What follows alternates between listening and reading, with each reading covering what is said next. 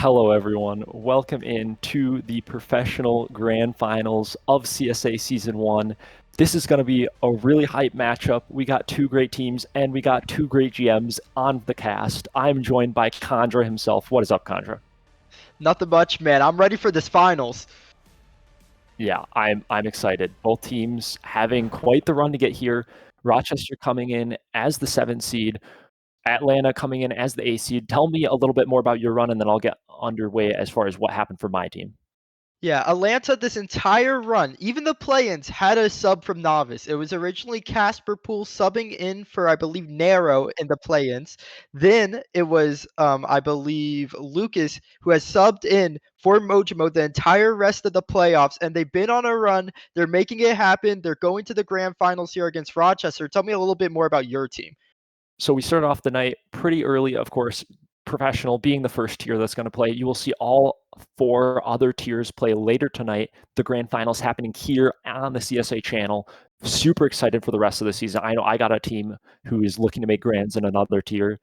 But we're going to start off with professional, of course. And my team started off against the Baltimore Boxers, pulling off the upset in Game 6, and then, of course, beating Milwaukee in that recent game. They were the 12th seed, we are the 7th seed, and we see the 7th and the 8th seed meet. Not something that most players would expect or most teams would expect. I know as the GM, I, of course, expected my team to make it here, and I'm guessing you did too. For I yours, assume, probably not as much so with the novice. So, a like, little hesitation. we see them here, and they made it, and they were the best team on the day. And we'll do a quick prediction, and then we'll get right into the game. Khandra, who are you going to go with? I'm going to go with the Aces. I'll do the Aces in 6. All right, I'm sorry, but you're not on cams. I am. It's over. Rochester in 4. 4-0 on your head. I'm sorry, it's going to happen, but we'll get right into the game here. Tell the players to join up. And something Sorry, what? There's something to look at here is that Rochester and Atlanta are both in Novice as well. They're going to be playing hopefully later in the finals if everything goes according, as I planned as a GM. So we're going to see maybe an early Novice matchup here. Lucas has something to do. It's something that could be done that will never probably be done again in CSA history. Win Novice and Professional. Yeah, that would be history in the making. Or even just having a team win 2 tiers would be very cool for either of us. And we are about underway. Game 1 commencing here shortly. I'm going to tell the players go, go, go. That's fine. I just had to lean over to the keyboard. Players joining up now. Oh, yeah. You have enough of my face. Let's get the gameplay on the road. So the first game of your professional finals. And it's going to start off with Rochester winning the kickoff. Fighter Vet looking infield, trying to get started early. J-Bay on target, but Lucas has it to the side. And he's looked good during these runs. He looks for it on target. He's going to get an early goal. Atlanta up 1-0. Yeah, Rochester just having a little bit of a breakdown there on the defensive end. Bump coming out from Joystick, leaves this net open. Isn't able to steal it, but gets effectively the credit in my mind.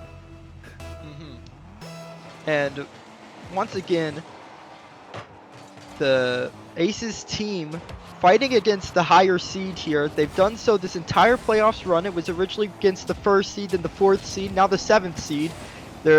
In a way, they're going down in scaling. It's interesting how that worked out in the playoff bracket. Narrow now, he's going to try to find it on target, and they're starting hot off of the previous win. 2-0 for the Aces. First 30 seconds, not exactly what the Renegades would have liked. Demo on the field. FighterBet is back, but isn't able to get that pre-flip touch out. And the save not found ends up being an Atlanta goal. Well played out of them. I think the important place to start is these kickoffs. You got to find some pressure, some sustained pressure. You can't allow these counterattacks for the Aces because they love to get out in transition. They look for these counterattacks. They look for these plays on target, as this one's going to be on target, but Fighter Vet spawning back. Lucas, big dive though. All of a sudden, this trickles out in front of the net. Who's going to be there? Lasky tries to play it outwards, but still a little dangerous for the Renegades. Yep, J-Bay though with an outplay. This ball awkwardly out mid. Joystick with a great cutout. Fighter Vet in support for Blasky's touch, which ends up going missing now to the backboard from Lucas. Joystick on the wall. Awkward back alone, playing it off of his backboard. Now air dribbling out. Blasky with the challenge. Flip reset over 1. Fighter Vet to the wall. Lucas cuts it out. And Atlanta survived the brief Rochester pressure. And once again, I think the big name of the game for the Renegades is if you can box the Aces in. They start to get panicky on defense when they have low boost, but they don't seem to be very pressured right now. They all able to find boost on the field, able to get touches they want, able to get it past players, as now Narrow's going to look for the double tap. Fighter Vet, big clear. Lucas by himself has to do well on this possession.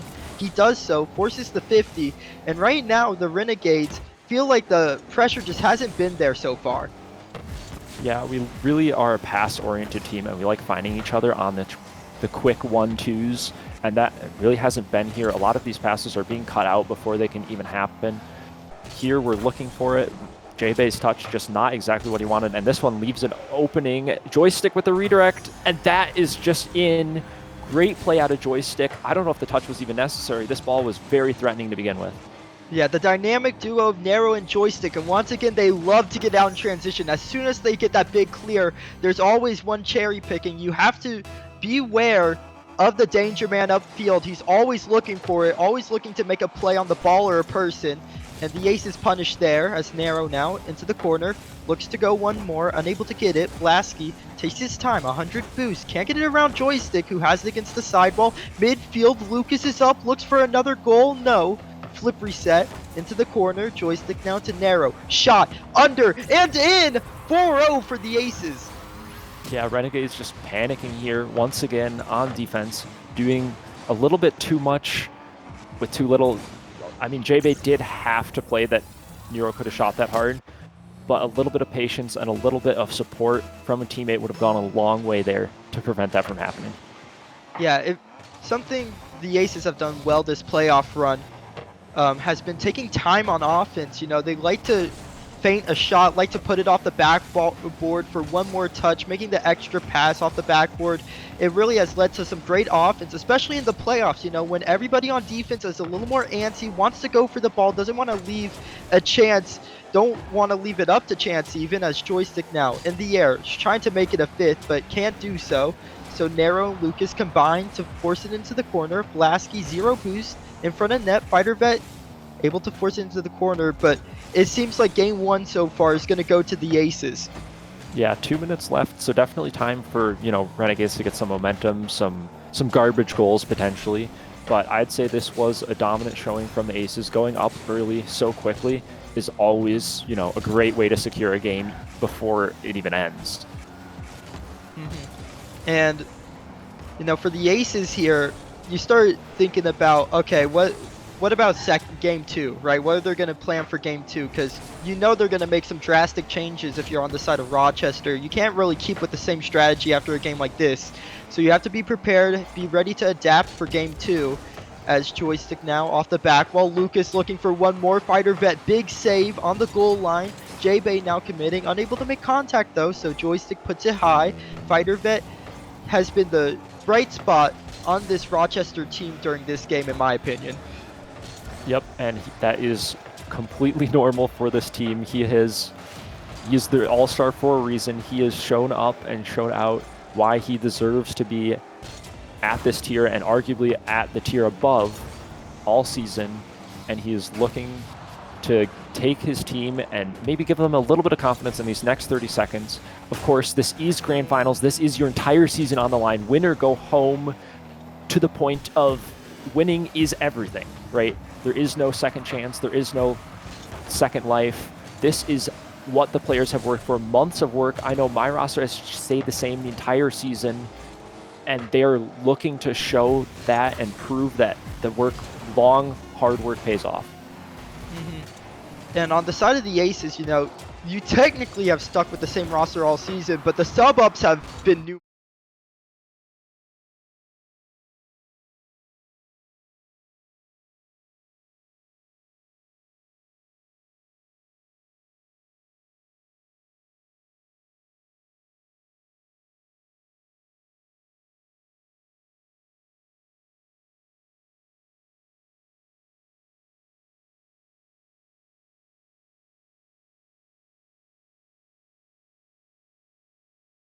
To this game too.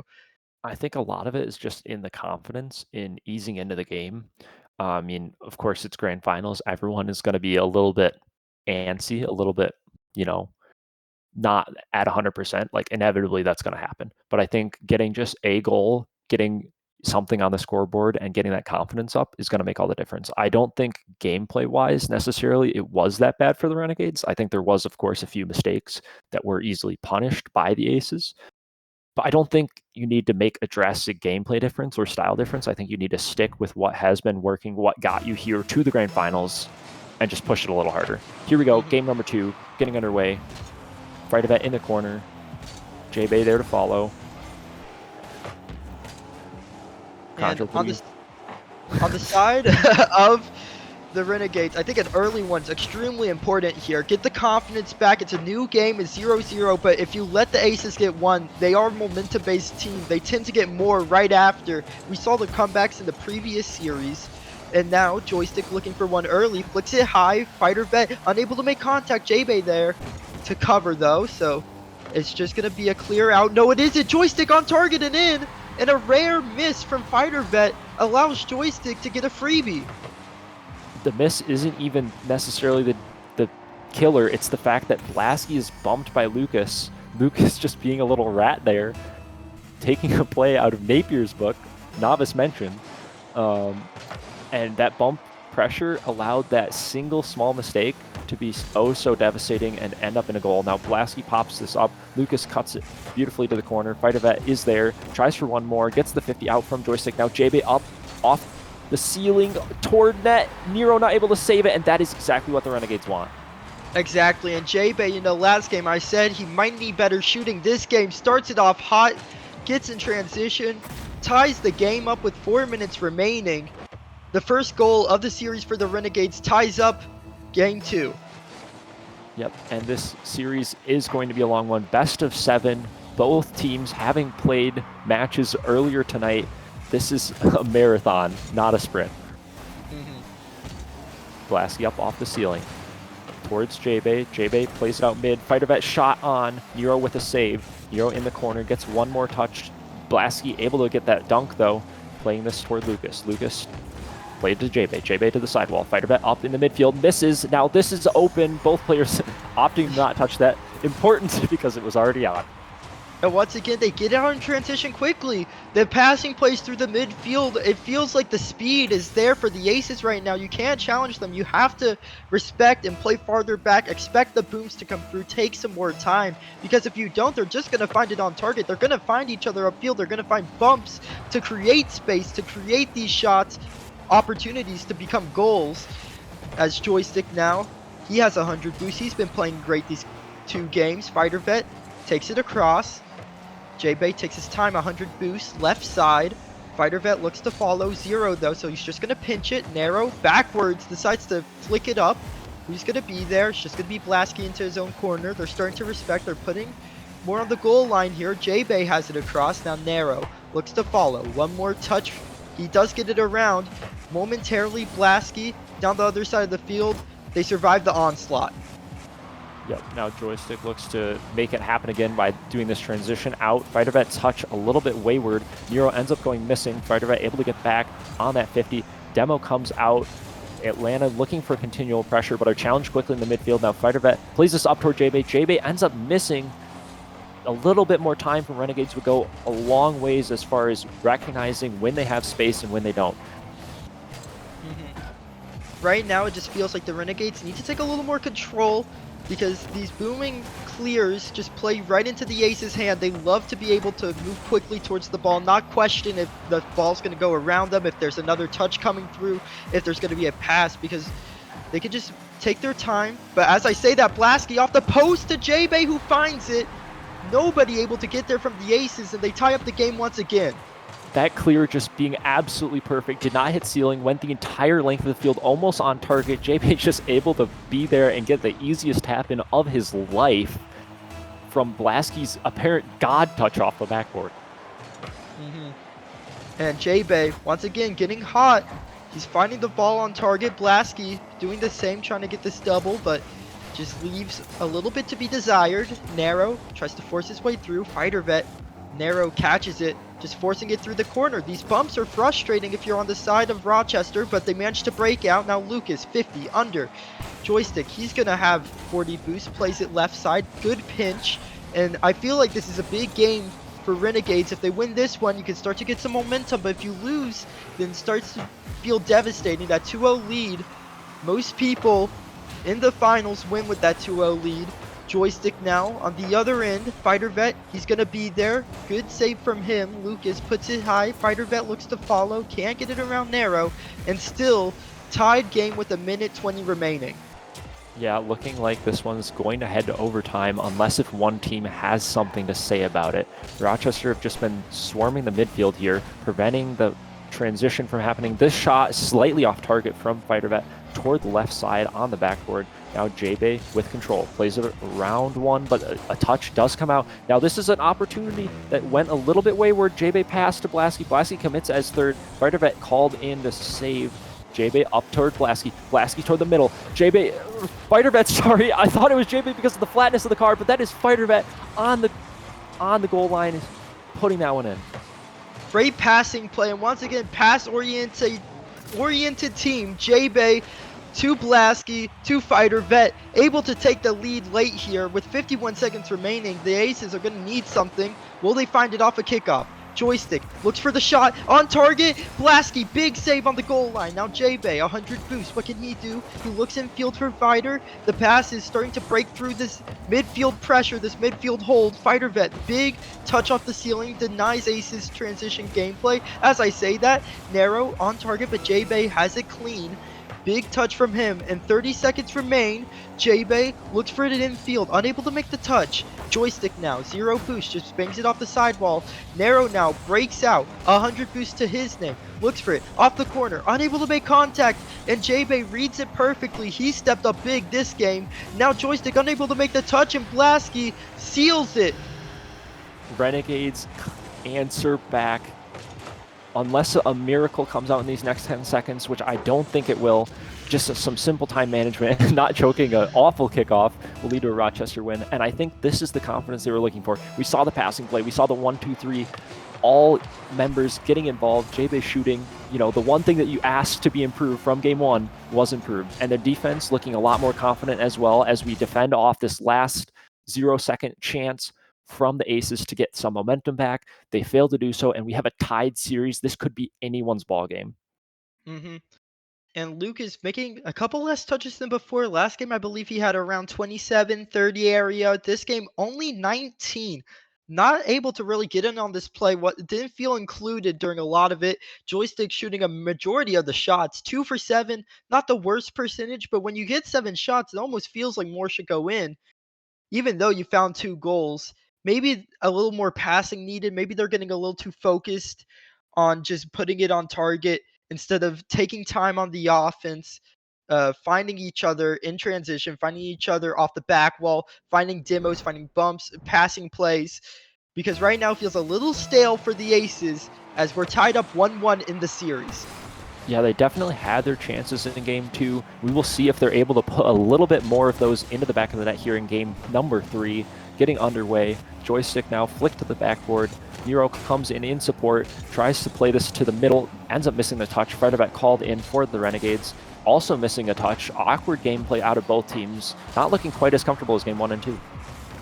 Right now, it just feels like they're warming up to game 3. You know, the nerves starting to set in. The finals starting to feel real. As you get that first game, it feels tantalizingly close as Joystick finds the back of the net. Narrow to Joystick once again.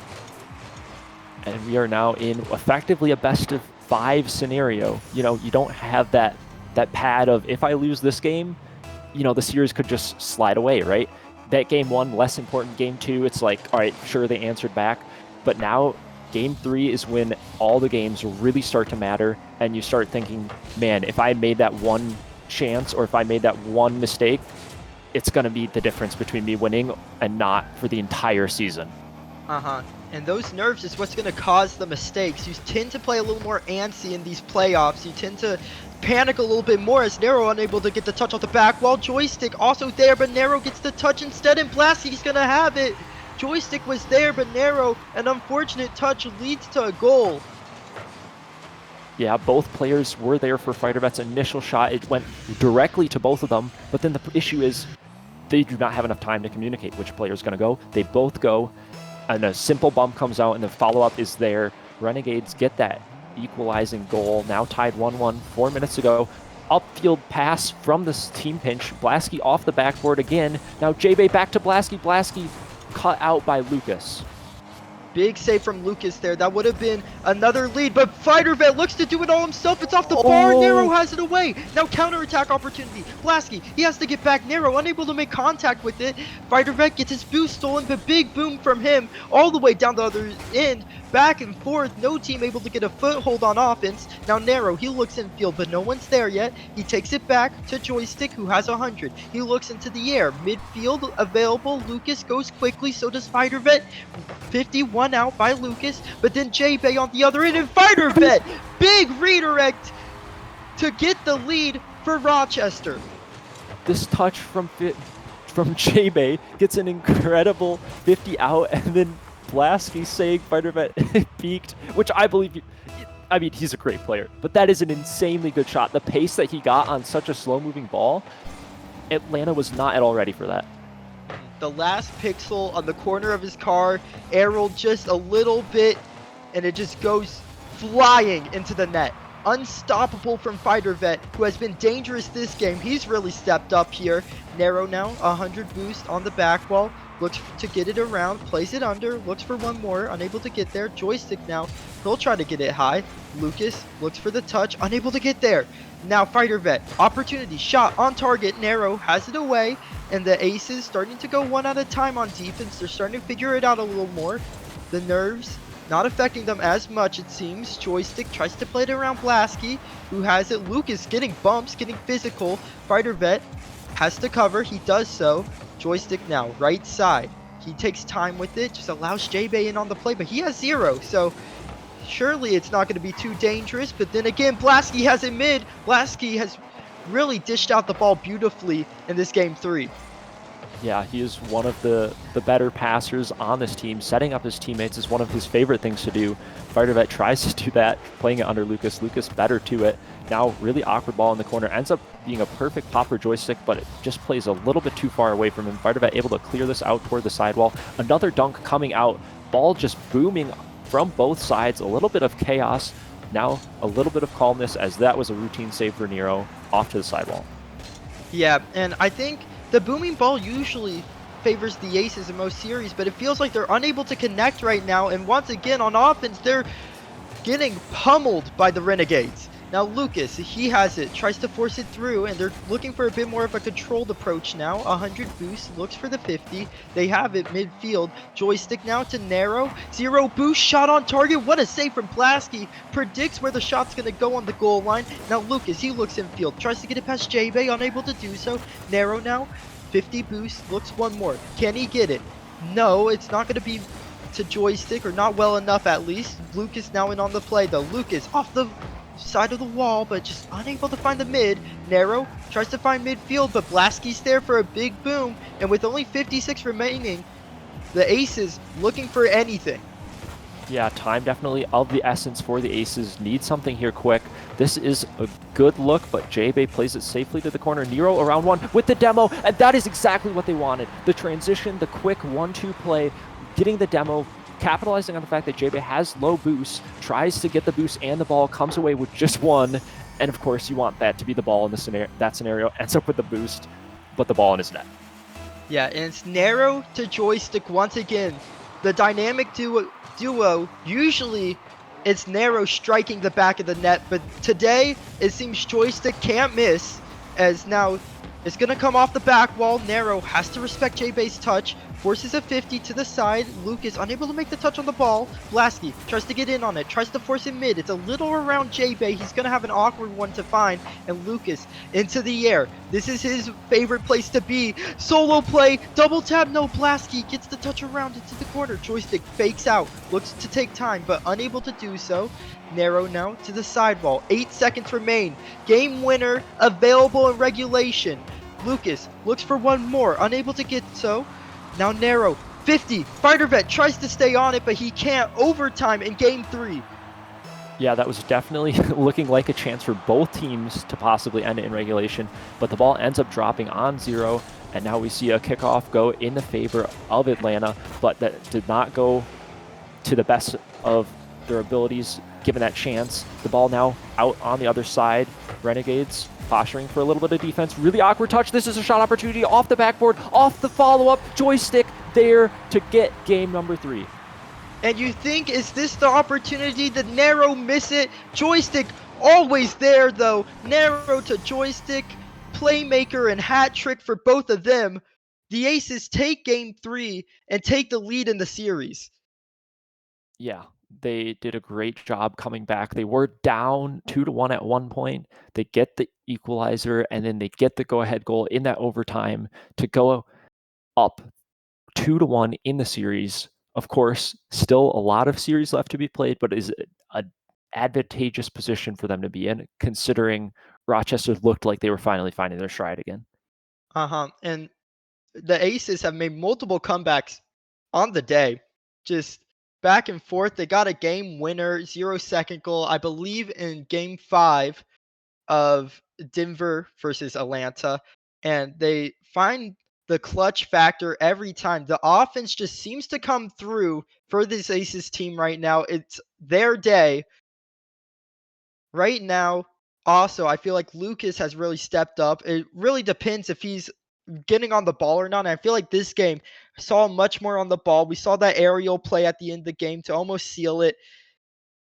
Right now, it just feels like the Rochester team needs to control the ball a little bit more, because once the Aces get control of the ball, the offense is just coming through. Yeah, a little bit of panic on the defensive end as well. Leaving a teammate back or getting a missed touch or not getting a touch has led to some Atlanta opportunities where they just get one backboard touch and a follow-up shot and it's good, right? They haven't had to work as hard for it. But here, Rochester passing play off the kickoff, getting into game number 4, flying shot already coming in. Atlanta have nothing of it, immediately get it out. Fighter Bet playing it back in, goes for the flip reset, plays it under 1, but Joystick is there. And the identity of this Rochester team is these passing plays, but I feel like Fighter Vet on these solo plays have been so dangerous. Maybe he needs to take a little more of them, be a little more selfish. It might be the best thing for his team at the minute, because right now the passing plays have been denied once again. Now Joystick forces it back. Narrow unable to read it. Joystick now, 50. Fighter Vet's gonna try to pass it over to J-Bay, but J-Bay has 0. Still double commit from the aces. Joystick now, up to Narrow, 100 boost. What can he do with it? Catches it off the wall, looks for the bump. Fighter Vet able to get the touch around though. J-Bay's trying to follow. Joystick first on the ball. Now it's pinched out mid. Narrow touch. Blasky, big 50 there to keep it tied. Yep, into the corner now from Rochester. Rochester passing play. Fighter Vet is there in the midfield. They go up 1 in game number 4. They need to equalize the series here if they don't want to have their backs up against the wall. And this is exactly how you do it. J-Bay off the corner to the middle. Fighter Vet there for a solid slot. That is a really tough spot to be in defensively. And they take the direct route. No silly business, no taking more time on the ball. Off the back wall, shot, and in. They figure out the most efficient way, the most efficient path to the goal, and they manage to bury it. Everything goes according to plan, and the Aces now down 1-0. Narrow now, he's going to look for it upfield, looks for one more shot on target and in. Narrow catches them out. Yeah, you mentioned the plan, and it didn't really look like Rochester had a plan here. I mean, Blasty's touch just getting passed right back to Nero. Fighter Vet pushed up, anticipating like a 50, maybe something coming out a little bit different than what it did, but Nero just able to immediately pop that into net. Fighter Vet looking like silly for pushing out, but it was really off that Blasky mistouch that allowed such an easy pop shot. And I think one of the most important things for the Renegades here is taking 50s, right? If you start winning the 50s, then all of a sudden these aggressive movements from the Aces where they have 2 upfield, all of a sudden there's only 1 back, right? If you manage to win the 50s, move quickly after you win the 50s, then you can capitalize. But right now it doesn't feel like they are. Still, J-Bay won a 50 there. Blasky, he goes up for it, unable to make contact because of the Lucas touch. And Lucas has played well in this game. He's looking for it on target. J-Bay into the corner. Narrow, 1 touch, looks 1 more. Fighter Vet off the ceiling. He's been dangerous here before. Just throws it on target from distance. Lucas is going to have it with ease. Now Joystick back to Lucas, 50 in front of net. J-Bay gets the ball that just trickled out. Now Fighter Vet unable to make contact. Blasky to J-Bay. They aren't able to connect right now. The passing play did not come through. Yeah, they've been looking for these all game, and they have not quite been able to touch, get that perfect touch to the teammate. And here, really awkward ball off the backboard. Fighter Vet gets a crucial touch out. Now J-Bay toward the net, but actually ends up missing. That was definitely an open chance, and now he gets stuck on the post too. Insult to injury. Passing play attempted though again. This ball is much more threatening. Shot actually saved away again by Lucas. Atlanta, an absolute brick wall on the defensive end. Yeah, hanging on by threads there. Fighter Vet on the other end, though, had an amazing touch in defense to get them in transition. J-Bay had an opportunity, but just goes off the bar. And once again, it's about those shots, those opportunities that you do get. You need to find them on target. Now Fighter Vet, 1v2 opportunity. Is he going to look for the pass? No, just takes the shot himself, top corner. The last man of Atlanta here, just a little bit too slow on the decision, doesn't realize Fighter Vet doesn't have the boost, opts for the shadow, and not exactly what you want to do when your opponent is closing in space with a flick available. And Fighter Vet makes him look silly. Fighter Vet taking that solo play opportunity. I said earlier I wanted to see a little more selfishness out of him. Well, he showed it there. Takes them into a lead. Narrow now. Off the back wall, Joystick looks for it. 1 more in front of net. Lucas able to just get a touch. Joystick keeps it alive. Fighter Vet into the corner. Now Joystick in on the play. J-Bay has it to the side. Joystick now, big boom from him. Blasky's awkward. He's unable to make the touch, but no one's there for the Aces. They were just all the way back. Narrow now has it high. Blasky, touch across the field. Fighter Vet gets demoed.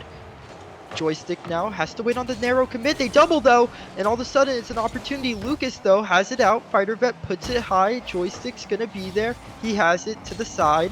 Fighter Vet high once again. Narrow, awkward touch in front of net. He just leaves it there, and somehow he's played it to perfection. Looks 1 more. Midfield, no, just bangs it down the length. Now Narrow, 1 more. Joystick, he tries to play it high. 48 seconds remain. The Aces need to find one to get into overtime. Yep. This is not looking good though. Passing play attempted. Blasky with the shot. Lucas left back alone. Rochester on the transition. finding that man upfield, so important. Fighter Vet's shot would not have been threatening at all, but immediately Dublasky makes the pace so much harder to read from Lucas's POV, where he's not aware if it's putting place behind him, in front of him, 60 kilometers per hour or 120. And that 2-goal lead is so great in these games because you don't have to risk the late comeback. You can kind of park the bus, make them take time, but they don't even do that. They take a 3-goal lead instead with a nice passing play off of the kickoff. Finally connecting are the Renegades players, finding each other, allowing those fast, they don't even have to be well-placed shots. They're just fast and low to the ground and around the defense. That's the important part. So it looks to be Rochester's game. In game number 4 is going to be another tied series. These teams just can't seem to be separated, going back and forth, throwing haymakers. Who's going to come out with the win, the belt, and who's going to come out unconscious? I don't know about unconscious. I mean, both teams did an incredible job to even get here, guaranteeing at least second place. I feel like they cannot be disappointed regardless of who comes out. And of course, I think there's an immense respect between both of these players, both these teams, as Lucas gets an incredible double tap to end off game 4. A little too late, but still fun for the highlights. For sure. Gonna be looking at that one later for sure. But we say that they shouldn't feel bad if they lose here because they have done an incredible job to make it this far. But I'm sure the players may not feel that way if they do end up losing here. You have everything on the line, everything's in front of you, and essentially now a BO3. As once again, these teams just can't be separated. Yeah, throwing shot after shot against each other's nets. I mean, this has been absolute content. Would not have it any other way. And we'll be getting into game number 5 here just shortly. And I feel like game number 5, at least for me, whoever wins that is strongly favored to win the series. Huge swing game. I know, at least for me, I feel like game 5 basically determines the series winner, barring like a miracle. And I feel if you win game 5, but then you don't win game 6, I feel like in a way the game 6 winner is almost favored, right? Yeah. Because once you get that momentum back for game 7, as also something to mention here, neither team has taken their timeout yet. They're just letting it hang. Yeah, both teams just comfortable. They don't like taking the time. I know Rochester has not taken the timeout yet. They're Same just here. The entire way through, they've been comfortable despite even when they were down, whatever happens, they're just, same game plan. We talk it over. We have the confidence. We don't need to overthink it. And as I say that, Atlanta quickly off the kickoff. And these kickoffs have been great for us, except for the first series. Other than that, they've been finding kickoff goals over and over again. As J-Bay drops a W production. Love J-Bay. One of the more wholesome guys you'll ever meet. I think everybody on this field is a great guy. Yeah, I mean, there's a reason they got to here. I at least personally, I've always said it, I scout personality in combines just as much as gameplay. Like, there's a reason all of these players are at this level and competing with each other in such a team-oriented way. I mean, we've seen passing plays from Rochester. We've seen the transition to collectively out of the aces. You said how your franchise has been almost an entire team across the novice and professional tiers. Like, there's more than just hitting the ball. Oh, yeah, for sure. And I mean, once again, if you draft somebody who, maybe it has a negative personality, the team might not last. Even if they're doing well, as soon as it goes bad, it might be over for the team, and all of a sudden you have to rebuild, right? So personality definitely important. But right now, the Rochester Renegades are down 1-0. They're looking to try to come back here. J-Bay flicks it high. Lucas able to respond with a touch of his own. Double commit from the Aces, but they managed to just punt it downfield, so it didn't truly matter. They steal the boost. They look for demos.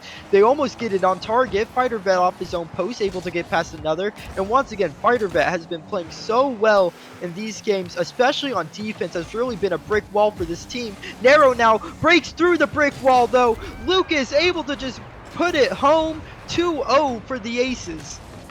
Yeah, this 50 was not it. Blasky thinking he could get another pop touch around Nero after J-Base 50 was incorrect in assuming so and ends up being as the last man, effectively what's a dive, right? I mean, Blasty put all of his marbles into that one bag, and it did not pay off. And, you know, a little story here for the fans at home. When I asked my novice team, hey, who wants to sub up? Lucas responded with, oh, give me. I want to warm up. Which implies that he thought professional was going to warm him up for novice, implying that professional was worse. And they're in the finals right now. So maybe he has a point, but Fighter Vet found the bottom net there, able to cut the lead in half. I mean, I'm not saying that my team down in novice makes it harder than professional, but I might be saying my team down in novice makes it harder. Passing play now from Rochester. This one going mid. Atlanta doing well defensively, just stalling the time. Now Fighter Vet back alone. Does he get to this? He does. Barely on the goal line. I mean, what a save from Fighter Vet. And once again, he's been the man on defense for the Renegades. He really is the light tower here. Able to stand tall, shining the way, able to find the openings through this Atlanta offense that can usually be binding. And once again, he finds his way through open net. All of a sudden, Fighter Vet ties it up. Yeah, I didn't see it, but a Rule 1 had formed in the midfield. J-Bay and Lucas going at it, giving each other a nice little kiss. A little tea time, a little tea party happening, and Fighter Vet sees the opening, rolls it into the net, tied 2-2 with 2.5 minutes left. This is a crucial moment for either team to go ahead.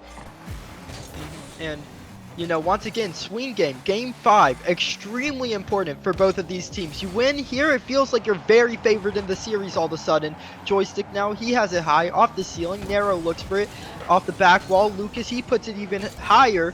Fighter Vet just clears it out though. Once again, no panic from him, understanding when it's a shot or when it's a pass, when it's just trying to prod out the defense when he actually needs to go. Right now, he's been impeccable on defense and on offense, scoring both goals as he passes it now to Blasky, who puts it high. Lucas unable to make the touch. Fighter Vet shot. It's going to be off target though. A rare miss from Fighter Vet on an opportunity that could have gone in. And now really awkward midfield play. Teammates not knowing who's going, not communicating effectively enough to know when to leave it. With low boost now, passing play attempted. Fighter Vet to Blasky. Blasky to the backboard. Lucas able to turn this one out in the corner. Gets the demo on the play, killing the Rochester pressure, at least for a little bit. Now transition, and that is insane own goal out of Rochester. That is one of the best plays I've ever seen them do on the wrong net. And the panic comes, especially when Fighter Vet wasn't able to get the 100 because Lucas stole it. If Fighter Vet gets that 100 from Lucas, that never occurs because Fighter Vet went into his own quarter to get the 100. That caused the pinch to go into the back of their net. Huge swing game, huge mistake out of Rochester. But on the other end, Fighter Vet gets a hat trick, maybe even 4 goals if you count the previous one. It's another tied game.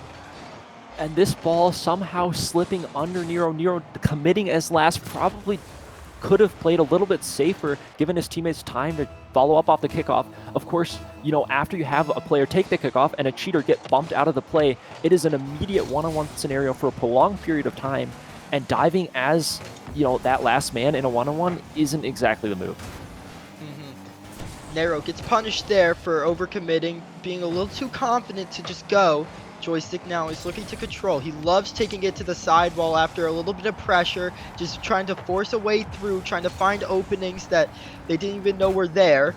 Lucas can't win the 50 there. Nero unable to make the touch on the ball. Now Blasty shot off the back wall. Joystick has it. Awkward touch for J-Bay. He barely gets a finger on it, but he does get there. Now Nero into the air to Joystick. Shot. Fake. Nero unable to get the touch. Now Lucas, all by his lonesome, has to make the touch. Into the corner, he does. Fighter Vet has it on target somehow, some way. And still, the aces hold. 50 seconds remain. Who's going to take game? Will it be a regulation win or will it go to overtime? Only time will tell as Lucas now into the quarter. Low boost, has to force 50s, wins the 50 against Fighter Vet, but just passes it back. Narrow, big commit, unable to make contact though. Joystick has to do well here, just plays it out. Narrow, in transition, puts it high. Fighter Vet takes his time with it. He's been very good off this back wall, and he's done so here as well. Past 150s, another Blasky now in on the play. He's making a difference, he's making an impact, and he finds the goal. 4-3, looking to take game 5. Just an absolute bang off the sidewall, noticing Nero was pushed up too far. All of Atlanta putting the entire money in the bag, throwing the kitchen sink, trying to do everything, not realizing they still had time. They were tied. They didn't have to commit as hard.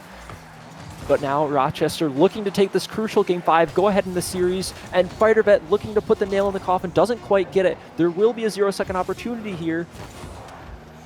But still, the Aces need to get into offense for that to happen, and they're unable to keep it up. Rochester takes Game 5, looking to win the series in 6. Yeah, a lot of confusion coming out. FighterVet dropping an absolute masterclass game number 5, dropping 822 points with a hat trick out of 6 shots.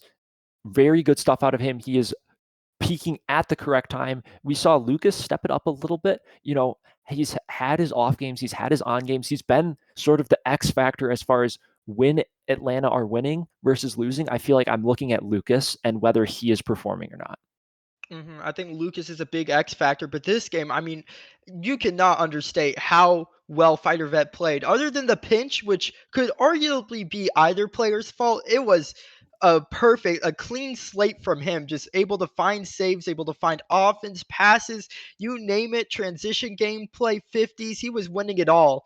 He really was the X factor, it felt like, for this Rochester team. If he is playing at his best, Rochester looks unbeatable. Yeah, I mean, he is probably the steal of the draft as far as, I mean, granted, he was the first pick. So, I mean, no one else could have taken him.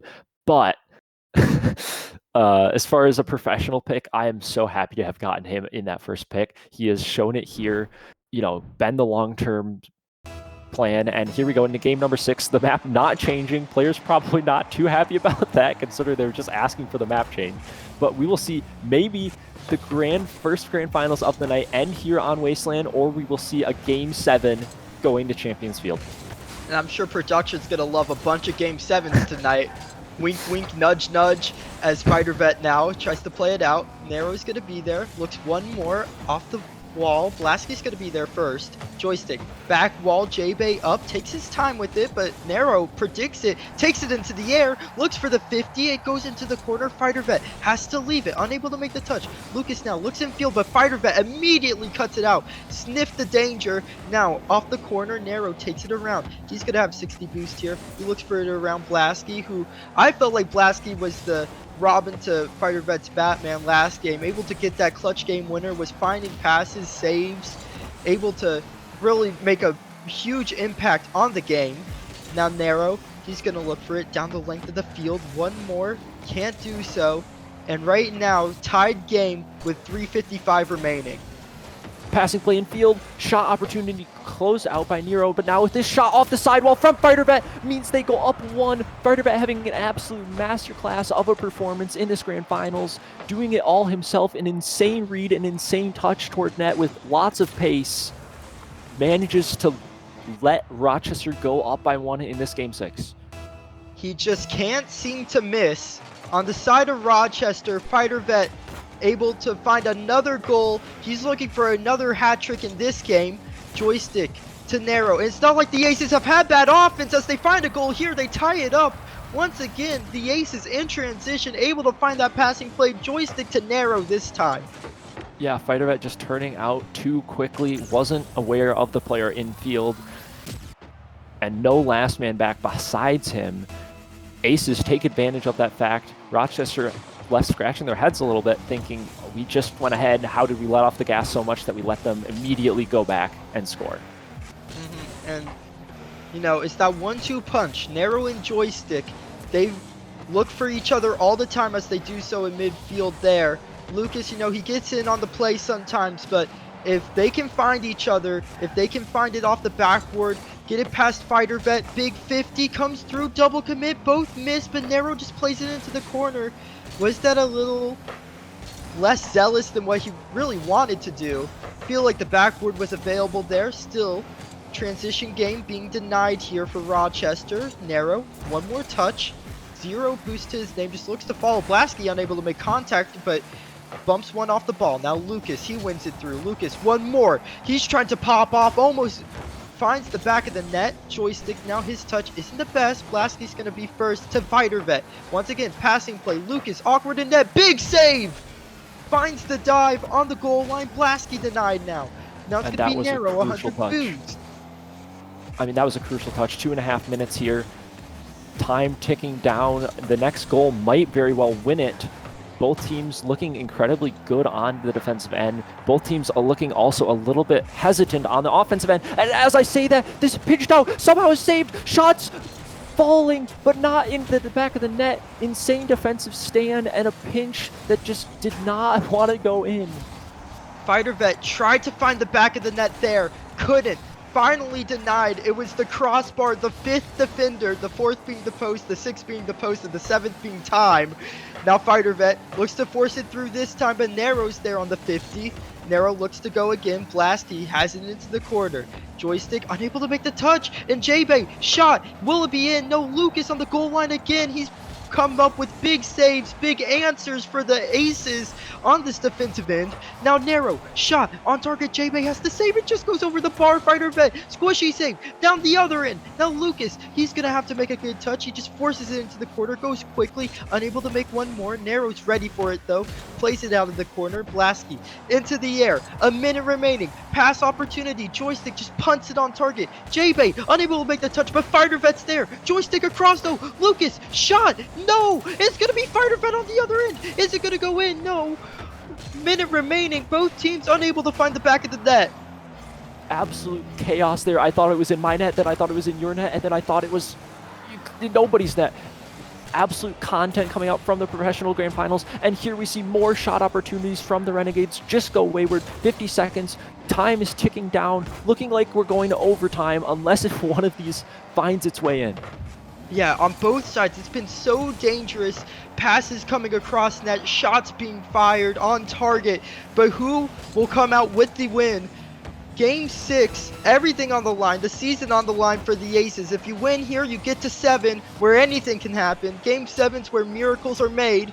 Narrow now, right side. He doesn't want to go to overtime. Blasky misses, but J-Bay's there to cover. Narrow's going to be in on the play now, though. J-Bay has to make good touches here. He has a lot of boost. Do the Aces know? Joystick now, left corner, 10 seconds remaining. Joystick, mid, J-Bay, big touch. Lucas, he has to do well here. He puts it high, looks for it again. Big 50, 0 seconds, no one's there, and it's overtime in Game 6. The ball finding its way to the ground. Overtime Game 6, golden goal, a single Rochester goal will win them the entire season, and a single Aces goal will give them the opportunity for one game to win the entire season. And Lucas has done it! Off the back wall, plays his own touch, plays the 50, the sub up, manages to keep the Aces' hopes alive of the season. Back of the net, nobody can respond. Overtime win in Game 6, Game 7, beckoning. Game 7, of course, you cannot end it in any other way. I mean, after all, this is Rocket League. Game 7 always finds its way in grand finals. This is going to be insane. If we get another overtime, I mean, like, can we ask for anything more? Yeah, and I mean, Lucas, we asked for him to step up last game. Hero of the match, MVP by a mile, almost dropping 500 points. And Blasky, you know, that Robin to Fighter Vet's Batman last game, it didn't come through. Fighter Vet almost sealed the game there. You see it go off the crossbar twice, but still somehow saved away from the Aces. They managed to find it.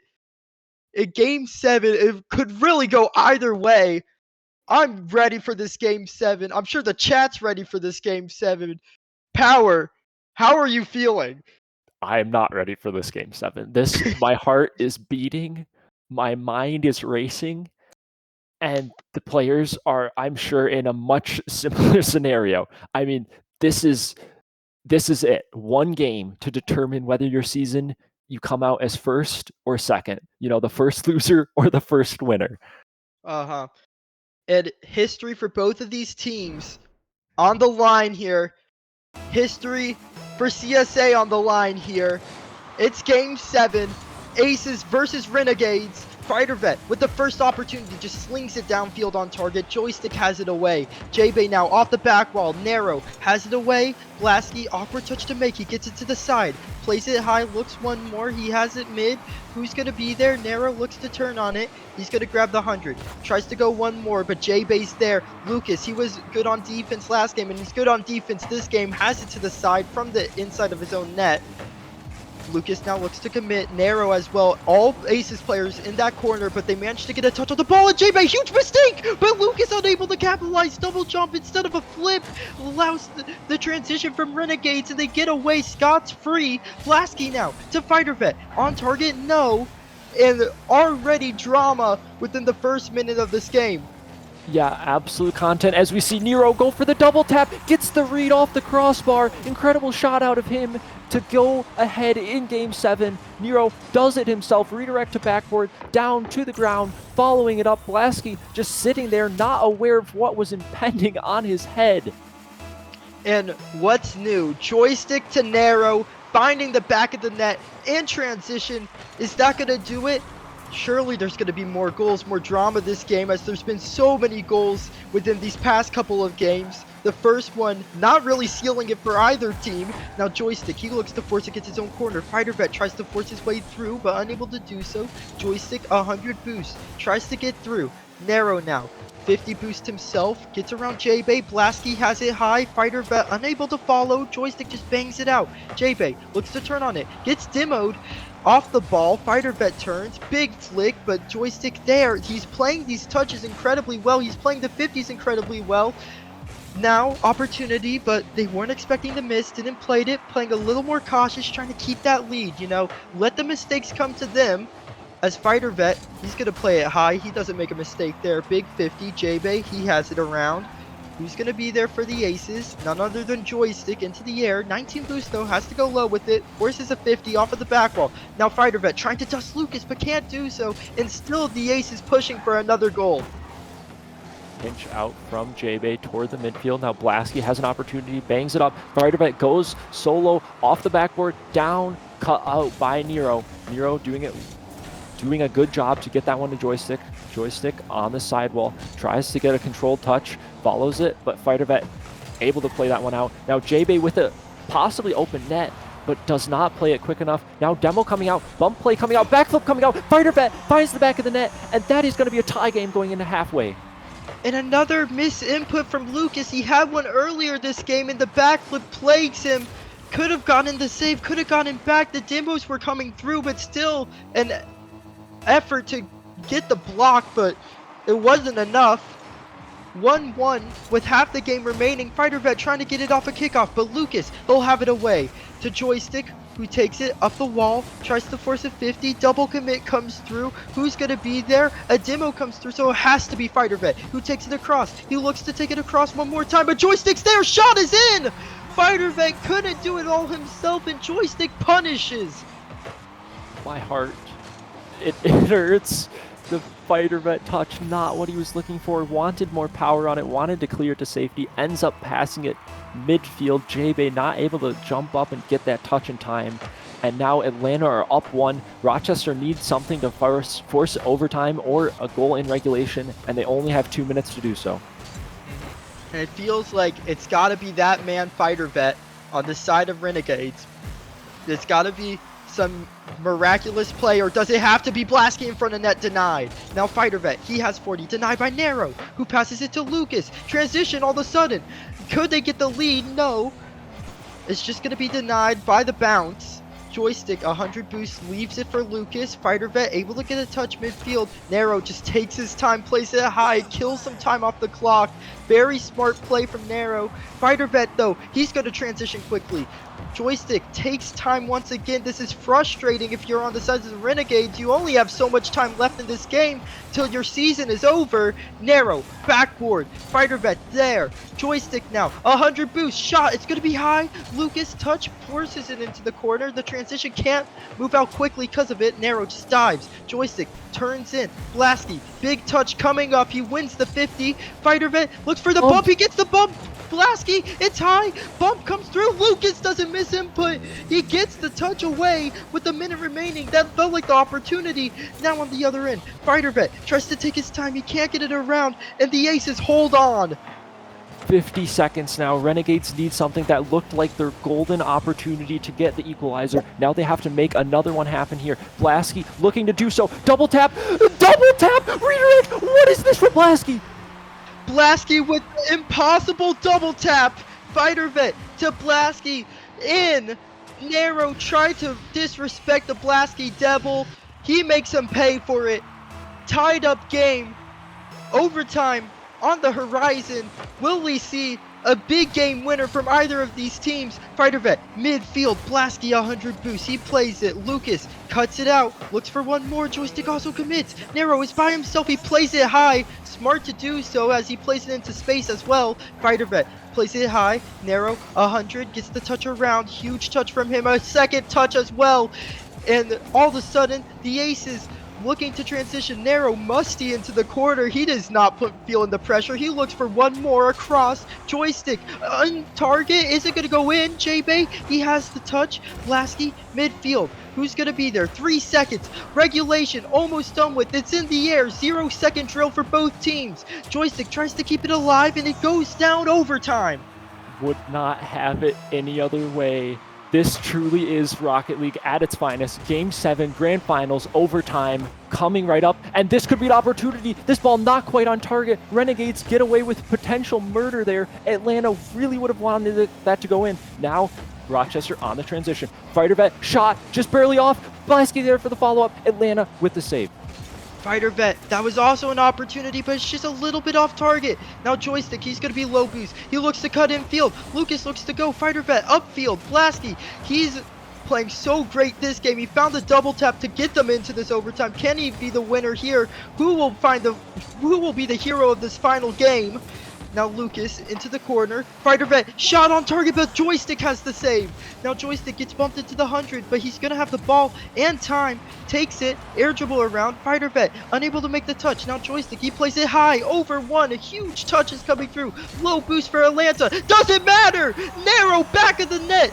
The Atlanta Aces are your professional champs. I mean, good games, Condra. Well played from your players. Nero with the finishing shot. Would not have it any other way. Game 7, overtime. Very good series out of both teams. GG's all around. I mean, that was crazy. Insane. And respect from both teams being shown. GG's coming out. And Lucas having a chance to make history today now. He could be the first 2-time champ in CSA. He won professional today. Will he win novice later? We'll find out later. But man, what a series. Yeah, I mean, that was an incredible series out of him to sub up and to win not just one series, but all the series to get to this point, right? He did not just play one series and win away with it. He showed that he deserves to be probably in this tier next season. And he did Well, it don't say that. convincingly. Well, don't say that. I mean, he did. He won. He did. He played absolutely did. he played the teams in front of him and he beat them. You cannot ask for anything more.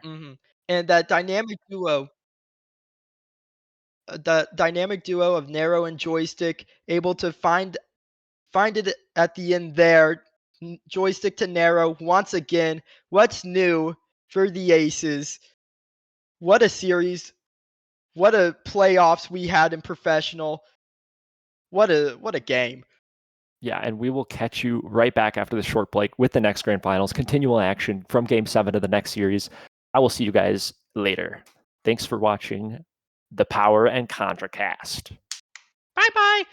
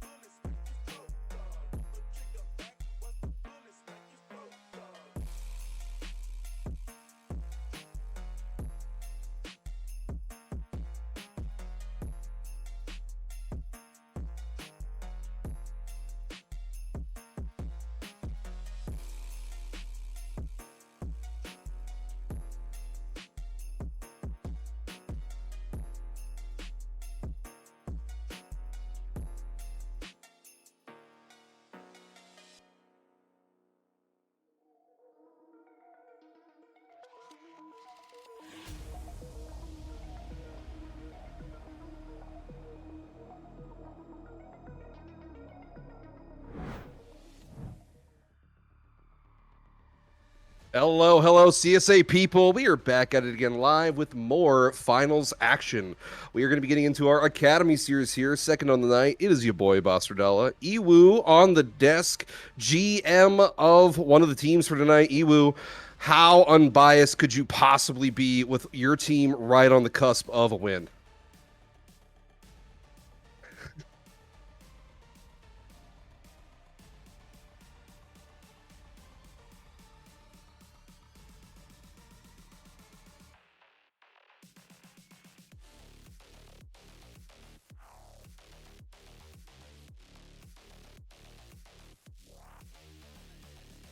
Iwu, I think you're muted, buddy. uh,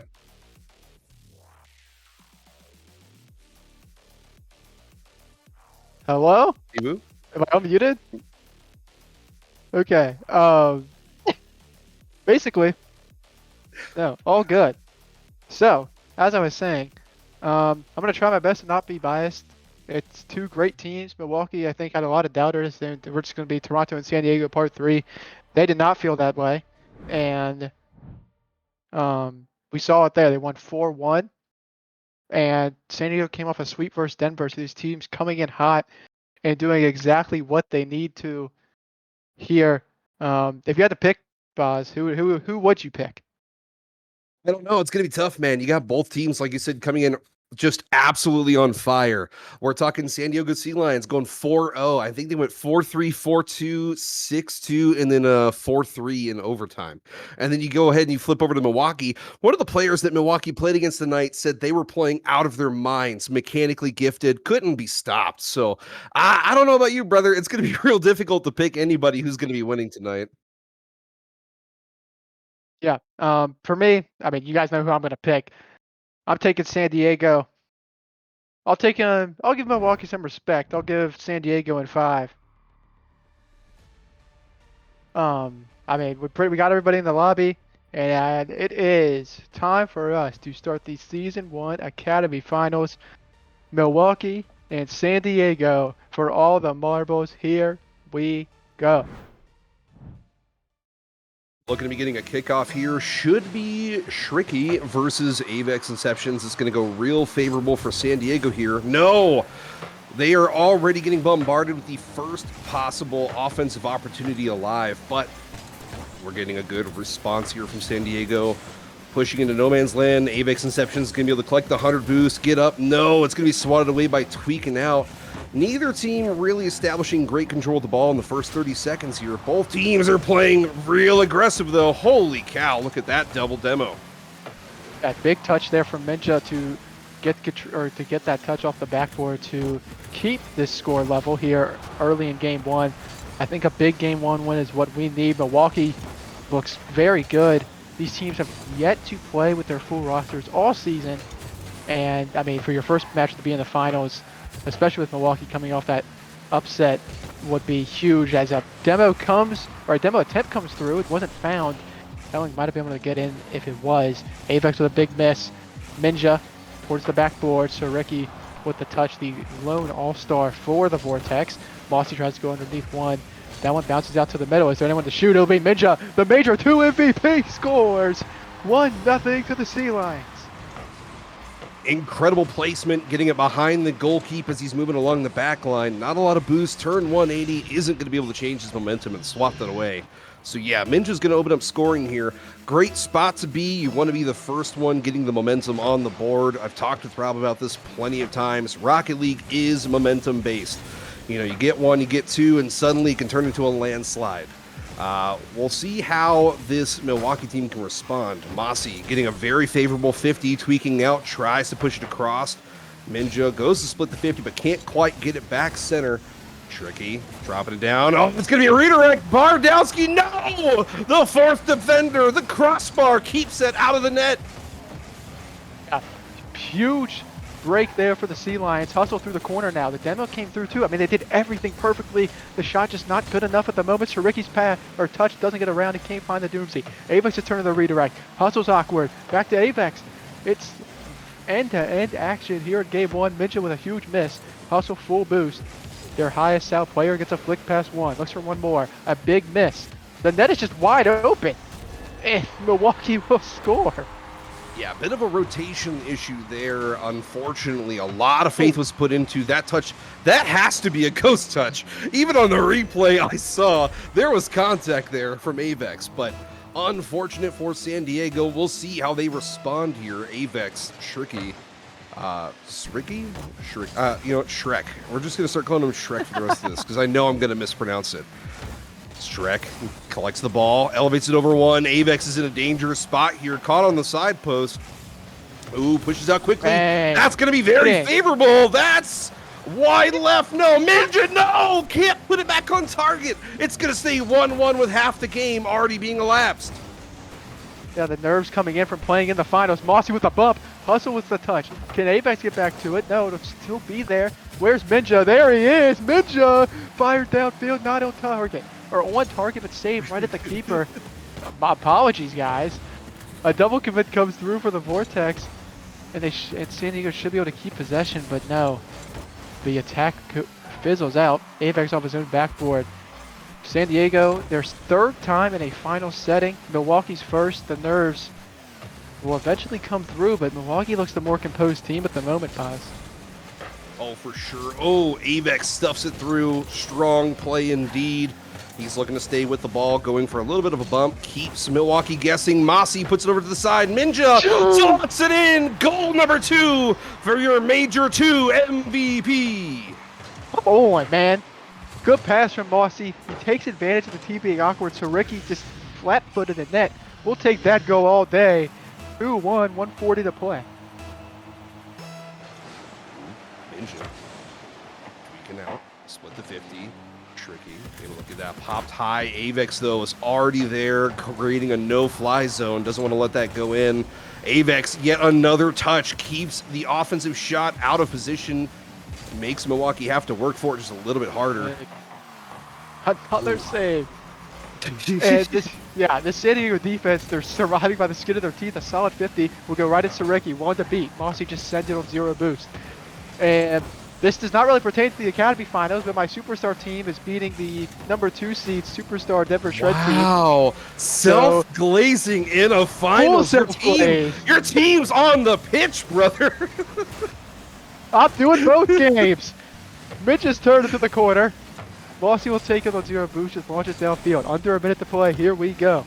Avex into the corner. Looks for another one. A solid 50. Does not hit the ceiling. Midget will just go. Hustle to Mossy, who has enough boost. Just has to be quick here. 50 not that favorable. Avex once again just being a solid rock. That one off the ceiling. Mossy clears, already in a good position for it. Midget needs a touch, gets it around 1. And San Diego, they looked a bit shaky to start. Good pass infield to Avex. Shot saved by a diving defender across the box. Yeah, San Diego looked pretty nervous to start this game. They've settled in here and trying to close out game 1, Boz. They really are. They're looking for better passes there. We saw Minja probably could have taken a shot on target. Opted instead, centering up for his teammate Avex. Well, for better or worse, it didn't quite go in, but we'll see how their plays develop here. That's going to be potentially dangerous. Avex, though, the deep clear. Minja looking for the redirect. He takes the hat trick. It's inconsequential. They had the win in the bag, but Minja padding those stats here in the finals, and I don't blame him. Yeah, we do a little bit of clip farming over here. 3-1 on 0 seconds. We take game 1, and we have some momentum headed into game 2. The favorites to win it all, doing what they need to. Well, and what's wild here, as we're looking at our stat sheet, you can see on average, Vortex actually maintained a greater amount of ball touches. They maintained a little bit more possession with the play, but Sea Lions inserted themselves tactically, cut out midfield plays, looked for very simple passes, not looking for it to do a whole lot, and it paid off. They took the simple shots, and they were able to get quite a few shots on target and actually convert 3 for the dub. Yeah, and it's about taking your chances. You can have all the pressure you want, and I mean, sometimes you just got to you got to be able to hit your shots when you get them. This time Milwaukee were not able to. It wasn't clinical enough. In game 2, if they keep that pressure up, they'll find success, but they can't allow themselves to overextend and be caught out like they were on 2 of the goals in this game. Oh yeah. Before we get into the next match here, I do want to give a quick shout out to our producer for the night, Mr. Nuki. Put together quite probably one of the greatest overlays we've seen in any Rocket League event. Casted for a few myself. Love the guy, love the work he's putting in. Just got to make sure I give him a shout out on stream here before we continue along on this finals. Bro, I gotta give you a shout out. I have to. Anywho, game 2, getting the kickoff underway. Oh, it's going to be favorable here for Milwaukee. No, they're going to actually decide to back off, leaving Avix Inceptions with all the boost in the world and a lot of control. He gets the pass off the backboard. Minja, goal number 1 here in game 2. Goal number 4 in the series. Minja is feeling it. Yeah, a beautiful pass off the backboard. It's just about creating controlled chaos for the San Diego team. They're forcing Milwaukee into tough situations. They capitalize. Minja's our striker, and he just shows up when he needs to in these finals. As you will go again, a good touch. Guy. I mean, he's always positive. He's shouting on his teammates. He's a big chemistry guy too. Yeah. It's just lovely guy to be around. Good pass, middle Avex towards the crossbar. Beautiful save, hustle, and his teammate both go. Mossy last back, tweaking out, just fires one, and Mossy on no boost puts it back into the orange side. Mossy underneath one, low 50, tries to look for a bump. Avex can go past middle. Minja, his turn. Avex will leave it for Mossy, I believe. No, Avex calls him off. You do it yourself, big man. Good 50. Ooh. Does hit the ceiling, not in a favorable enough spot for the Sea Lions. Mossy will go to take this boost. Minja towards the midfield. Right back to Avex. He beats out one. Beats out another. Hustle and tweaking out. Both combined. And the Vortex not finding their footing here in game 2 at all. Well, great little pop here from Minja. Immediately cuts out any movement from Milwaukee. Mossy dives back into the action. Might be able to get the second touch. Does. It's going to be high. He's not going to be able to follow. Avex is waiting, but with that touch from Hustle, that's going to be very favorable here for Minja. He's looking for goal number 5. Can't quite get back to it. That was a very threatening offensive play here. Great pass center. Minja just could not quite get back to the ball. Yet another pass, though, as Avex Inceptions just look in the field, everything he can center, and just let his teammates play cleanup. Yeah, right here, he's last back, needs to make a good touch. He does. He does get bumped, tweaking out, can fire downfield. So Ricky already up. That guy, big peeker, apparently he's hit GC. Good for him. Doing better than me. And tweaking out, just another bump. Hustle and Ricky on top of each other. That pass, not good enough, but it works out at the end, right off the post. And what I said, the shooting has not been good enough for Milwaukee. Well, what's wild here is they couldn't even play cleanup. The Sea Lions literally deleted every possible follow that Milwaukee could have fielded. It's just they were completely removed from play, and it's incredible defense, not just on ball, but off ball has been perfect this entire game. Mossy looking for a follow, gets a good bounce off the backboard, but Hustle has the read. Ooh, a dive in by Minja's going to keep this alive. He's got Avex centered. If he can get it redirected here, a little bit of a tough bounce, and Hustle is now going to have a 2v1 opportunity against Mossy. Yeah, Mossy just so composed. Hustle can't do it enough there. So Ricky so awkward. He beats out one. Hustle shot goes or his touch goes awry. Avex downfield to Minja. Minja hooks it around, looks for one. Can Avex finish? No. Tweaking out comes across. Mossy first to it. Mossy off the crossbar. These shots are just killing the crossbar for San Diego. So much power on them. Minja forces 2 to go. All 2 players in the corner still. The boost advantage to the Vortex. Hustle now. Mossy one touch, flips around one. Gets the corner boost. It's getting there. Double tap from Avex. No, Minja's turn to go. Right back to Avex. Ooh! Avex Midas just saved the shot. But so much pressure for San Diego, 90 seconds to play. I was going to say, I'm so glad you called it out. They have just been putting a mountain of pressure on this Milwaukee defense. I mean, they're sitting literally 8 shots to Milwaukee's 2. If you're Milwaukee, you have to find a way to get a little bit of breathing room, a little bit of space. They have an opportunity here to do just that. Good, favorable pinch. But Hustle can't quite get back to the ball, so it's going to stay 1-0 with a minute left to be played. And Iwu, I'm going to be honest with you here with how great and how dominant this San Diego team has been for the first 4 minutes. I don't know if I can see this Milwaukee team turning things around. Well, as you say that, they're probably about to score as you've just cast their curse at us. But Minja puts one on that. Tweaking out is so awkward. Yeah, never mind. Never mind. Yeah, Minja with relax, brother. his fifth goal in this series. We're only 2 games in. Apex one above. He's the only San Diego player to score, and he's getting fielded everything. God, putting in work. Yeah, doing exactly what he needs to. Big time players make big time plays in big time moments. Hustle, trying to get one back. Over 1. 50, 2 go. So Ricky last back. Full tank of boost for him. Ninja will just stall it out. And Mozzie has a free cut. Someone has to take advantage of that if you're Milwaukee. They're down 2 goals. Avex can just control. And Ninja takes another 50 right back to tweak it out. Double tap comes in. No, fakes it out. 2 go. So Ricky last back. Full send from him, 15 seconds. Need a goal at right now. High off the backboard, nothing there. Anyways, Mossy bumped off. 5 seconds to play. And San Diego is going to take a 2-0 series lead here in this one. It's one thing when you win 4-2. It's another to absolutely shut out your opponents. I mean, we literally just saw them go 9 shots to the Vortex 3. And I as much as I want to say, yeah, you can't rely on one guy to lead your offense. You can't have Minja putting in every ball in the back of the net. But brother, that plan is working, and you got to just keep feeding the hot hands. Yeah, I mean, it's not for lack of try for the other two. It's just he's always finding himself in the right places at the right time. And, I mean, Milwaukee have to find a counter. Right now, they have to score first in this game, and they have to submit themselves to this series because right now, it's going to snowball. This San Diego team feeds off momentum. And, I mean, they look so good right now. They looked even better in Game 2 than they did in Game 1.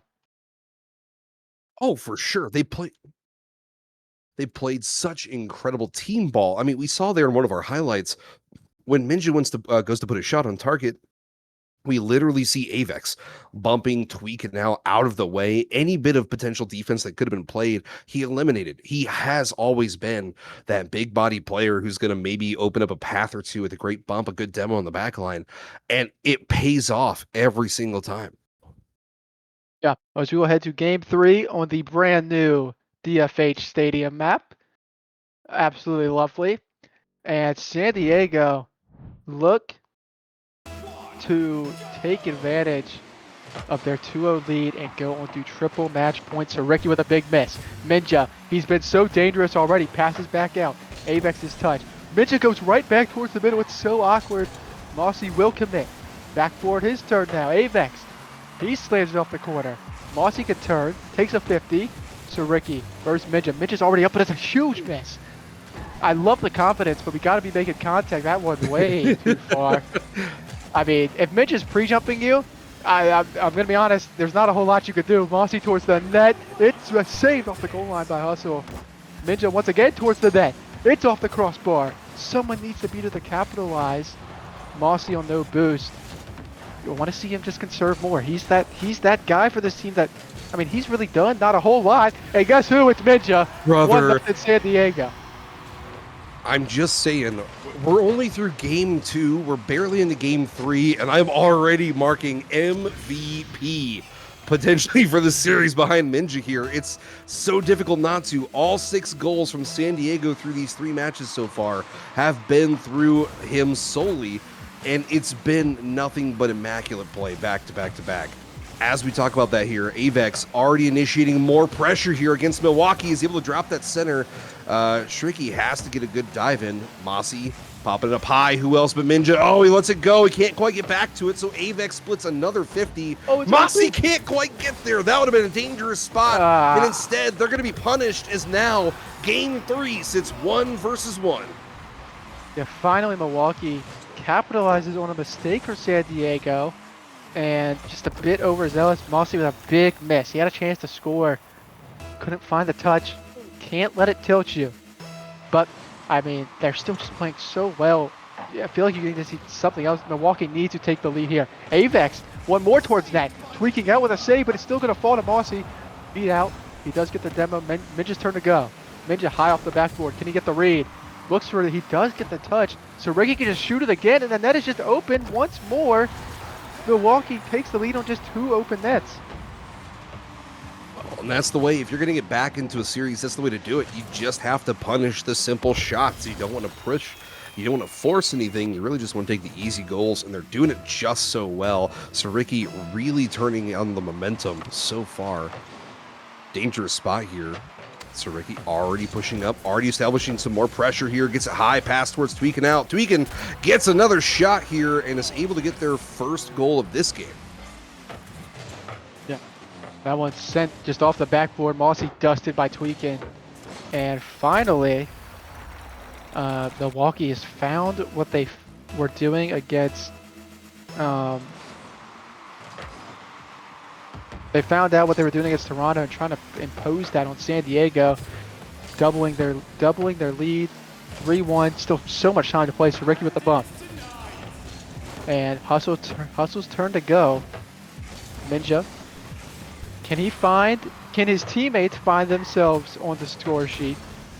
A good bump comes through from him. I mean, if Mossy or Avex can start scoring, it's already dangerous for Milwaukee. We just need one more person. But the Vortex have looked much better here in Game 3. Good touch from Mossy. Forces 2 out. That's a shooting opportunity, but Avex not in the right position. San Diego just looks a step slow. Speaking of steps slow here, Ricky able to get a good pass here, looking for Hustle. Hustle puts it high and is able to catch the goalie out of position and get goal number 4 here for Milwaukee. They really are turning on the Jets and looking just like they were in the semis. Very mechanically sound, very dominant. Yeah. Well, go ahead. Yeah, Milwaukee have stepped up. They still have their timeout, did not use it. One more down from Hustle. That one is just it. It's domination from the Vortex here in Game 3. Hustle. Incredible pass here for Tweakin out. Tweakin out putting it a little bit slow. Goal keep flying by. Leaves a very open net and a very easy shot that they're going to be able to punish and capitalize on here. Avex. No. Looking for a Mossy kickoff here. Mossy. Oh, it's going to be dropped to Ricky. Avex looking for a deep touch here. Lets it bounce low. Tweakin out's already up. Looking for a second. Maybe a third touch off the backboard. But that's going to drop down the Hustle. Hustle. Light pop over one. Mossy intercepts. He's underneath the ball, gets a good flick here, but that's going to be blocked by Ricky. And instead, Hustle now immediately options for a counterattack. Ricky shot just high, Tweaking out misses, Hustle misses. Can they capitalize? Mossy tries to get around it. He gets bumped. No, it's still middle, and it is in for Avex. 3-goal game, 1:48 to play. There's still time. There's still time, but I'm going to be honest, with any Rocket League match being down by 3, I don't want to call it a death sentence, but it's pretty darn close. I mean, 1:48 left to be played is a very dangerous spot to be. Avex, though, finally getting on the score sheet with their own first goal for the entire series here. Nice to see a little bit of spread in the wealth going on. Offense getting around the team. Ricky able to get a light touch here. Mossy fakes the first contact, opts not to split the 50. Instead, is going to be looking for the goal keep. No!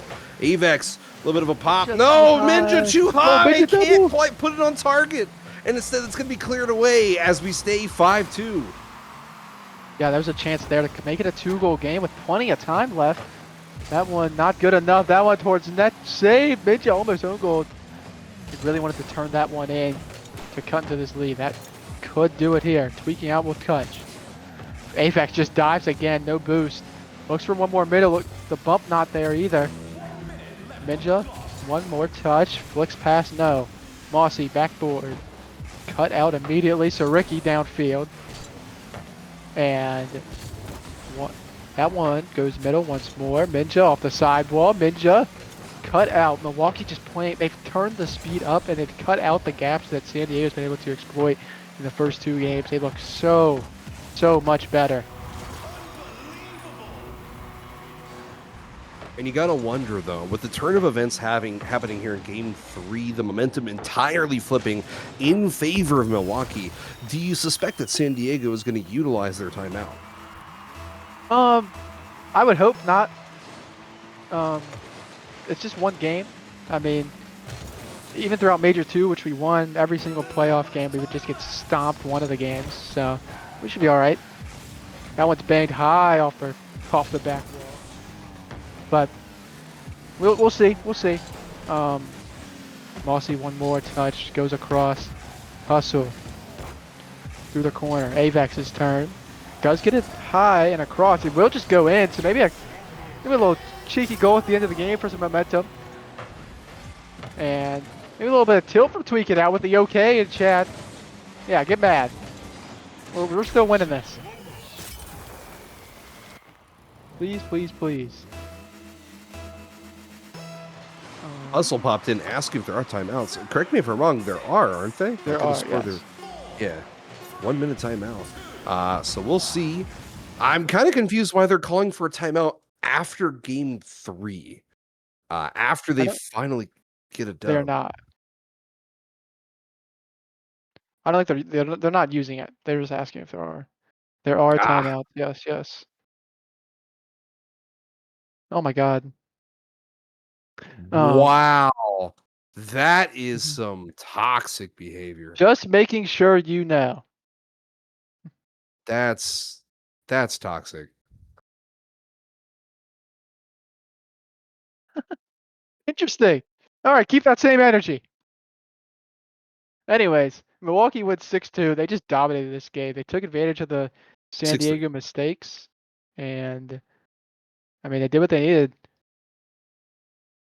As we will head to game 4, 2-1 is the series score.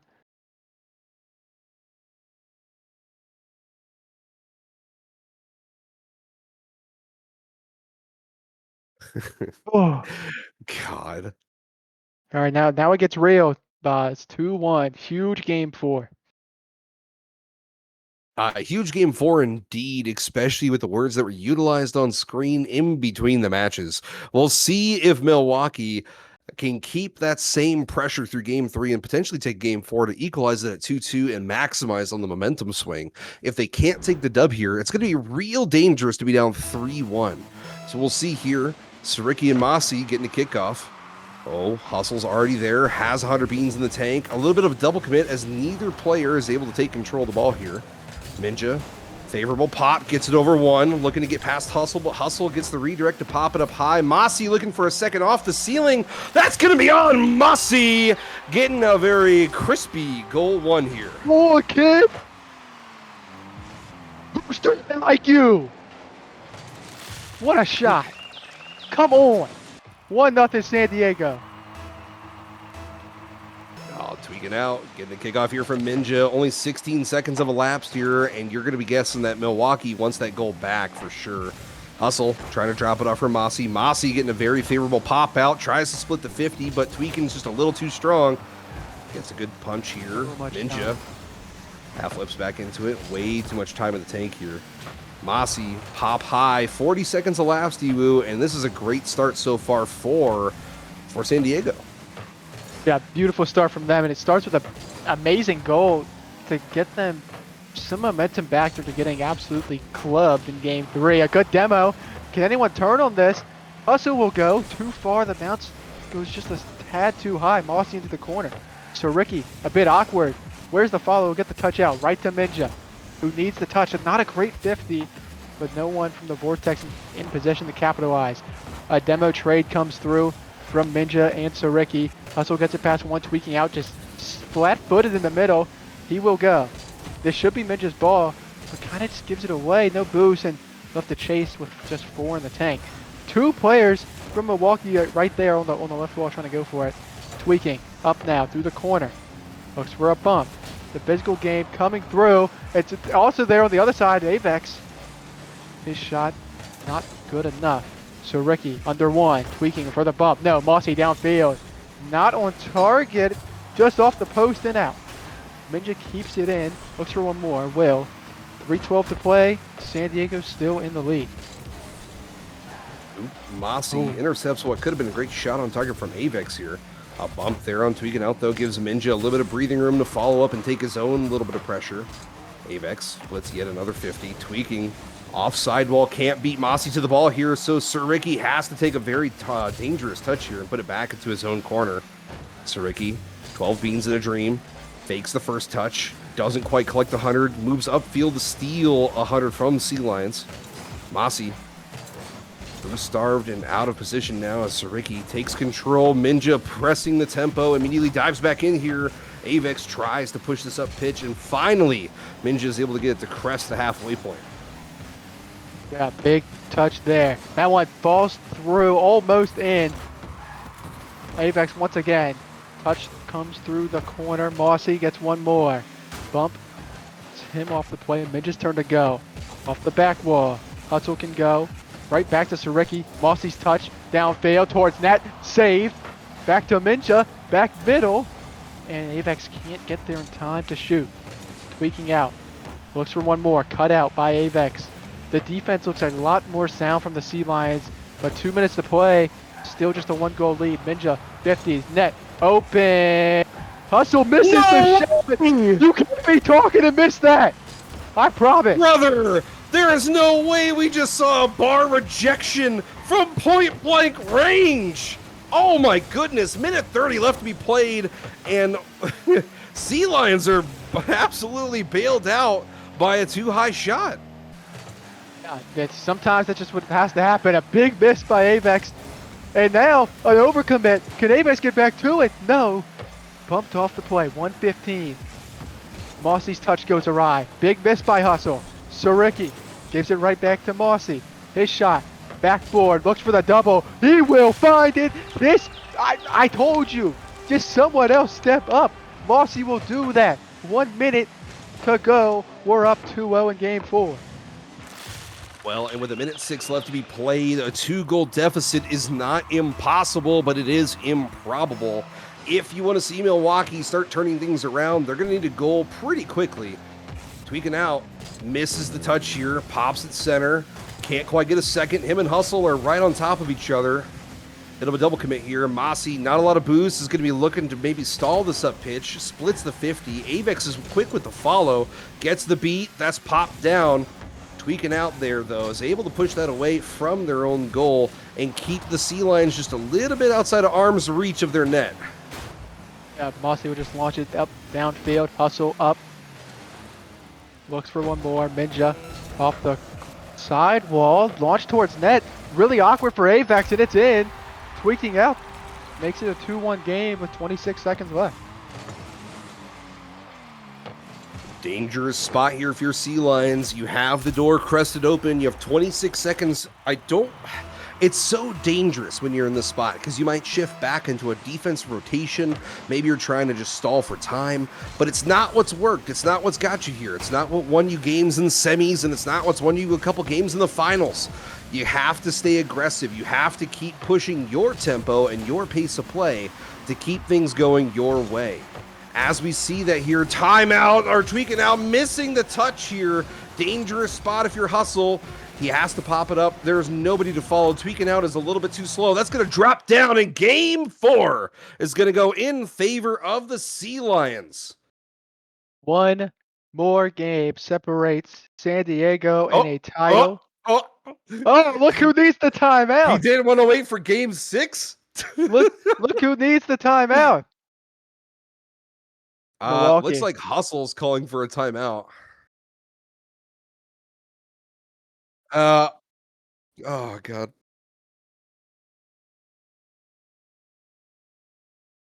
Sure.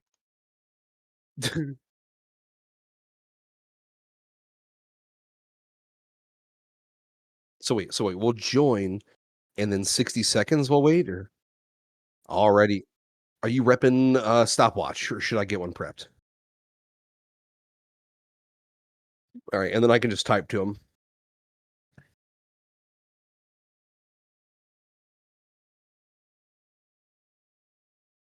Oh, big game 4 from the Sea Lions. They do what they need to and are 1 game away. Milwaukee The is calling timeout the would be for timeout. Hustle. It'd be, yeah, Milwaukee. Sorry to talk over there.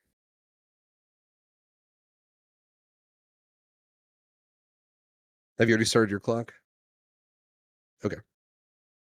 So 60-second timeout is being utilized here by a team that now finds themselves down 3-1. Probably the best time to utilize it after you maybe talked a little bit of trash, got your opponents riled up just a wee bit, so they're playing a little bit harder.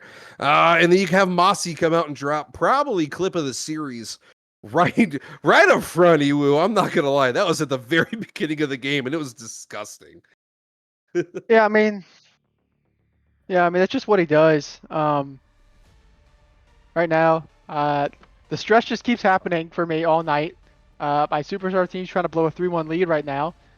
That's great. Love to see that. But we're focused on Academy, and we're focused on. I mean, San Diego's trying to close it out. Milwaukee had that explosive game 3, but it was more of the same in game 4 that were the first two. San Diego gets the early goal, and then they just lock it down. What do Milwaukee need to do? What do Milwaukee need to do to find their game 3 form? All right, we're getting both teams back on the pitch here. All players are back on the pitch. We are going to be getting it live here in Game 5 as Milwaukee is trying to stay alive. Their championship hopes are hanging on by a thread as this San Diego team has really come out swinging. Oh, speaking of coming out swinging, Suriki takes goal number 1 here in Game 5. Timeout might have actually paid off. Yeah, we'll see what the timeout buff has in store. And I mean, if we can reset the server and start from 0-0, I don't care. Goal number 1. I was gonna say goal number 1's already been scored. If they wanted to make a reset, they would have had to have called it before goal number 1 was scored. I believe that is currently how our rule books are currently running. Yeah. Anyways, for Milwaukee, it is dangerous, and it's just in for San Diego. 1-1. I have no idea how that went in. That's dangerous. Sir Ricky took a protractor out against his own team. Unfortunate. We'll see though. Tweaking out. Avex Inception's getting a kickoff here. Avex able to stuff it through, but Hustle is already there. Mossy having to quickly rotate back. Hustle gets it up over 1. Avex does not make contact with it, so Tweaking out's going to put it back center. It's popped up high, but Minja is able to push it away a little bit here. Mossy has to dive back in and does. Able to clear it away. Unfortunate 50 leaves Mossy an opening to push up pitch, leaving it for Avex. That's going to be pop center. No. Cleared away. Save that time. This is the same map that San Diego won Major 2 on. Can they repeat it right here? 4 minutes to play. Minja with the beat out. Suriki no boost, but he should have this pretty easily. Avex cannot go. Mossy will turn on no boost. Hustle through the corner. Avex's ball. Beats out Hustle. Can he get one more? He will get a solid 50. Suriki, one more. What can he do? The all-star. Looks for the ground pitch. Taken away by Hustle, who starts his own play off the back wall. Gets it past Mossy. Avex's touch. Left wall. Back to Suriki. Just hounding this ball from the high air. Minja bumped out. And still pressure in this corner for the Vortex. But Avex beats them all out. Can he get around this ball? No. Hustle 50s him out. Minja's turn to go. Back middle to Avex. Tweaking out an awkward touch. Mossy just dives. Avex wasn't expecting it. And Milwaukee leads. Milwaukee finally gets their lead back. It is a great position to be in with 3:09 left to be played, but that's still a lot of Rocket League with a lot of pressure on your shoulders. They know that any slip up here, any mistake, any missed pass could immediately become a punishment. Speaking of which, incredible stuff by Mossy on the kickoff. Avex punishes, and now the pressure is just a little more. Milwaukee on death's door. 3 minutes and 6 seconds left. They've got to figure it out. Yeah, the defense has not been up to par for them here in Game 5. The offense has done enough. Can they lock in on defense and get them another game win? Not a great touch from Mossy. Suriki could just shoot. Minja just misses. 3-2. Vortex take the lead right back. What a bang. That was incredible placement. Top bins. I mean, even if Minja was exactly back post, that's definitely a difficult save to make. Sariki, Mossy getting a kickoff here. 3 minutes left to be played. Minja turning back in. It's going to take the slow roll, splits the 50. That's out over to Avex, who actually opts to leave it for Mossy. Mossy gets a 50, drops it back to Avex. Avex is going to go, no. Avex opts not to go, leaves it for Minja. Now we get to follow the shot on target, but it's a little too low as Tweaking is able to clear that away. With one goal down, San Diego's going to have to figure out a way to get this across the pitch and into a dangerous spot. Oh, no! Yeah, I like the idea from Avex there, but couldn't find the execution. That pass middle, cut out by Avex. He redeemed himself. Saves what would have been a goal. Good touch away from Sariki. Ninja, upfield now. Tweaking off the back wall. Mossy backflips. Doesn't get the 50 either. Hustle on it. Avex has no boost. Just has to take another 50. And it's been all Milwaukee in game 5 now. Avex, first Tweaking, forces a big touch away. And he would just keep possession. It's been so good from the Vortex so far. Hustle getting the south center here. Mossy has the read, gets it past Tweaking. A very dangerous bounce here for Sariki, who tries to play it slow. Has to split a 50. Drop it in center. Tweaking's going to put it out. Avex is turned around, so opts just to backflip into it to stall. Double commit here from San Diego. A push out by Avex leaves us a shot opportunity for Mossy, who puts it high. Milwaukee has to dive into the play here. No, what a push! Finish! I'm so afraid for Iwu right now. We might have to check on him after this series. Bro, oh my god. The net is wide open for Tweaking. He missed. Oh my god. 1 minute to play. Please, a minute left to be played here. Sariki gets the push down the pitch. A bit of a miss touch by Minja as that pops up high. Mossy dodges a demo. Minja deletes the back line. Can he redirect it center? That's going to pop center for Avex. It's going to be high. Water falling down. Avex putting that up. No! He puts it wide left. That's a tough shot. Minja back towards the middle. Hustle will control. No boost. Someone challenge. 30 seconds to play. Avex puts it back down. Sariki up. Minja just needs a go here. He does enough. Good will fall to Hustle. Oh, he's awkward. Almost missed. Minja's turn. Backboard. Any shot. Avex towards net. It is in. We tie it with 12 seconds. Is this shades of game 2, or am I going crazy? Yet again, San Diego digging deep late in the game to equalize it. Instead of seeing heroics from Minja, we're seeing heroics from Avex, who's got 5 shots, converting 3, and single-handedly putting up the offense needed for his team to stay alive here.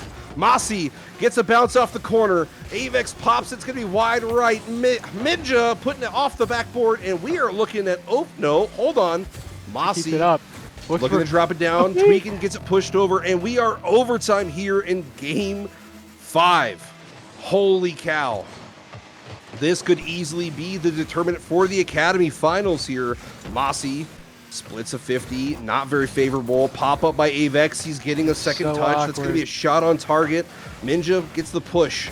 And Elevation tries to split yet another 50, but can't quite make contact. A bump on Hustle leaves this open center. Avex with no boost tries to dive back in, can't quite get there. A pass for Sariki. Sariki swatted away. Another shot comes on. Hustle doesn't do enough. You got to put that one on target. This one downfield. Tweaking out his touch is a bit awkward. Avex can go here. Should be a free ball for Mossy. He's so incredibly awkward. Tweaking out to Sariki. Shot. It is off. Tweaking out towards net. Mossy. Game 6. Oh. And we're going to get a call from for a new lobby here. Looking like the... looking like Milwaukee... Fun. What'd you say, Nikki? I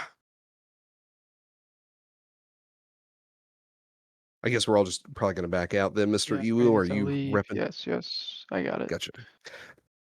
Well, we'll talk a little bit more here Vortex able to find more offensive pressure almost exclusively on the backs of Sariki. Tweaking out, able to get a few good pushes there, but Sariki really coming through with 6 shots, 3 goals, and a beautiful assist to his teammate. I mean, brother, this is the way. If you're trying to respond, if you're trying to turn things around, this is the way to do it. But oh my goodness, 2 overtimes already, Iwu, in this Academy Season 1 finals. It is insane the level of competition we're getting across all tiers tonight.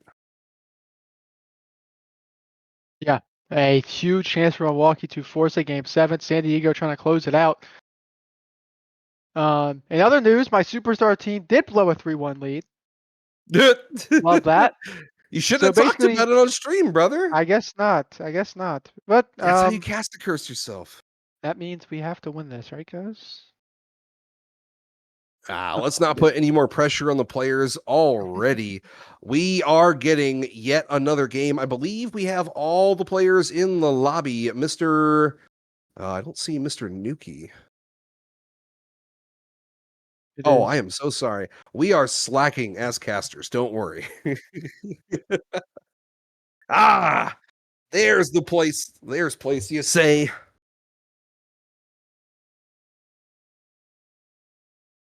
Oh, alrighty. Let's do it. Game 6, Academy Finals.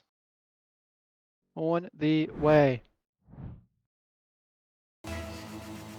Mossy, Sariki getting yet another kickoff here. Game 6 underway. Yet another game where we're going to have to see the Milwaukee team really dig deep because all the pressure is on their shoulders here. They know they have to win every single game from here on out. Mossy putting a powerful touch towards the backboard here. Hustle quickly elevates, has 100, misses the touch. Minja misses the follow. Avex putting this up towards Minja. Minja looking for a down pass to Avex, but can't quite get it on target. So instead, he's going to take the soft touch over towards center. And Tweaking has to take some control here. Mossy pass to himself, elevates high. Sariki takes a very vital push away touch. Oh, Hustle has to dive back into it to clear away yet another San Diego shot. Interesting go from Moss. That one towards that. Tweaking out, can't get back to that. Apex buries it early. Incredible shot. I mean, we're talking top left bins. I don't know if I could have made that shot from that distance. That was incredible placement. So we'll get yet another kickoff here. Avex, Sariki getting the play going yet again. 4:11 left to be played. And this has been great CSA action across the board. Both teams really wanting this dub here. Tweaking out, tries to drop it down center. Minja takes the half volley lob that goes high. Sorry, you would go ahead, my man. All good. Can't speak. All good. For Milwaukee, it's about finding the openings when San Diego does overcommit. They're prone to doing that in this series. And you got to keep your defense solid, though. It's been very questionable at times these last 2 games. Avex through the corner now, tweaking out, not the touch he really wanted. Sariki and Hustle both go. Everybody goes. Tweaking out needs a touch. He won't find it. Midget business. He was reading the touch, trying to get the dunk. Mossy gets the demo. Avex gets bumped off. It's a free bang, but only as far as Mossy. His touch not good enough. Minja already up. So dangerous for him to go there. Gets one more. Sariki towards the backboard. Avex misses. Mossy does get the touch and the save. And they keep going. Sariki with another save. Take it away, Boz. I mean, what does Milwaukee need to do? Well, Milwaukee needs to go back to the book, right? They're looking to just establish a lot of pressure. It's what's worked for them in the first few games, like they're doing now. Shot on target.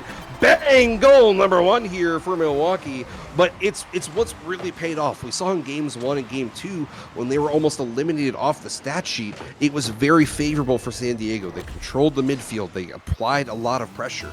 And then Milwaukee game 3 finally figured out, got it off their back third, and was able to apply a lot of pressure up front to really dictate the pace of play and play off the ground, a space that I'm not quite sure if San Diego is as comfortable playing in.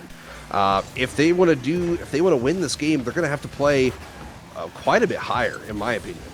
Sariki Putting it over to Minja here. Minja getting a pass back center, looking to maybe put a shot on target himself, but Hustle plays it patient and waits for the final touch.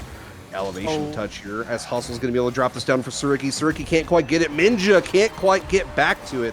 And now Milwaukee is up 2-1.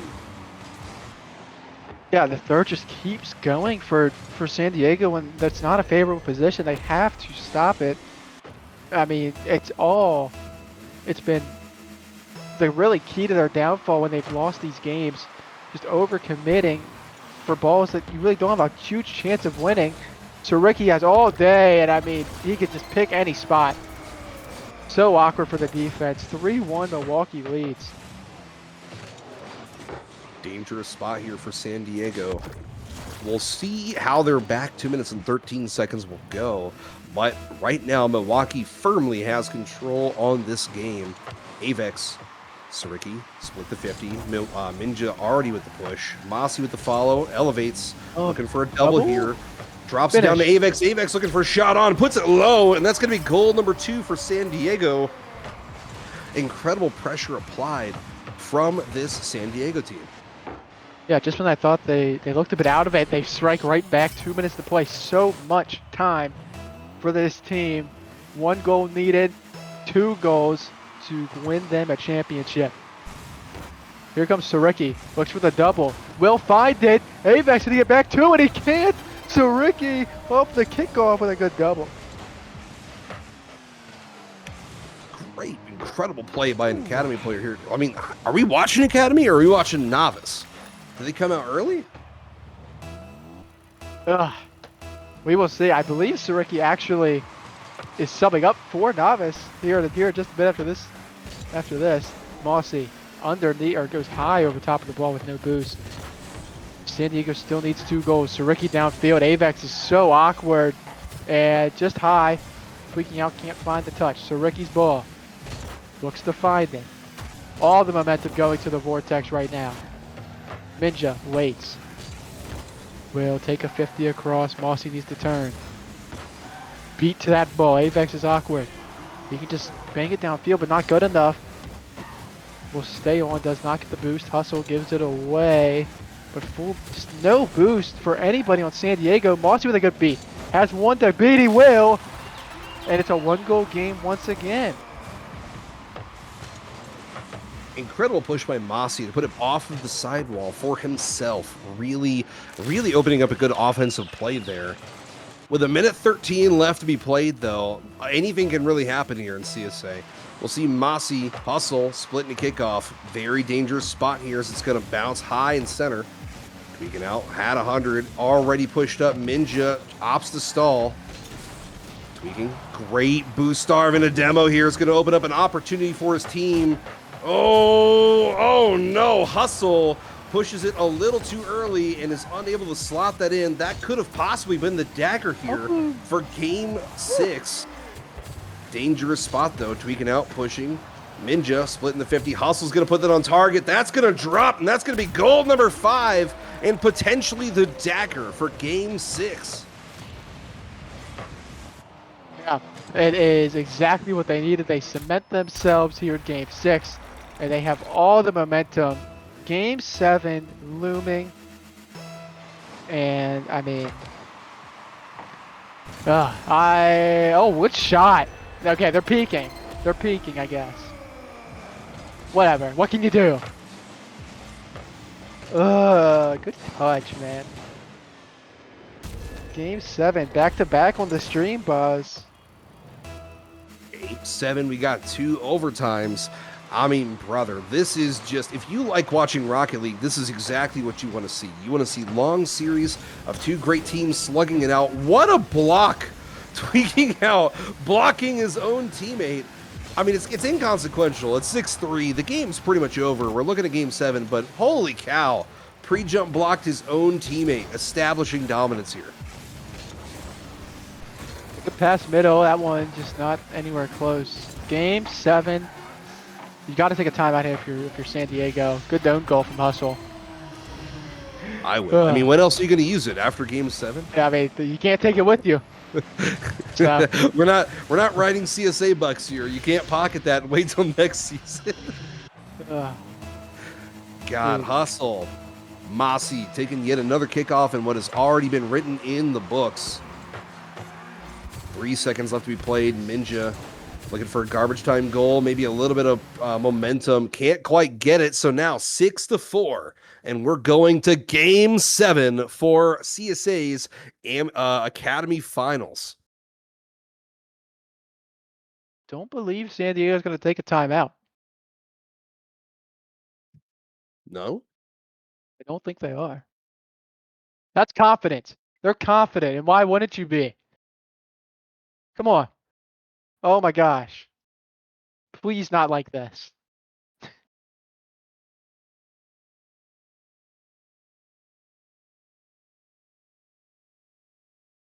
I'm going to be honest. If you Hustle's guys are going to begging be us on, to call a timeout. if you guys are going to be on stream, can we please not be Bush League? Can we please Yeah, I don't. like have some class?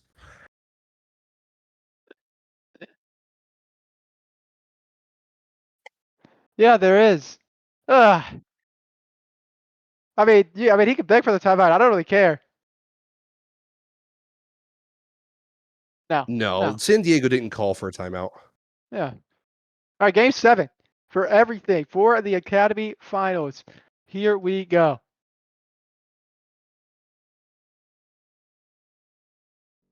Avix Inceptions, Sir Ricky getting another kickoff here. Game 7 is now underway for Academy. That's going to be high in a dangerous spot here in Milwaukee. Able to get the clear to the side. Mossy splitting a 50. Avex diving back into it. Minja, not a lot of boost, is going to turn back into the play here. Try to keep their offensive possession alive. Sir Ricky underneath the ball. Splits the 50. Oh, that's not going to be favorable for him as Mossy's able to actually get a bump here. That's dropping center, but nobody from San Diego is there to put that away.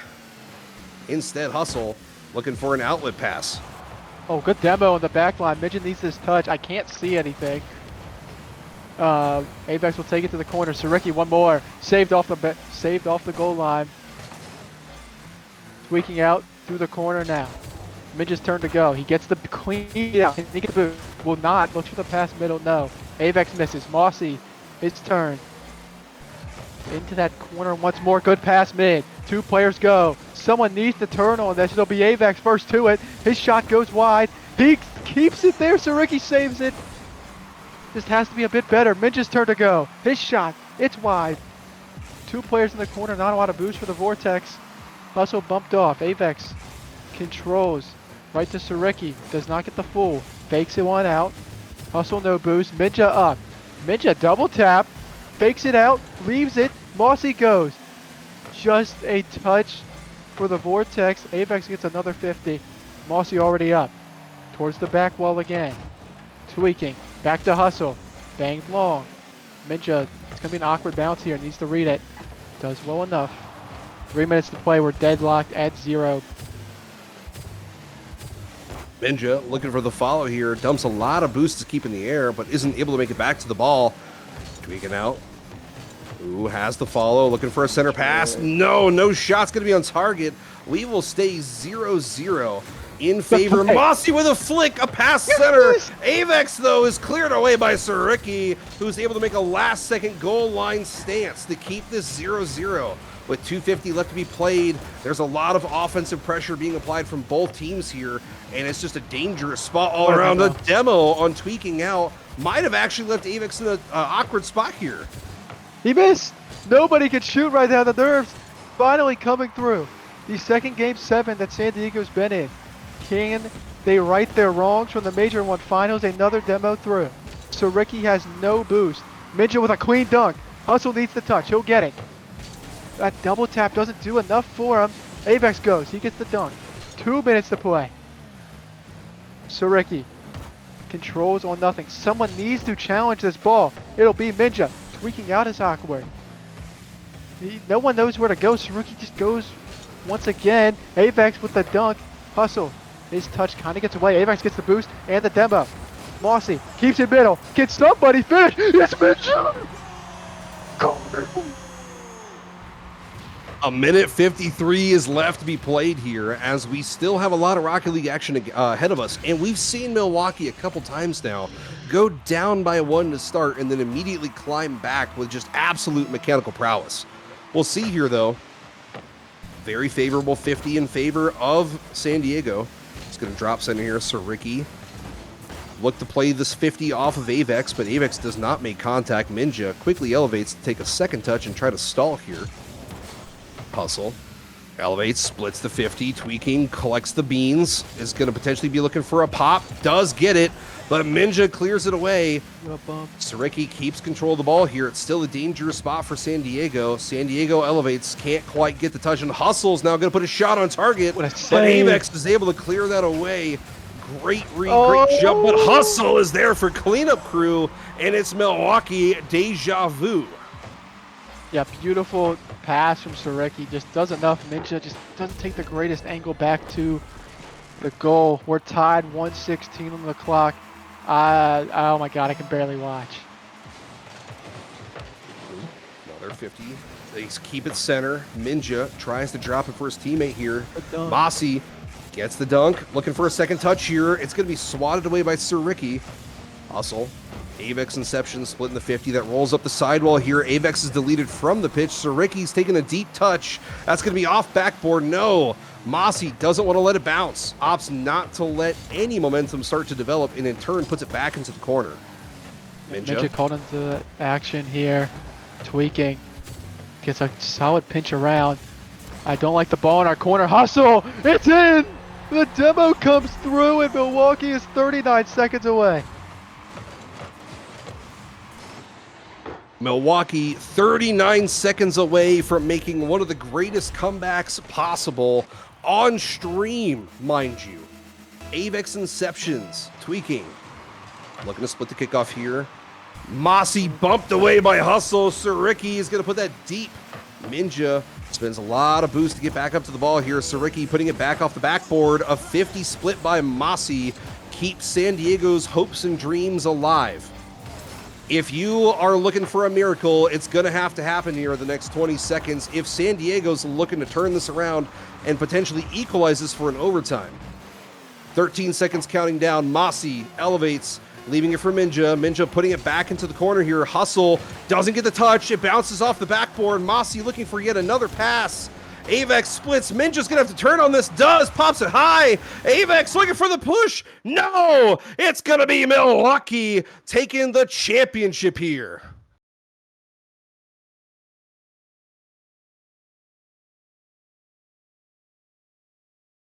Ewa, you okay over there, buddy? Man. Congratulations to them.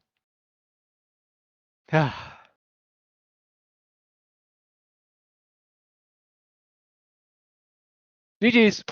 Congrats to Milwaukee. I mean, they played great. They did what they needed to. And, I mean, it is what it is. Missed chances for San Diego. And, I mean, what a way to cap off the season. Game 7. We've had 2 Game 7s already tonight. And we will see what happens coming up next in just a little bit. It will be the Superstar Finals between the Denver Shred and the Grand Forks Spartans. We're going to go ahead and cut to our bracket here. A little bit of a recap. You can see here Milwaukee pushing through the Buffalo Bandicoots, taking out Toronto 6, and now pushing for a 4-3 final over that Academy Series finals. We're going to go ahead and probably cut to intermission here shortly. It's been Boss Rodella. It's been Mr. Ewu. Ewu, hopefully you're doing better tonight, my good man. But outside of that, man, I will probably go ahead and we'll catch you guys in about 5-10 minutes at most.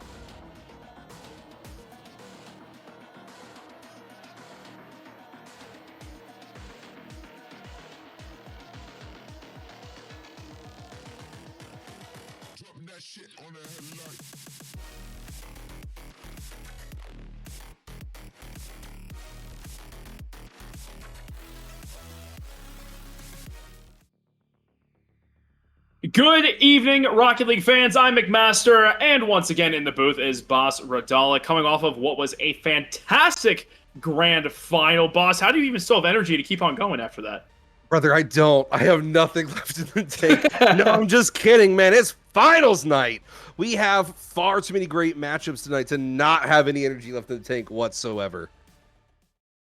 Absolutely right. And if we look at the bracket, this is the Superstar Grand Finals coming up between the 7th seed Grand Forks Spartans and the 2nd seed Denver Shred. Now, when looking at these two teams, only one team had to make it through that first round, as Denver Shred did have a bye being the 2nd seed. But Grand Forks Spartans received a forfeit win over the Buffalo Bandicoots. And then afterwards, both teams have had to win in 7 and then in 7 again. The Shred against the Boxers and the Sea Lions, the Spartans over the number 1 seed Miami Makos and the Chicago Titans. These two teams, they've had to put in some serious work to get here. Oh, for sure. I mean, they've got to have all of their momentum drained. Like, I know you have some hype. You're playing in the finals, but you've just played 14 matches in the last 2 series. I mean, brother, that is an incredible amount of Rocket League to be playing, especially when you're playing not just against like decent teams. You're playing the best of the best right now. Absolutely right. And, if you look at these two teams in the previous history they had, the Denver Shred are already major winners. The Denver Shred did take home the first major of the season, but didn't even make top 8 for the second major. While on the other hand, the Grand Forks Spartans didn't make top 8 first major, made top 8 in the second major. They've had a bit of a shaky run, but none of that stuff matters now. All that matters is right here, right now. The Shred have the experience. They've won the Grand Finals before. The Spartans feel no pressure because if you look at the stats and everything, they're not supposed to be a team that is here, yet they are anyways. Right. It's definitely going to be, like, we have a lot of fans in the chat, rooting for that Grand Forks Spartans teams. But, I mean, brother, when you can't qualify for the first one, you get knocked out pretty early in the second. You have, yes, you're 35-26 in your matches throughout the season, but you've got to find the right way to play out. And I'm going to be honest, it's hard not to put up bets for Denver Shred. We do have our betting up right now in the chat, so if you're looking to bet alongside us, Master, I'm looking to put down 4-1 Denver Shred here. Wow, that is a bold prediction. But the last time you and I casted, you got it on the dot, so it's hard to go against you. However, I mean, I am also going to pick the Shred simply because they have the major win experience, they have the Grand Finals experience. But I'm not going to say 5. These two teams have fought back-to-back series in 7. I'm saying it's going to go the distance as well. We have a long night on our hands. Yeah, brother, long night's not even. I can't, man. We've already had 2 best-of-7s. And we've only had 2 series, and we've had 2 best-of-7s. Where else are you going to get that level of competitive nature? We're going to have to let the players know, though, we're ready. Let's get it going. Yeah, this is going to be exciting. I'm very excited to see what these two teams are able to do. Game 1 is set to go. Ladies and gentlemen, the Superstar Grand Finals featuring the Shred and the Spartans set for 7. Last time Boss predicted it with me, he got it right and it was done in 5. It was a pretty quick series, but it's not for us to decide. It is all up for the players to decide. We are lined up for kickoff, and we are underway with the Spartans and the Shred. Right away, Jay's going to take possession off the kickoff, collecting that corner boost, infield pass, but Rage is not going to be able to get there. Lemon's taking his time on the back line. Light touch, early possession game being played by the... Oh man, I'm getting confused here. By the Shred, excuse me. But they are not able to get a goal through within the first 20 seconds. Well, and you can already see the change of pace of play for our viewers here. They just got done watching Academy. There were some decent plays back and forth, but this is already substantially quicker. Far more control. This Jay had an opportunity there, but Rule had it well read and pushed that away. Holy cow, Rule opts to take control, uses what boost they have, turns back into it, elevates over one. Jay, a push here allows the ball to drop down to Lemons, and my goodness, they are coming out swinging.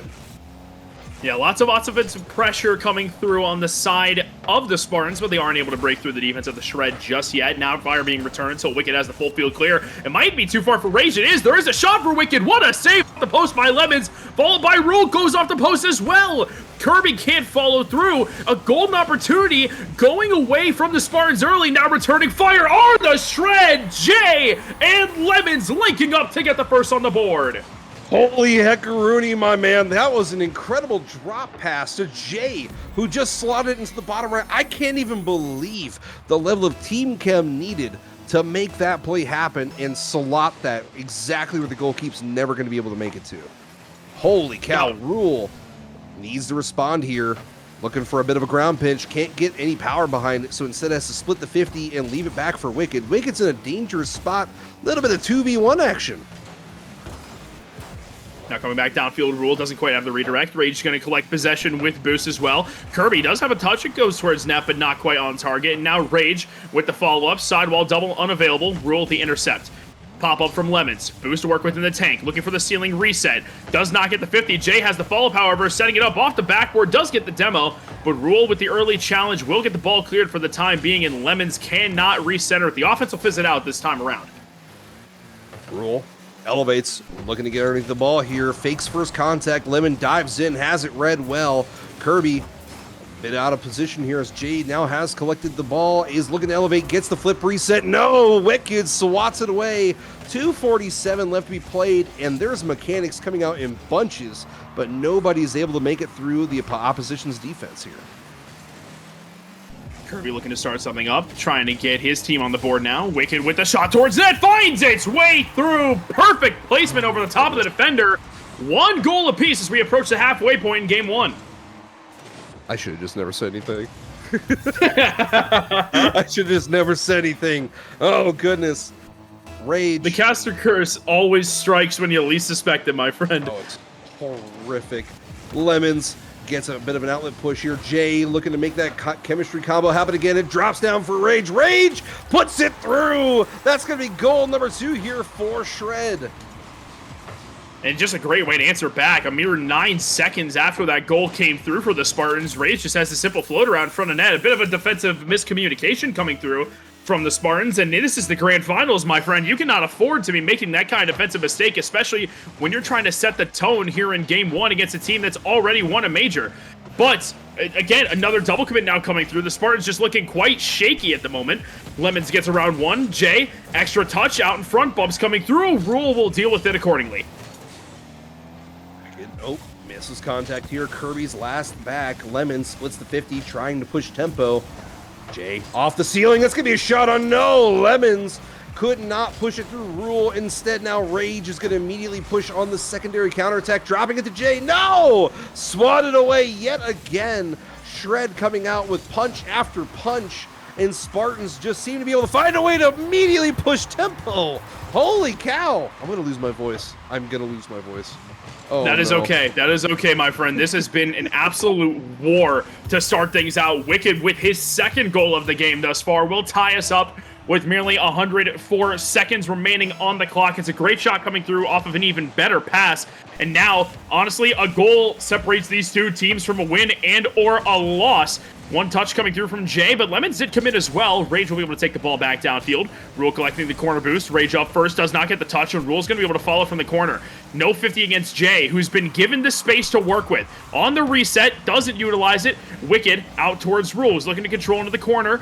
Rage takes possession once more. Up top, no more boost in the tank. Wicked trying to follow. Instead, it's Rage and Jay working together. This is a duo that we've seen. Again, they have won a major championship, and it was Rage and Jay who were able to link up the first time around when they won. It is going to be crucial for them to do the same in order to replicate those winning actions. Oh, 100% Rage there, able to swat away yet another shot. That's going to be put top bins. Jay, though, able to clear that away. Rage gets a pop. Wicked's last man back, gets swatted away by Rage. That waterfall straight down. Kirby drops it to Wicked. Wicked immediately pushing tempo to change the counterattack. Drops it center for Rule. Lemons, deep clear, is able to follow this. Looking for a pass center. No! That's going to stay 2-2. 35 seconds left to be played here. And Master, anybody's game. Anybody's game right now.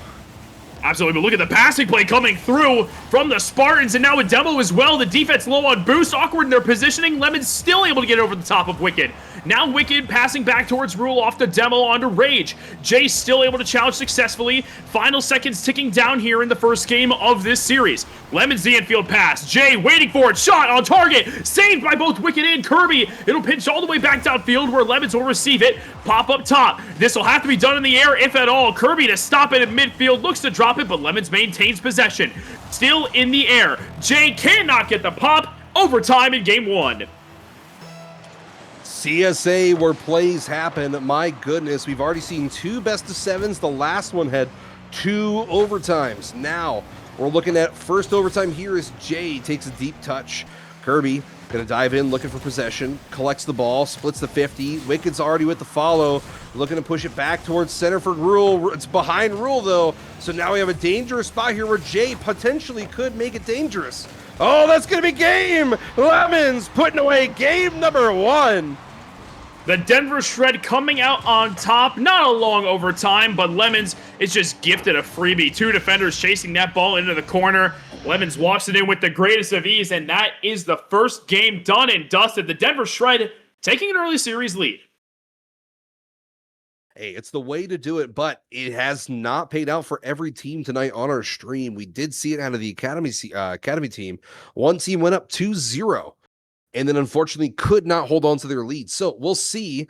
You know, there's a lot of Rocket League left to be played. We're going to replays here on our stream, but my man, Shred coming out with 7 shots, able to convert 3, Spartans taking 8 and only able to convert 2.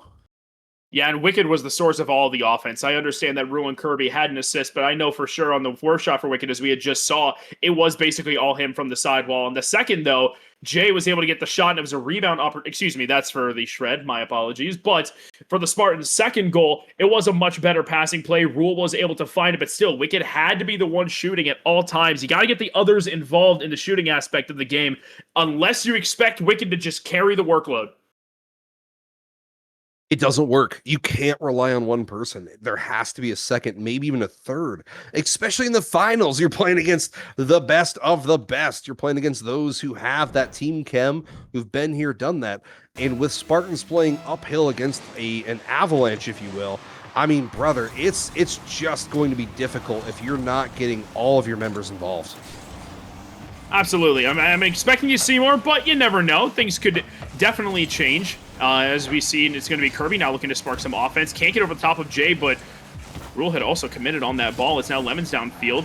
Intercepted by Wicked. Up top, Lemons not going to challenge. Jay is hunting for demos on the back line. Lemons is still going to make things awkward for the defense. 2 people bite on it. So awkward, but still Wicked is able to deal with it for the time being. Jay is still able to maintain possession. Infield pass. Lemons is there to receive. Kirby is up and is able to deny.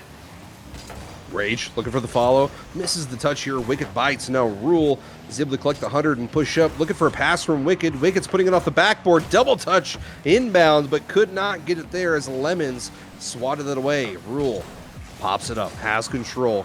Looking to get underneath. No, can't quite get his car turned around to get his tires to touch, and instead is going to have to leave Wicked, who gets shoved. Holy cow. Neither team wants to let the opposition develop any kind of serious control here. Which makes a lot of sense, especially seeing how closely contested that last game was. No team ever leading by more than 1 goal. However, this looks like the first. Jay can't send the double home. Caught the defense out of position, but could not put it through. Lemons, however, not giving up on the possession, bumping multiple people. Jay still can't get through. Wicked with a great save. Now looking to transition out are the Spartans. It will be turned away by Rage. Kirby's up top, light touch towards the sidewall. Rule still trying to intercept, but Lemons has the read up top. 1 touch. Jay to take it more downfield once again. Wicked to clear out towards the corner. Again, as you had mentioned, neither team giving an inch. Wicked looking for a highlight reel shot. It may not matter. A great double save comes through with Lemons and Rage. Rule can't put away the double. And for the time being, the Shred will escape with a tied game still. Well, Literally, as you say it, Kirby slots goal number 1 for the Spartans. Finally getting some offensive push early on from somebody not named Wicked. Wicked, it shows 0 shots, but holy cow, we've got at least, I could have swore at least 3 or 4 from him already. Wicked, speak of the devil, elevates, has control, looking off the sidewall for a pass down center. Rage pushes this away, looking for the double, gets it. That's going to pop into the corner and maybe drop center. Oh, it's a dangerous spot here for Rule as Jay dives back into the action. Looks like it could be coming up by Rage. Shot on target. That's going to slot Rage. 32 taking goal number 1 for the Shred. And the Spartans just looked lost for that whole possession, seemingly. One player on backboard, one holding front post, neither willing or I guess able in that sense to commit on an early challenge, and Rage, as a result, sees the back post open and simply slots it on through. Once again, no team able to get more than a 1-goal lead, but look at Wicked looking for Roll, has him! What an answer by the Spartans! Oh man, it's like the Spartans heard. They said, "Hey, we can move the ball around. It's not Wicked's game. It's everybody here." Holy cow! Wicked getting yet another assist here though. Lemons pops it into the corner here. Kirby elevates, splits the 50. It's going to drop down for Rule. No, Rage plays it smart, shoves it into the corner, splits a boostless Wicked, and instead now Lemons takes control. Lemons gets 2, looking for 3, gets the third split, 50. Jay looking to pass center, can't get it past the wall of Wicked. And with 2:17 left to be played, Master, there's a lot of Rocket League left to be played, but it seems like Spartans have finally figured it out here. Yeah, it seems though their offense is their best defense when they're able to keep the ball down in the opposing half. Things are definitely better for them when they get pushed back for too long. Things then start looking shaky. However, they may have overcommitted here. Kirby's got no more boost. Lemons is going to have a pass out in front, but the shooter was demoed. Wicked, recognizing that Jay was the last man there, and no shot will come through for the Shred as a result. Instead, it's Wicked once again looking to start up the offense. Lemons breaks it up temporarily. 2 players commit. It's Rage and Lemons. Kirby will keep it in the corner. Rule to follow. Pitch across off the post. There is no shooter. Both Wicked and Kirby low on boost. Big opportunity for the Shred, turned away by Kirby, and he's being respected and given space as well. Under 90 seconds to go. The Shred need an answer, but right now, everything just looks awkward. It does, for sure. The pressure might be getting to them here as Rule tries to turn in. Lemons gets it center. Jay, I spoke too soon. Shred immediately respond and get goal number 2. Everything clicked right at the right moment, and brother, that was just perfection. I gotta stop making statements about how teams are playing. That I am now over 2 this game. But these 2 teams are 2 for 2. As right off kickoff, Rule is looking to get a possible third. And this is exactly where we sat last game, basically, just with a little more time on the clock. We're at 2 apiece once again. Rage doesn't have it. Rule's looking to take possession, but Jay intercepts and collects mid-boost. 2 players commit. Wicked does get it around Jay. That early challenge was crucial. If Wicked misses there, it is an easy goal coming through from the Shred, but instead they'll have to continue working for it. Rage looking to put in said work to the backboard. Opportunity for Jay to come through. Wicked wins the race to the ball. Massive challenges from Wicked are keeping them alive. Lemon, smelling blood in the water here, tries to get it past 2, but Wicked's going to be able to drop this down in center. Nobody established 2-man, so instead Jay now gets to... No, Jay can't quite make contact. Rage looking for that double tap, leaves it for Lemon. Lemon puts it on target. That's going to be swatted away by Wicked. What I could have swore was going to turn into a little bit of a passing play was a bit of a whiff, and in turn, we're still going to say 2-2. 15 seconds left to be played here as Wicked is without boost. Sorry, Kirby is without boost. Kirby clicks the 100. 10 seconds left here, Big Master, and I don't know if we're going to see a winner. I think we're going to see an overtime. Yeah, it looks like we're going to go perfect so far this series, as this is both games going to overtime. Last one ending in under 30 seconds in favor of the Shred. They're looking to repeat it. However, Rule has a great cheat up on this play. Does turn with the boost. Kirby towards the corner. Lemons has the read on lock off the sidewall. Rule the pop-up. Kirby is still in the backboard. Could make things awkward for the defense, but does not get in the way. Wicked maintaining possession. Right now, the Spartans looking to add a bunch of pressure to this play. Rage is intercepted. Both Lemons and Rage committed, but Jay will have a clear back downfield, and the offense will have to start over. Lemons has a redirect open. I thought it was covered. What happened? That is disgusting, Lemons. Holy cow. Lemons bumps Kirby, opens up his own net, and then redirects the touch without even jumping. Just lets it bounce off his car, instantly accelerates, and takes the free goal.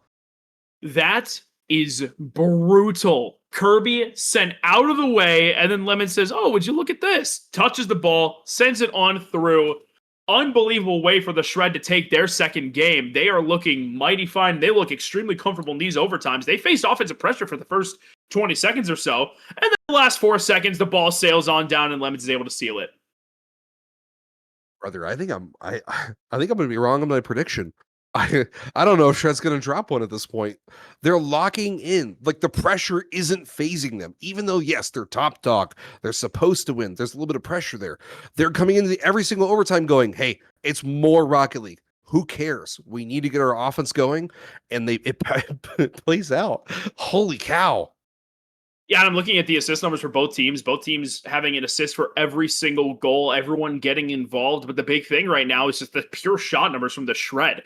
8 shots. They doubled that of the Spartans. I get it was a 1-goal game, but certainly it's just the pure pressure from the Shred just proved to be too much. And that time it was a bump play that ended up sending them through. They're up 2-0. They're running away with this. They really are. We'll see how the Spartans respond here in game 3. Jay winning that kickoff. No, Wicked is already there, pushing it back over to Rule, looking for a pass back center. Wicked with a follow. A little bit of give and go action gives the Spartans goal number 1, and that is the best way to respond to a 2-game deficit, is to come out swinging in game 3. That's a beautiful 1-2-1 play. Wicked out to Rule, back to Wicked, sends it home in a mere 7 seconds in. After giving up that last overtime goal, that's got to feel good. But from here, you cannot let the Shred answer back. You have to somehow develop a multi-goal lead, which, again, to this point in time, neither team has been able to do yet. It has just been trading back and forth. 1-goal leads until, frankly, the Shred have been able to steal it in overtime. If the Spartans are able to build a longer or larger lead for themselves, they could easily walk away with the game. But we've already seen, based on the rest of the series, that is so much easier said than done. Oh my goodness, that just dropped. Rule doesn't even want to let it go to a possibility. Swats it back against the backboard and keeps that away from danger. Wicked elevates, is underneath the ball, lands kind of awkwardly, but is able to get a second touch back center. Rage, not a lot of boost left in the tank, gets a flick past 1, collects 12 beans, looking for a pass center, gets it past 2. No, Kirby, the diving touch is Lemons, slots it bottom left anyways. And this pattern will not disappear anytime soon. I thought Rage was scoring that, but Lemons is able to put it through the bottom corner. Wicked was so close, but could not quite keep it out. Mere pixels away from keeping this at a 1-goal lead, but instead we find ourselves knotted up once again just as the first minute of this game elapses. Jay's going to have 1 touch on the reset, leaves it for Rage. Kirby has the read on lock anyways, and he'll have a little bit of space to work with. Pass out towards Wicked. Wicked will try taking it away, but a team bump comes through, so no double will be available, and Jay would have had it handled regardless. Lemons and Jay both commit. Rule up high. Kirby, no read. Wicked instead goes up next. Shot towards net. Defense looking a little bit questionable at this moment with limited boost for both players on the back line, but Lemons is still able to take care of it. To the backboard. Rage, clear back downfield. Wicked has to shut it down before Lemons can start anything, and we're still knotted at 1. Wicked has control, flip resets, gets it past 1, but Rage is quick on the defense, able to clear that away and push it all the way across the pitch. Rule drops to Wicked. Wicked immediately takes control, looking for a double tap here, gets it! Oh my! Great pass into a double tap as Spartans immediately flip the switch in yet another sub 7-second goal time. Wicked has been this guy the whole series, but here we get to see it on full display. What a double coming through from the main offensive player of the Spartans. A much-needed goal and a massive confidence booster. Not that I think their offensive confidence was lacking, but that one feels better than the rest. And Wicked has another open opportunity. Lemon shuts it down. Kirby, the follow-up double, denied by Rage. Wicked not giving up. Has Rule waiting in the wings. Elects to go to the ceiling, but Lemons will take the quicker route directly to the ball as Rule looks again to try to extend this lead to 2 for the first time all series. Over 1. Lemons the shutdown. Kirby, infield pass. Has Wicked shot. Just off target. 2 defenders committed. Rule's too far back. Lemons looks to transition out and start the offense for the Shred. Shot on net. Saved up high. I'm actually disgusted that Lemons looked at his teammate and said, no, I don't need you. Let me whip out the protractor and take the tougher angle because I think that'll play off better. That is a level of confidence and shooting that I just don't have as Kirby takes goal number 1 here for himself. Goal number 3 for the Spartans. And now we finally get our first 2-goal lead in the series. I can't believe that took 13 and a half minutes if you factor in the overtimes to get to a 2-goal lead. That just shows the parity that CSA has is unmatched. As you had mentioned, 2 series already played, both going to 7 games out of 7. And look at Rule. Now, I don't know if he meant to steal that shot from Wicked or not, but regardless, it will find its way through. And now the Spartans have started a bit of their own avalanche. You're not lying. 6 shots. 7 shots to the Shred 6. It shouldn't be this easy, but Spartans are looking for that extra pass finally. They're looking for that one last touch to look between teammates, an infield pass and off the backboard, something, and it's just carving up the Shred's defense here. Rage dropping it back center. Kirby looking back for Rule. Rule back to Kirby. Kirby looking back for Wicked. Wicked, oh! I thought we were going to see a Harlem Globetrotters moment. This has been unreal what we're seeing from the Spartans. And the thing is, the offense, it's not like it looked bad through the first couple games. This is just so undeniably improved from this team. The amount of pressure, the passing plays, the solo efforts, everything is working. And now Rule passing out towards Wicked, who was already on the sidewall. Jay's able to take that away before the 1-2-1 can link up. Kirby's going to take it away. Has one more touch over the top. And it'll be a weird pop-up. Wicked's able to follow. Infield pass towards Rule. Shot as a bouncer. Can't find its way through off the bar. Wicked the rebound. 5-1. The Spartans are decimating the Shred. Brother, I don't think if you had told me, hey, 2 games, 2 overtime losses, yeah, they're going to flip the switch and turn it around. I've been like, no, brother. 2 overtime losses, that's a morale loss. That's a drop. That's a hard hill to climb. But now you're seeing the Spartans, I mean, every time they're looking for that extra touch. They want to maintain possession. They don't want to let it come down to, just a boom shot or a tough mechanic play. They're literally looking for that chem play, and it's paying off in bunches. Yeah, this has been an unbelievable showing. Rule was even looking for another reset shot. And the thing is, there's still a minute left. They could absolutely build upon this, or who knows, maybe disaster strikes and the Shred somehow find their way to fight back. But with 4 goals left to go, I doubt that it's going to happen. This feels like it should be the Spartans' game. It absolutely should be. You never know what can happen, but honestly, 45 seconds left. I don't see a comeback in the works. I think the Spartans have absolutely sealed their first game in the series. For sure, and that win is going to be a lot of relief for them, knowing that they're not going to be down 3-0. They'll have a little bit of momentum back on their side here. Rage. No, sorry, going to leave it for Lemons. Lemons takes the touch. Looking to get underneath it and try to get it past Wicked. Wicked gets absolutely stuffed by Jay. And in turn, Rule and Wicked split the 50. Kirby looking for a shot on Rule. Swats it away. What? I mean, that's one of the best saves you'll see all night long, ladies and gentlemen. Great job by Rule to keep it out, I guess. Definitely wasn't his intent, and I'm certain that the guys are laughing about it. But anyways, regardless of how that play came through, they're still going to get a 6th. One short of a Brazil, and I don't think it'll happen with the last 2 seconds. But regardless, as you had mentioned, this is not a 3-0, but instead, rather, it's going to be 2-1 in the series, and the Spartans are carrying just about as much momentum as you possibly can into the next game. Lemons. Wicked here getting the kickoff. It's going to drop down. That's going to, well, it's not off the ground yet. Rage maybe looking for a little bit of momentum shift themselves. Gets goal number 2. Definitely just a garbage time goal. Pretty inconsequential to the outcome, but who knows? Maybe that'll build a little... Oh, God. Y'all can't see chat, but Rage just put bang right on the screen. Oh, my goodness. He's a good sport. He recognizes that that game got away from him. That's fair. Oh, but, yeah. regardless, good for the Shred to be able to get one back, but the Spartans just absolutely cooked that game. And I mean, we can look at Wicked having his hat trick. We can look at the 3 saves each for Rule and for Kirby. The stat that jumps out to me, Rule. 4 assists of his teammates' 5 goals. He was involved in all except for 1 out of those 6 goals. The same goes for Wicked, having scored 3 and assisted on 2. That was an unreal team effort, mounting to 14 total shots. There wasn't a single spot in that game where they were losing. Oh, not a chance. And you're not wrong.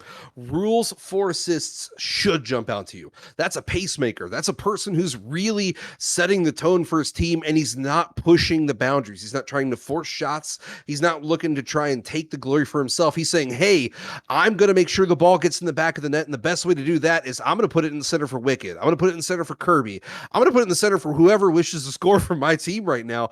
And it's working. It's paying off. And it's exactly the kind of play you need to see from a championship caliber team is a player stepping up for that facilitator position. So, just a quick question. With that being, or at least this is an opinionated question for you, of course. With that being such a one-sided game, if you're the Shred, do you consider a possible timeout after that? Obviously, they didn't call it here, but that's a pretty big loss to have to concede. And I get you got one goal back for you, but you lost by 4 to a team that you just beat twice in a row. Does that not call for concern? No, I would say realistically, you play out the next game, you see how you rebound. If you rebound poorly, then you start considering that timeout. But if you rebound, it goes back to game 1, game 2 tempo, you're able to get your own plays on pace and your own plays developed. You kind of just ignore that it ever happened, be Teflon Man, and just let it slide off their mental.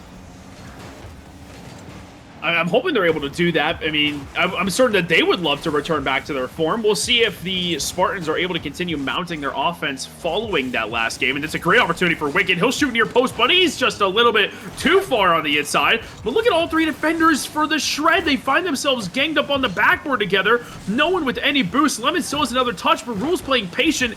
Does lose the 50 against Rage, and it is cleared, but Kirby looking to set up from the corner. Lemon's able to collect boost and finally get the clear all the way back downfield. It does look like the Shred have been able to recoup. The question is, can their offense get firing early in this game? As of right now, it's a resounding no. This is all pressure from the Spartans.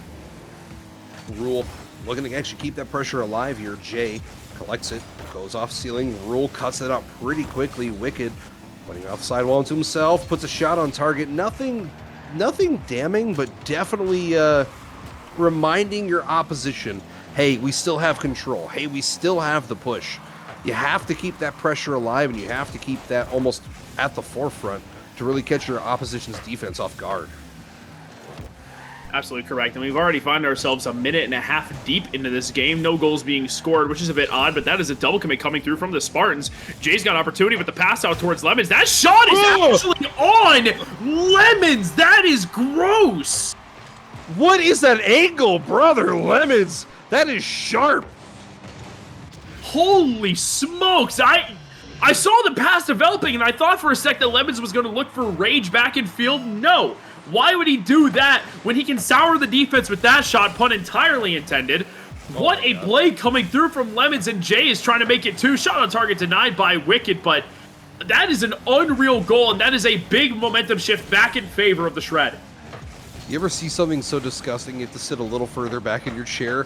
What? Save! Rage! With a fire by Lemons! What is going on? I am so lost. What in the world? The squishy save into the full field clear, all because they are overcommitted. Unreal turnaround, and this is the Shred's first 2-goal lead of the series. Now, I personally do not expect another 6-2 scoreline, but I mean, at this pace, possibly so. The Shred look great.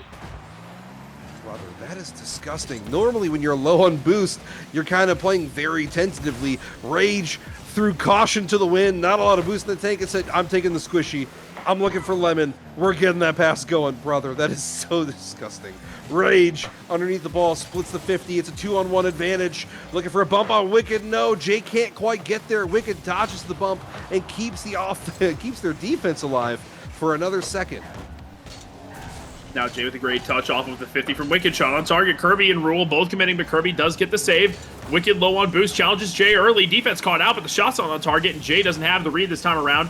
Lemon's on the follow. Him and Rule both miss. Rage will keep possession into the corner. Up top, boost to work with. Kirby's got nothing on the backboard. The infield pass is going to find Lemons. Shot on target. Rule with the clear. And now under 2 minutes to go, the Shred have been able to maintain offense for a great amount of time. Jay with the double reset instead elects to leave it for Rage. Corner pinch, passes up high. Lemon's looking to drop it back down for a teammate, but Wicked has that idea read. Rage now, the only one back for a small amount of time. Shot coming through. Wow, Wicked threads the needle. How did it get through the defense? I can't believe it, especially with how dominant the Shred have been on defense this game, swatting away almost every single offensive opportunity that the Spartans had. But holy cow, you're not wrong. He threaded the needle, and it's the best time to do it. 1:36 left to be played, and now it's only a 1-goal game. It's not nearly as daunting as it was before. Oh my goodness, Kirby, please don't play with my heartstrings like that. You almost own goal. Oh, I got terrified for a sec. That was one of the things that you had mentioned that's so nasty you have to lean back in your chair, but that was going to be for all the wrong reasons. Now, it might still go against them. Rage is there, but a great denial coming through from Kirby. Still to lock it down on defense, slowing down the pace as Lemons. Can't get it around the whole defense. It'll be Jay taking his time. No more boost. 50 against Rule. Lemons, infield. No touch. Wicked has the 50. It's going to go over the defense. Rule is going to steal Wicked's goal for the second time this series. And we are tied once again. This feels like deja vu. It really does. Oh my goodness. We'll see though. With a 1:03 left to be played, it's anybody's game. It really is. Rage. Kirby splitting the 50. Kirby shoves it through. Kirby takes another 50. It's going to pop up. Lemons, though, can't quite make contact. So instead, it's going to be an outlet pass to Lemons. Very high bounce coming off that corner. Lemons looking for yet another steep angle. And in turn, Jay's going to be able to slot this away for goal number 3. And this has been the final score line for 2 out of our 3 games thus far. However, obviously, if the Spartans have anything to say about it, they're going to try to fight back. Jay, however, just taking a freebie, able to send that one on through. And now finding themselves back in the lead are the Shred. 46 seconds separating them from match and championship point. However, Rule following off the ceiling. Ceiling pitch against 2 defenders committed. Wicked shot is read by Lemons from the backboard, and he'll get a full field clear. This is going to waste so much valuable time and put the pressure back up against the Spartans. What a pitch coming through. Able to get the clear, and now Wicked trying to get the follow. Jay will take control. Under 30 to go. The Spartans need something, they need it now. Well, they might be getting their chance here. Rage, Kirby, both out of beans. Rage takes a deep touch here. Wicked's got the follow, pushes it back to himself. Trying looking for a second 50. Gets it through Lemons. 9 seconds left to be played here as Rage is pushing it up pitch. Gets it past 1. No, that's going to be a shot on. Oh no, Rule. Able to swat that away. I don't know why I was getting so excited. We're on the wrong net. But 3-2 now in favor of the Shred. Now pushing the series score to 3-1. And brother, that was intense. That's a crazy answer back from the Shred. After dropping in game 6-2, going right back to that score line of 3-2. That's apparently their home score line, I guess, if you will. That's all 3 of their wins coming from that. Now, granted, 2 were overtime, so of course it was going to be a 1-goal win, but this time, once again, able to lock it down and seal it away. Each player with 3 shots, each player with a save minimum, each player having 2 out of the 3, or having 66% goal participation. That is a complete team effort from the Shred. Still, I gotta lean back a little further. Lemons might, even though they didn't take the MVP this game, they're MVP at heart for me here with that angle. Holy cow!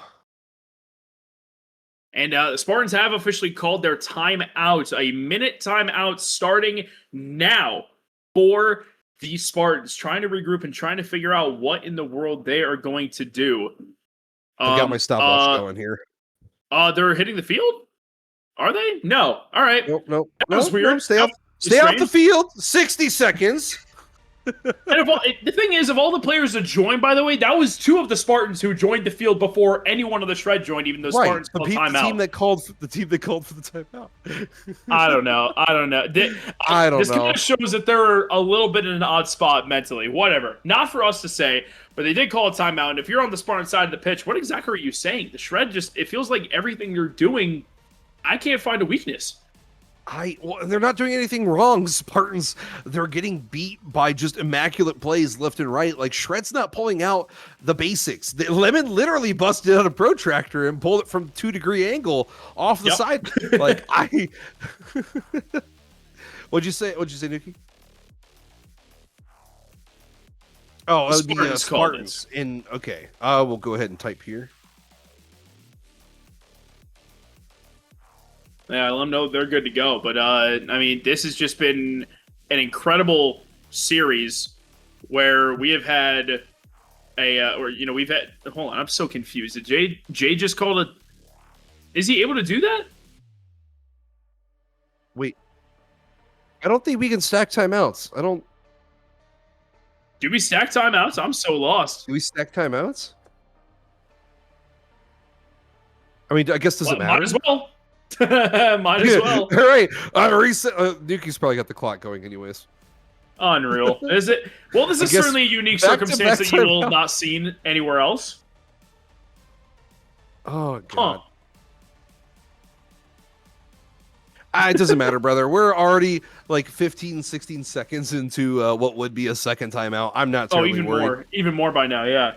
This is ridiculous. Well, dude, this is way different than the last lobby. These guys are way friendlier, way more like, yeah, we're just having a good time. Or, hey, nice shot, brother. That's certainly one of the most unique situations I've ever seen. I've never seen two teams stack timeouts. Crazy. I'm so weak, brother. Oh goodness.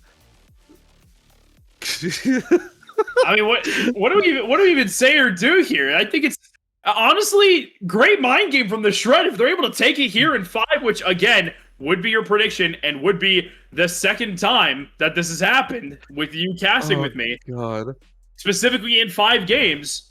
What a mind game it would end up being if the Shred were to end up taking it in this game.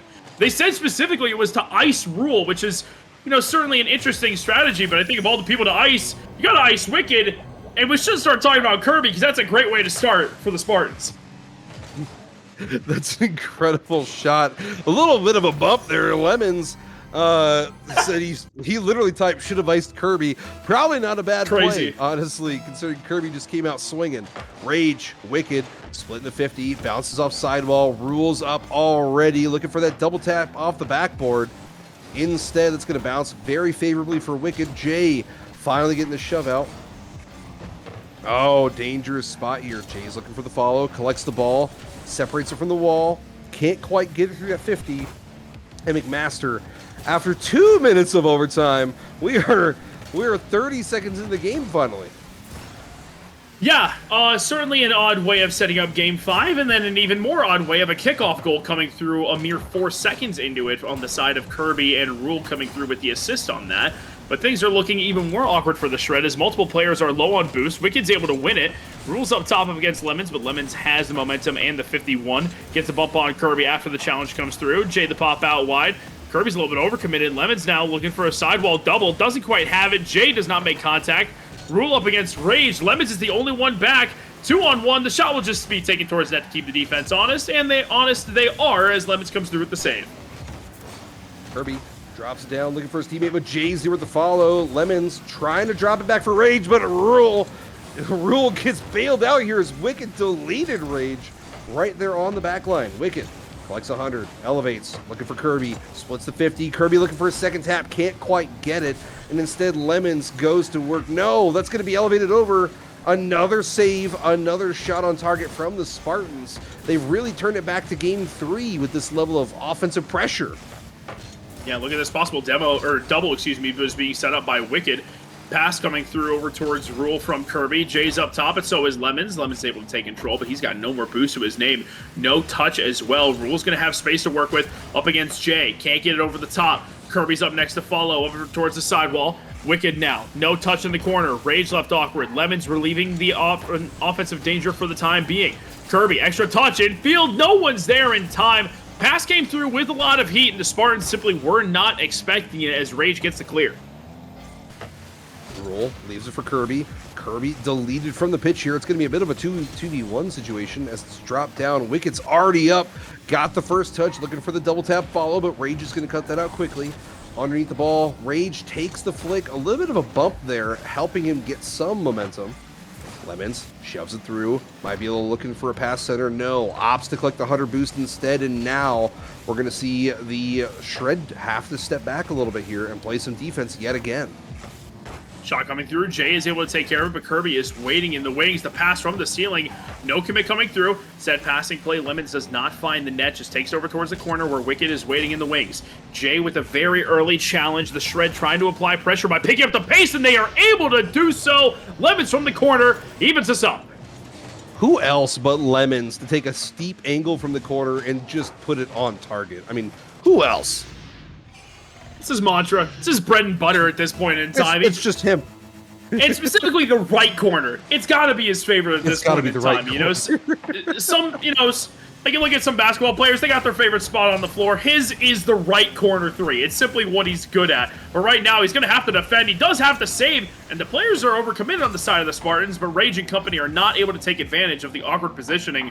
We'll stay tied at 1 for right now. Jay getting into the action here, pops it over Wicked, can't quite take the follow, so he's going to wait on the ground, collects the ball, is bumped out of play here, so Rage is going to have to step up. No, it gets over Rage! Lemons caught awkward on the ground here as Rage was unable to make contact and keep the ball out of the net here. Oh, and look at that corner double from Rule. The backboard defender never stood a chance with that extra touch coming through. And this time it is Wicked coming through with the goal. He seems to be scoring just whatever it is that he wants throughout the course of this series. But right now, it is on the Spartans to maintain this lead. They cannot afford to lose it. Every game from here on out could possibly be their last, and they have to treat it as such. 80 seconds on the clock and ticking down. 2-1 the lead in favor of the underdog Spartans. It's Wicked with control. Looking for the musty, denied by Rage. Rule and Kirby will be able to take their time and set up possession from here. High pop-up from Rule to the sidewall. Unable to be met by Lemons as Rage clears it in field. It's a dangerous clear. Kirby commits with Wicked. Wicked might have had a shot lined up and then another team bump as well. Spartans, they gotta be careful, but look at this! The bump from Kirby leaves it wide open for Wicked. You know what the dangerous spot is? None of those games were that close where I would have probably used my timeout. Or like they were too far apart for me to be like, we're getting defeated. We'll use our timeout too. Shred now, if they find themselves losing this game here and then potentially game 6, they're not going to have a timeout to potentially try to stop the momentum flow. Yeah, that's an interesting piece. I mean, you got to love the confidence, but at the same time, confidence can only do so much for you. You still have to have the ability. You still have to get it done, and Jay is getting it done on the offensive side of things. Lemons being credited for the assist. It's a great dribble as Kirby was just left all alone. Light pop, but there is still work to do in this game. Great play. Oh my goodness.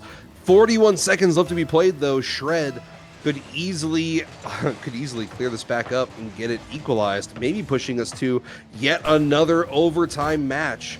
Rage stuffs it through. Kirby does not have a lot of boost here. It's going to have to pick up the 100 and leave the ball for a second. A double tap by Jay is going to be swatted away by Rule, but Lemons is already there with the follow. They didn't get dropped for Rage. Rage slots it top right. Oh my goodness. Well, okay. So everything I talked about not needing to be, worried, like, maybe you don't need to be worried anymore. That's an impeccable shot from Rage. All right, Lemons has the right corner. Rage with the left corner, and Jay, I guess, takes everything else in between. But regardless, somehow, some way, we find ourselves tied with such limited time on the clock, and it is the Shred moving forward on offense. Kirby to relieve that pressure. Down in the corner, Lemons ticking down for the final 10. Wicked, no touch afforded to him. Lemons going to collect that mid boost. Great early challenge. Jay is up next, taking his time, dribbles around Wicked, has a pop. Kirby, no read. Rule taking it over towards the side wall. Will keep it up with Lemons. Shot from Rage. No, it's off wide. Does get the double, but it finds its way to the ground, and we've seen this overtime before. The Shred have taken it both times in overtime. Off kickoff, nothing coming through. Rage is going to have space to work with. Up high, Wicked, great interception early on, but no shot will come through. Jay looks to send it out wide. Lemons leaving it for Jay. Jay takes the redirect to elevate it a little bit higher. Well, that's going to be swatted away by Wicked here. Jay with the follow. Tries to split, get another 50. That's going to be wide right. Looking for the double tap. Rule underneath the ball. Dropping it down. Jay takes a shot on. That's going to be wide, a little bit high. Wicked, though, has to challenge, has to contest it. Can't let anything potentially be on target here. Lemon gets it over one. Oh, it's going to be dropped for Jay. Jay passes back to Rage. Rage has control. No! Kirby swatting it away, and yet the game will continue in overtime. A little bit more 1-2-1 action, but holy cow, McMaster, I thought we were getting the end there. It was so close, and it felt like a golden opportunity for the Shred, but they are still pressuring forward.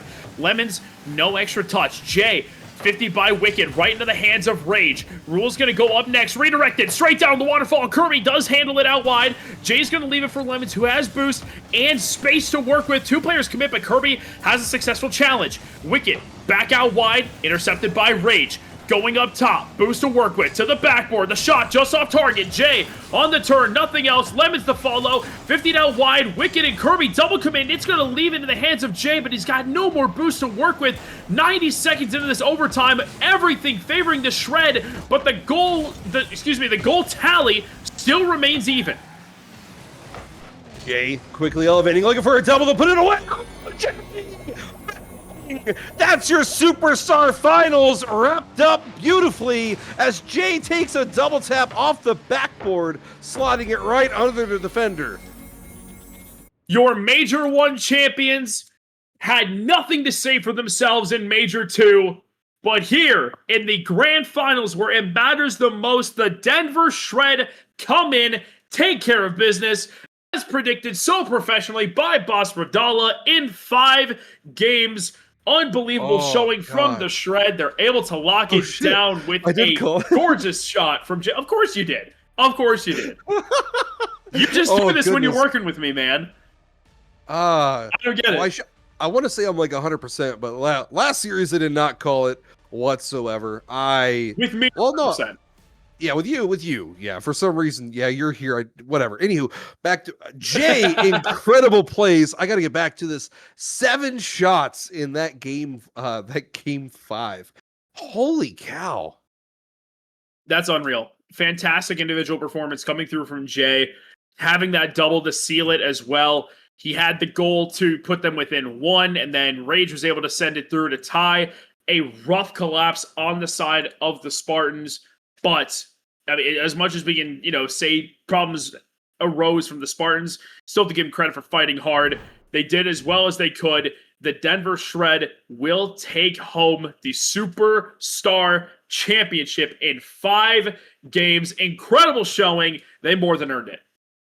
Oh, for sure, my man. But with us being about a whopping 12 minutes behind already, we're going to go ahead and we're going to bounce to break after having such an incredible series. It's been Boss Radal, it's been Mr. McMaster, Nuke here on the desk behind us. We'll catch you guys in a few minutes.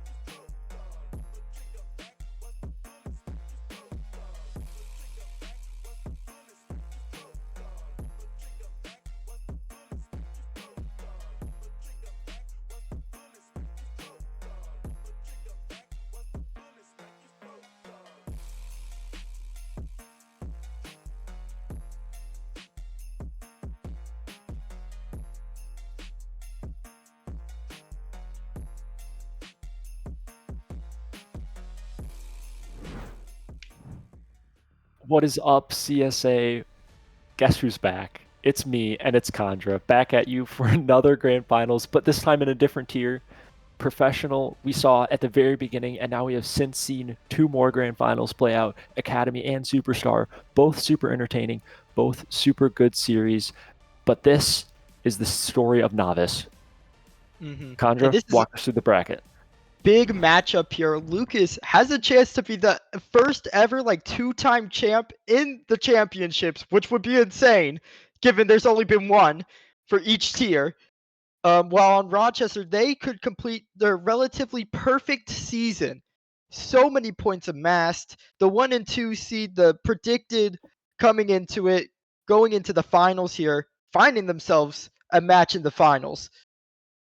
Yeah, Rochester going to Game 7, being tested for the first time this season to truly show that they have determination. They were down in that series 0-2, and then they were down 3-2, and they managed to come back and claw their way into the Grand Finals, but they are looking more vulnerable than ever. So, Condra, do you genuinely believe in your team to beat the undefeated Rochester? Oh, for sure. I have a champion on the day. All right. Aces in 7, by far. All right, we're going to another Game 7. And my voice, it's going to die. I'm going to die. My voice is also going to die. But it is totally worth the content. This is the last day of the season. This is for all the marbles. I am, of course, going with Rochester. I'm not going to give you as many games, but I will give you one. I'm going to go with 4-1. Which is... Last time you went 4-0, didn't work. Trying to mix it up the almost mojo. worked. It almost worked. I won't have it. But anyway, we are going to get right underway as we are already behind schedule thanks to amazing series happening earlier. Players are now joining up, and we will start the Novice Grand Finals, a rematch from Professional, Rochester Renegades versus Atlanta Aces. And, so much on the line here. Major 2 Grand Finals, Aces lost 4-1. Felt like some games they had opportunities, but in the end, it proved that Rochester were just too strong. Have the Aces developed more as a team? Have they finally figured it all out? Or will it be a repeat of Major 2 Grand Finals? Lucas has it to the side. Casper there. 0 boost, but gets the 50. Now Napierre unable to make the touch. Spooky as well. The nerves may be getting to them, but Desi will clean up. Lucas now has it high. It's going to be down the entire length of the field. Napierre, it's going to be mid. Lucas shot it in. The Aces take the first lead. Yeah, Napier with just such an awkward touch on the backboard. Does not play that to the side properly. Spooky tries to bail him out, unable to do so. Lucas bar down and in, and Lucas just might be my biggest nightmare if he manages to knock out my Novice team in this series as well. Yeah, Lucas maybe being the #1 wanted on Renegades if he wins this one, but Casper trying to do it all himself, doubles the lead, up and under. This looking very scarily similar to the Professional series start we saw earlier. Atlanta starting off very hot in the game #1, going up early. 2 goals with only 36 seconds down. Now a fake kickoff out of the Renegades, finally mixing something up, trying to get their confidence back. Atlanta don't have it. And now Lucas out to the corner, tries for the double. Desi turns that one toward Napier. Napier toward middle. Spooky tries for the catch. Demoed for his efforts. Bank Shark up off the sidewall, tries to play it down mid, and ends up missing the touch. And now we go back to midfield play. Yeah, and something to be talked about that nobody else on this field has, except Lucas, is experience. He has quite literally been here before, a couple hours earlier. He has dealt with the nerves, dealt with the pressure, and so now it's just another Sunday. Casper makes a big save. It was a huge shot. It was a bullet on target, but diving save gets it away. Now Bank Shark has it into the corner. Desi to Spooky, but it doesn't work out. Bank Shark now leaves it for Lucas, who plays it upfield and tries to follow one more. It's off the corner. Napierre is going to have it. Casper, Bank Shark combining. Spooky into the air. Left side, Desi is going to have to do well, but it's just going to turn into Ace's possession with 3 minutes remaining. Casper Pool up off the ceiling, tries to follow it, uses all of his boosts, but doesn't manage to get that second touch. Now Desi with a huge dunk. This is toward net. Bank Shark barely back in time. Now this shot finds its way in. Spooky on the goal. Gets it on target. Yeah, and I mean, the first save came through from Bank Shark, but he had to control that if he didn't want the follow-up to come through, and nobody's home for the Aces. They managed to cut the lead in half, getting their first goal in the series. Yep. And Renegades now looking more confident, trying to prove that they are the better team. They've shown it in the regular season. They showed it in Major 2 Grand Finals, but finals are a different beast. You know, it's entirely up to who shows up on the day. We saw it earlier, at least on my stream, when Buffalo took us to Game 7, and it felt like it probably shouldn't have been going that far, but this team is definitely vulnerable. Nerves are always a factor, regardless of how good you do throughout the season. Yeah, for sure. I mean, nerves are always there, and sometimes it's the expectation of doing well that ends up plaguing you. Feels like it's just a matter of time versus a true win, a true victory, but still, you have to keep winning. That's what winners do, as LeBron said in that one ad, as Spooky now takes it high. Casper to the right side, gets the sidewall. Napier's going to have it high. 0 boost, but keeps it in the corner. Lucas keeps it against the sidewall, and the Aces trying to play some defense here, going one at a time. This time, Bank Shark challenges, and the defense have figured it out. Now Casper, a little bit of space, but just bangs it against the sidewall because it was an awkward ball for him to control. 50 comes through. Lucas, 100 boost into the air. First touch a little away from himself. 50 isn't the best. Bank Shark has to clean up, but he does so well. Napier off the back wall. Shot opportunity. Desi tries to force it through, but can't. Spooky now under him. Bank Shark is going to be able to go. Bank Shark big 50. Now Lucas, he looks for it. One more off the side wall. Spooky takes it into the corner, and still Rochester looking to get another goal. Yeah, still a minute left for the Renegades to make something happen. They went down really early in this game, but they have since not really looked back. Now looking very dangerous with a bunch of pressure. Casper Poole does a great job stalling this ball out, getting some time on the field, taking valuable seconds off of that clock, and now a shot popped on net from Casper, saved away by Napier. Desi now to the sidewall. Bank Shark is there, tries for the infield. Casper tries to commit. Spooky meets him to it. This ball bouncing out in the midfield. Napier first to it. Desi with the follow, beats one. This is an open shot opportunity, but Casper Poole on the bump prevents it from being a goal. With 30 seconds left, you need to find something. You need to find the offense. Spooky shot on target and in. Casper, he didn't have to make that touch, but he does. And it ends up a goal. It ends up a tied game. Renegades back in it. Spooky there, just opting for the placement. Doesn't need to bang that incredibly hard. Just has to put it in between the two defenders. Does a great job doing so. And now with just 27 seconds left, what looked like an Atlanta almost surefire Game 1 win with those 2 goals so early. Now Rochester has been let back in, and now here's a dangerous chance. Luckily the bounce was a little bit too high for Napier. Really awkward read that he had to wait to see where the ball was going. Now bumps coming out. 50-50s in the midfield. Napier with a touch around one, tries to play a middle to our teammate. Lucas better to it. Yeah, and with 2 seconds left, they're looking for it in regulation. Desi can't get there, so we'll have overtime in Game 1. Teams can't be separated by regulation, and they can't be separated until Game 7 today. Apparently. Shark looks for the 50. He gets it. Spooky, he's going to have it high. Lucas needs to touch. Unable to make it, though. Napier saved by Lucas. Incredible diving stop. And now Desi, he looks to keep it in. 50 trying to come through left side. Who's going to be there? Casper has it. Casper looking to follow. Gets the demo. Bank Shark into the air. Big touch. He has it. It's not on target, though, so Rochester can take a sigh of relief, take their time, but Lucas all of a sudden almost finds the dagger bottom corner. Still, Aces are pushing through, trying to find the shots on target. Spooky has it denied. Bank Shark off the right wall. Bank Shark one more. Midfield. Napier 0 boost, but so wise to take his time. Wins the boost out, and Desi wins the ball afterwards. 50-50 out into the midfield. Spooky to the sidewall, unable to follow it himself. Has to leave this one for a teammate. Now Casper Poole on the transition. Almost caught Desi out alone with the low boost. Now Napier with this transition play. Lucas getting a crucial touch off the backboard. Looking like a professional player out there with his consistency. Those who know. Spooky now with a shot opportunity. Down to the crossbar. Not quite in. Napier tries to follow. Unable to do so. And Lucas transition out, blocked by Desi. But Bank Shark on this other end, it's a little dangerous. Spooky unable to make a good touch, and Lucas punishes. Aces take game 1. And Lucas plays the bad touch from Spooky, who hasn't looked like himself this game. Bottom corner and end. Lucas showing that he's been here before. Yeah, I mean, that was very well played out of Atlas, or Atlas. I don't know how I managed to get Atlas from Atlanta and Aces. Actually, it makes a little sense. but Ace is doing a great job to capitalize on the Renegades' defensive mistakes.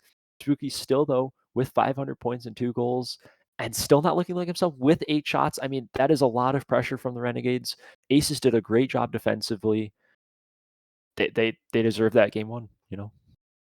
Yeah, the defense came through for the Aces there, but I don't know if you want to play this game versus Rochester. If you let them have this much pressure, may come back to bite you in close moments where 2 players end up committing because the comms are a little vague, the nerves get to you, but you did just take game 1, and Lucas, I mean, 2 for 2, he did not miss a beat. He was there defensively, he had the diving save versus Napier. He was really everywhere on the field for the Aces. So now it's time for game 2. Rochester looking to tie up the series while the Aces looking for a 2-0 lead. And here is exactly what they want for the Aces. Bank Shark able to turn that one in. Just an awkward play. Desi commits a little bit too hard, thinks that ball is going up. Spooky not back in time, going for that side boost. And that is a free roll in for Casper. And you don't want that trying to come back into the series, right? You lose an overtime, clutch moment, you know, your mental's a little bit down. You don't want a kickoff goal to immediately go to your opponent's way. It's kind of hard to mentally come back in the series starting down already, right? But Spooky looking to try to make something happen. And is Napier in the llama preset? I believe he is. First llama preset of the day. It doesn't work out though. Lucas finds Bank Shark in transition. He loves his Fortnite llama preset. Unfortunately, they also love going down 0-2 in the first 30 seconds. Well, making it harder on yourself if you're a Renegades fan, but if you're an Aces fan, you love this result. Casper now has it to the left side. Spooky off the wall. Bank Shark to the right. And Bank Shark's been playing well these games. He played very well against Milwaukee. And even here, he's been stepping up big. Last time they played, Bank Shark didn't look exactly like himself. But here, hasn't missed a beat. Desi now off the back wall. Looks for a pass. No. Takes it all by himself. Gets it past Lucas. Now Spooky. Touch off the back wall. Napier. On target, but saved by Casper, who just respected the play. Now Casper, other end, looking to capitalize, and Aces look content to try to play this counter-attack offense. Yeah, Renegades love the pressure, love the offense. Here's an awesome opportunity for Desi. Desi not able to quite get around it. Napier not either. Now Desi in the midfield, tries for the 50. Lucas bangs it to the backboard. Napier with an incredible read with the llama preset. Plays it off to the side, even has the llama wheels, but unfortunately Bank Shark really doesn't care about that preset. Yeah, and Bank Shark, I mean, he's having a statement game. Back of the net, perfect shot. I mean, 106 kph. How much is that in freedom units for the viewers at home? Maybe around 67, something like that. As the Aces take a 3-0 goal lead, something they didn't have last game. As Spooky challenges. Lucas has it to the left side. Desi shot on target, and they didn't have the 3-goal lead for long. Yeah, and I've got to be asking, you know, where was this when you weren't already down? Like, surely 0-0 scoreline we can score as well, right? Like, you don't have to let the other team go up to. Well, I don't think that's necessarily true. You know what I mean? Anyways. Napier to Desi off of the corner. Lucas tries to put it on target. Desi, big save. Bank Shark, he's going to have it against the corner. Napier up to Spooky, unable to make the touch. Now it's going to be Casper against this wall, but Desi, he's looked like himself this series so far. It feels like he's performing the best on the Renegades at the moment. Bank Shark now, left side, Desi able to control. Looks one more. Bank Shark has it. Now Spooky, shot on target. Lucas, big save. And once again, the Aces are content to just park the bus. They are sitting in net. They are waiting for the shots, respecting them, trying to play disciplined one at a time. This is not how the Aces usually play, but maybe they game planned it beforehand. Now Desi, he has it off the corner, off the post. It's not in. You wanted to see that one fall if you're a Renegades fan to really make the comeback feel extremely believable, even like a formality. But Lucas now against this right wall keeps the ball, keeps the boost, tries to keep pressure. Maybe they get a goal. Double demo from Lucas, and Casper gets the tap in.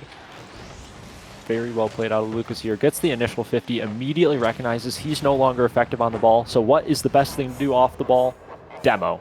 Gets rid of all the Rochester Renegades defensive players and one of the freer nets we will see tonight. Yeah, and I would essentially call that a 1v3, because he got it past one, and then the other two all of a sudden disappeared like a magic trick. Napier off the back wall to Spooky.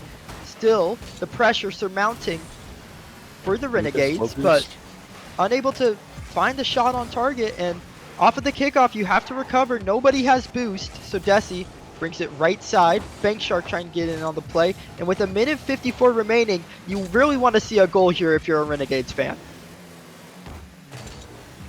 Now, Spooky tries to play it mid. Desi following up 50-50s on the backboard. Really awkward ball for Napier. Spooky ends up being called in. Casper Pool banging this one out. Just playing the boom ball. Get a little bit more time off the clock. Only a minute and 30 remaining now. Renegades need some more offense. They need to get their mojo back because they are currently letting Atlanta walk away with it. Yeah, and I mean, if you're on the side of the Renegades and you happen to lose this game, are you taking the timeout if you go 2 games down? Or do you just let it run its course? Last series, that exact same scenario played out, and they chose to not take their timeout. And they managed to come back, bring it back to Game 7 and win. So you wouldn't if you were on the side of the Renegades here. Well, I'm leaving it up to them, as I have left so many Leaving it up things. to them? Fair enough, fair enough. All right, PR answer coming through from co-caster Power here. Now Casper has it along the entire length of the field, looks for bumps, and these are frustrating because it's going to be another goal. They're just running through the defense.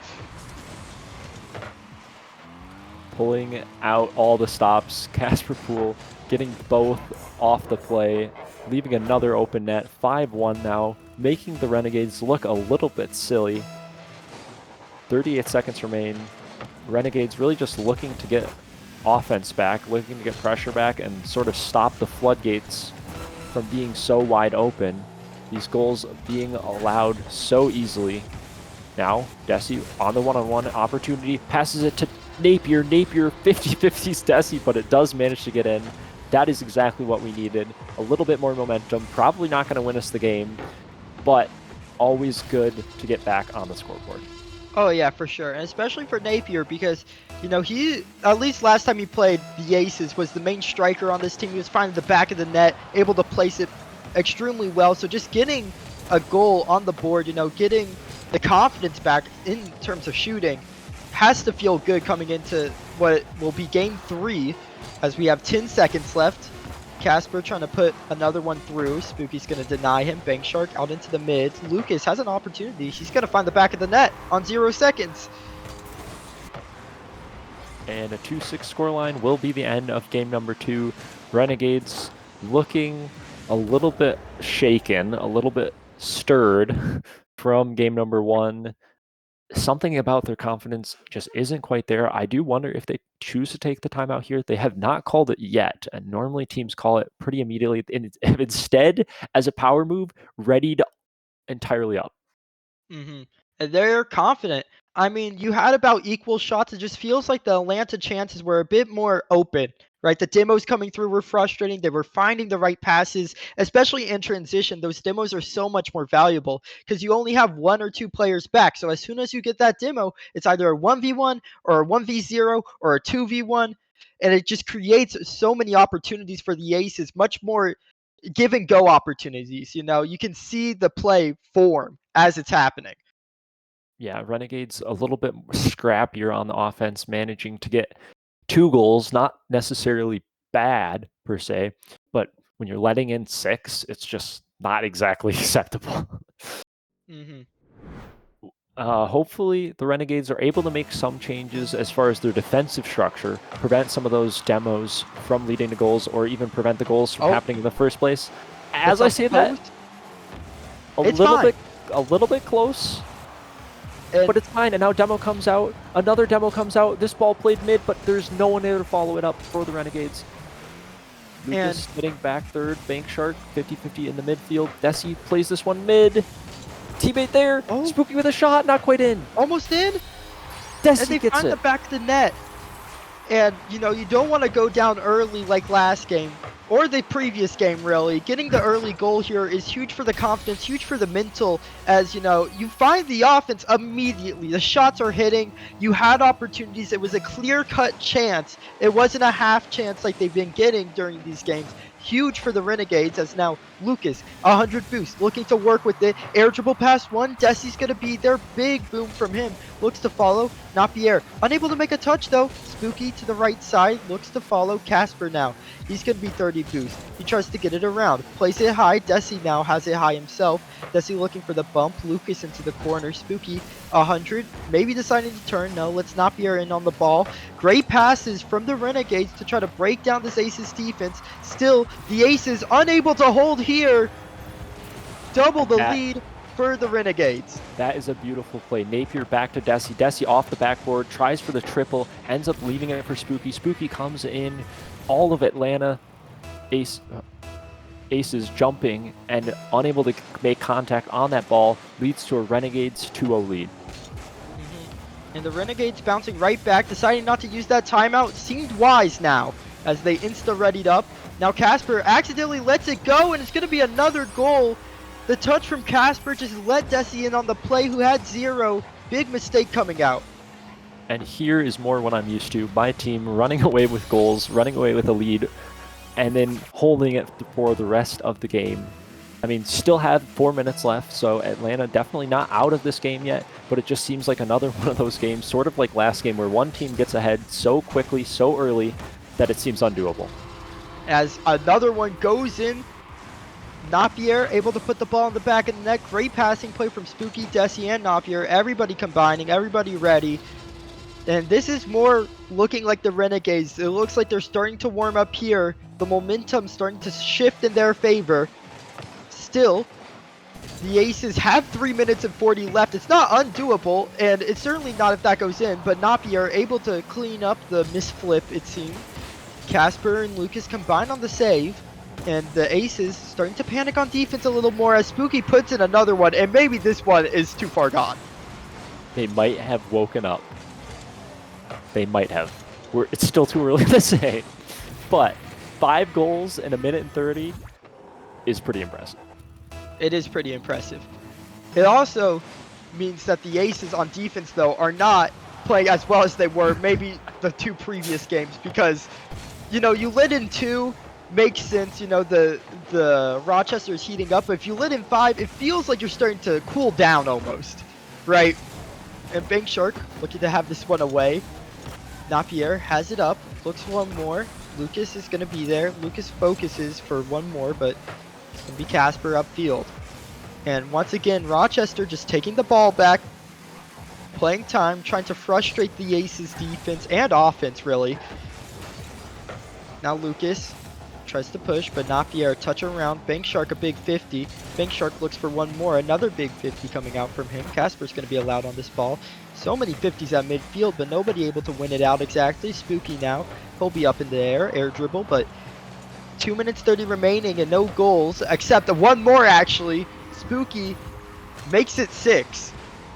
And I think besides for a few defensive mistakes out of Atlanta, Rochester has really made a change as far as their possession play. Their touches are to teammates, their touches are to open space, and they're able to follow it up. They're able to get that extra teammate involved in the play, and that has been all the difference in playing it around that last man. And so if you're the Aces at this point, I think you just start talking about the next game, right? You kind of autopilot this game. You don't really think about the score line anymore as Desi, oh my god, what a shot from distance. But you don't really think about the score line anymore. You just kind of just start thinking about, okay, game 4, what is the play here, right? And apparently the no timeout buff is the way to go. I don't know where It's they so just got huge. this from, but their no timeout strategies have proven to be effective once again. Somehow, when I would take a timeout, when I would be like, all right, team, let's talk, let's, recuperate. Figure it out. We just got beat 6-2. It's not the end of the world. We showed promise, but like we need to lock it in. They're just like, nah, I'd win. And ready up They're and go. looking for 10 even.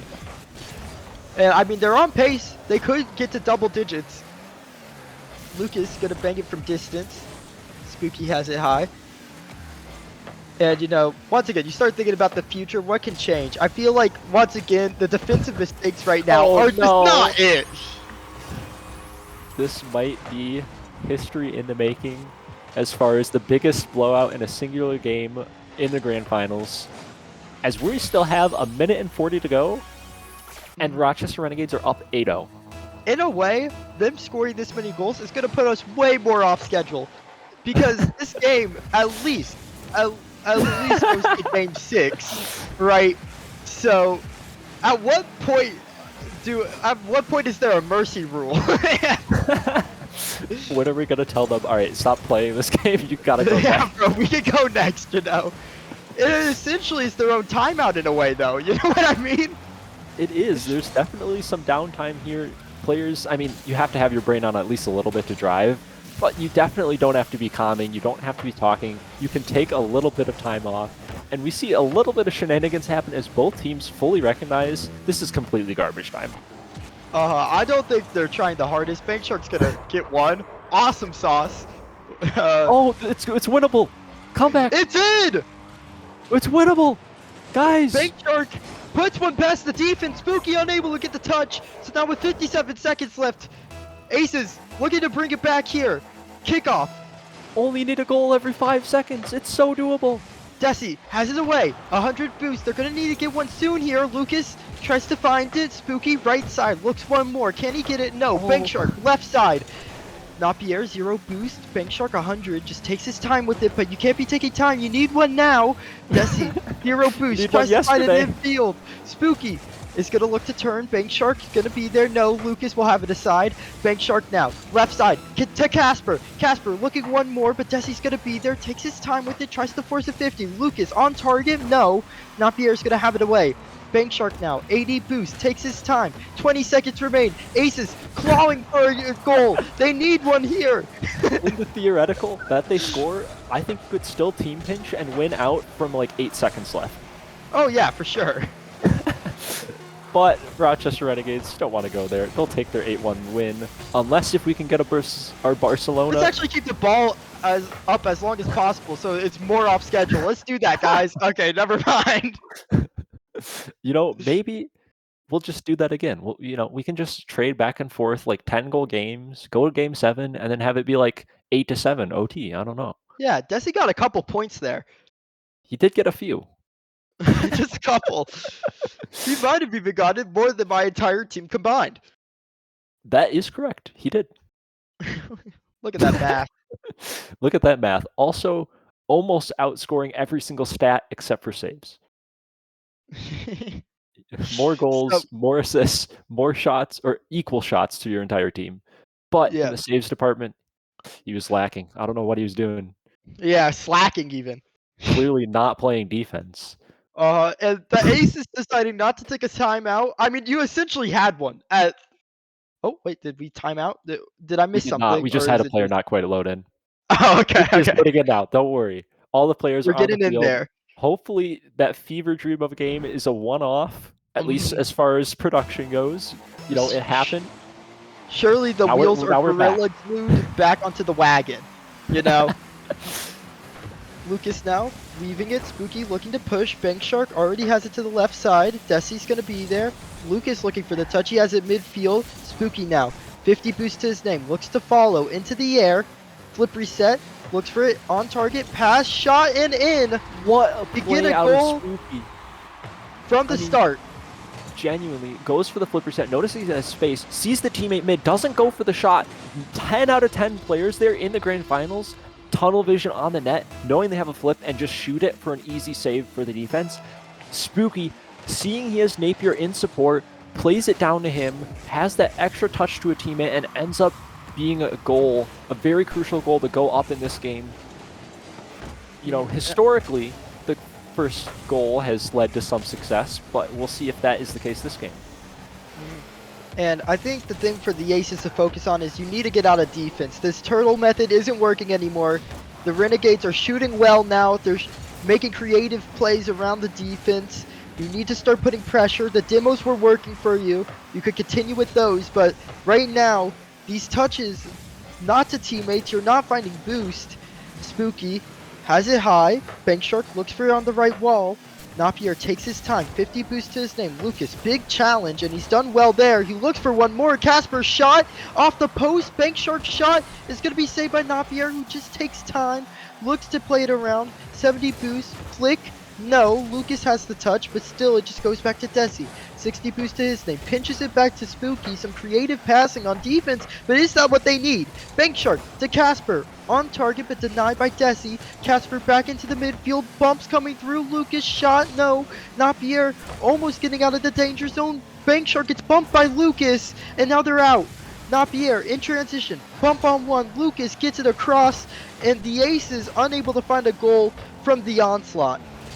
Yeah, I mean, that was their first offensive stint in what seems like 7 or so minutes, because all of last game was just the Renegades pounding the net. Here, we see a little bit of a return to that as Rochester are swarming around the Aces. A bump on teammate actually ends up allowing Atlanta a little bit of space, a little bit of offensive pressure. This shot just slightly over from Casper Pool. Desi with the touch to the sidewall. Spooky in an awkward spot over the backboard, and that shot is down and in from Lucas. It's such an unfortunate save from Spooky here. Lucas didn't place the ball the best. It went into Spooky, but Spooky accidentally hits it into Napier, who ends up own goaling off of the ricochet. Unfortunate. You can't really predict that, but it was a great opportunity for the Aces that probably should have gone in 8 times out of 10. Yeah, unfortunate positioning from a really weird bounce, but now Spooky tries for the low 50 and manages to go under the last man. Spooky just calling his own number again and again on these solo plays. And Spooky, he's looking like he's warmed up, mechanical as ever, into the air, plays it under. Almost what Casper did last time. I believe to Spooky, this time is Lucas in net. Casper now, back to Lucas, 100 boost. He's trying to get revenge on Spooky, but a big 50 comes through. Napier, back to Spooky, no, Casper's gonna be there. Casper looks to follow, gets the 50, it's off the corner, it's awkward, it's a high ball. Lucas looking to be first on the play, he has it. Now Casper playing far back, he's waiting, getting the touch, left side, looks one more, he has it, and still the game within the balance. Double commit though is going to take it out of the balance. Desi has the open net. Incredible delayed flick off of the wall here, baits them in and then flicks it over. Both players committing defensive mistake. One player would have been fine, a force for the other, but the issue is both jumped for that. Both were banking on having the other behind, and that double commit leads to a double up on the offense, or on the lead for the Rochester Renegades. Yeah, and no, big mistake. You can't afford to have those right now. It feels like the nerves are starting to get to the Aces now. Casper, he'll try to play it around, tries to play it mid. Who's going to be there? Spooky. To the right side, Desi, 0 boost. Has to just flail at the ball, but he gets a nice 50 afterwards. Casper, down to Lucas, who tries to follow, tries to find it mid, but Spooky denies him. Bank Shark now unable to make contact, and once again the nerves seem to be playing part for the Aces. Still, Casper plays the ball nicely. Desi though, 50 boost, just looks for one more, and he gets him mid. Napier, back down to Desi, no, denied by Bank Shark. Bank Shark again, big defensive stand. Now Lucas, he fakes out one, he looks for it around Desi, tries to play it maybe to Casper, he can't get there.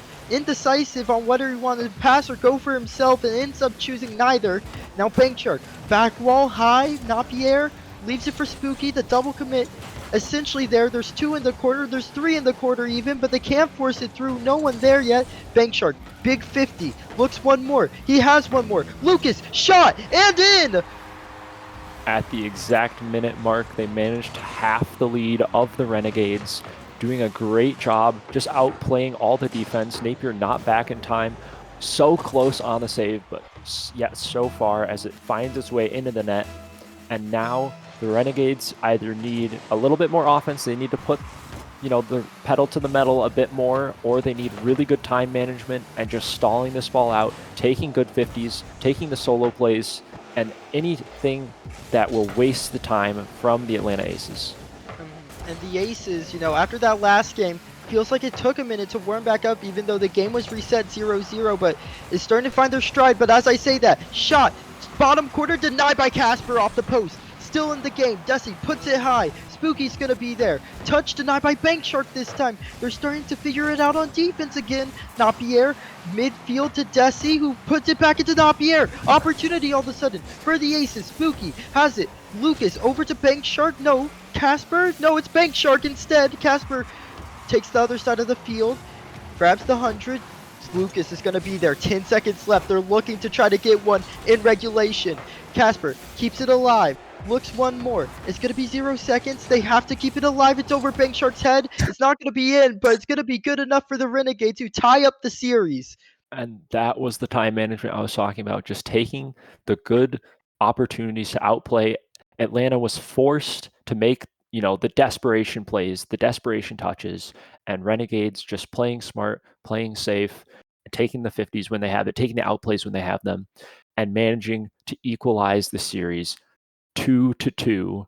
This is going to be a longer series. It's going to be quite this long series even, especially because the games are starting to get close again. We might see another overtime. The Aces, it felt like they had a chance back into that game last time. You double commit on a Desi touch, and once again, it's just defensive mistakes. If you can figure it out one at a time, you figure out to take time on defense, control the ball, find a teammate, get quality touches instead of it trickling back out in front of net, you have a good chance. You've been stopping them sometimes. Sometimes the offense is just better. But if you could just, on those 50-50 opportunities, make it go your way, you're gonna have a big chance into this game as they try to take it into their back corner. Bank Shark able to stay alive there. Napierre is gonna be 0. Unable to make a touch on the ball. Desi was expecting it though. Played the maybe the fake even. Maybe it was calmed. Casper, big 50 midfield, looks one more. Can't get the 50 though with Napierre. And with 30 seconds into this game, it's already with a lot of drama. Oh my goodness! Bank Shark! Bank Shark off the ceiling, gets the really strong touch here from the clear, knows that he is beating Desi to this ball if he is quick to it, and is so. Slams that one into the back of the net, 112 kph. Incredibly quick on the aerial, incredibly quick on the shot. Desi looked a little slow on that one just because of how quick Bank Shark was. Yeah, Bank Shark has been so good today. It feels like he brought his A game for the finals. Bank Shark has really been a mechanical beast on the offensive side of the ball. And on defense, he's also been stepping up, but now he's going to have to step up here. It's going to be over him. Casper, low boost. Lucas comes in to save, but they're not double committing. They're getting it into the corner, and this is what you need to do if you're the Aces. Find outlet passes like that to really push back the Renegades' pressure and now try to claw your way into offense. Spooky, he's going to have 0. Tries to play it low around Bank Shark. Lucas, he's going to be low, looks to follow. It's going to be over him. Casper unable to make the touch, but still, the shot's not coming in. Casper goes and gets the touch away from the pass. Now Spooky, not able to get it on target. Napierre's going to be there, but not good enough for the Renegades. The Aces able to find offense. That was an insane amount of pressure that the Aces were able to withstand. Here they do it again. Bank Shark with an almost redirect. Napier low boost back alone. Manages to stall out the offense at least, even though he didn't get a touch. Buys enough time for his teammates to get boosted, get back, and collect that ball off to the side. Now Napier back alone again. Does a good 50, but this ball pinches out toward net. Spooky with the save off the post. Keeps his flip from not jumping, and able to just play that ball off to the side. Now offense for the Renegades once again. They have been held scoreless for almost 2.5 minutes here, something that barely happens in their games. They're probably anxious to get on the scoreboard. We see a few of their commits being very hard, all 3 players jumping, but they are not in the position to do so as Atlanta is swarming the net, trying to look for an offensive chance. Here, Desi gets a crucial touch out, though, has a little bit of boost, no more flip, but doesn't matter, manages to get behind the ball, get a 50, and plays it toward the corner. Now Spooky comes in for the follow.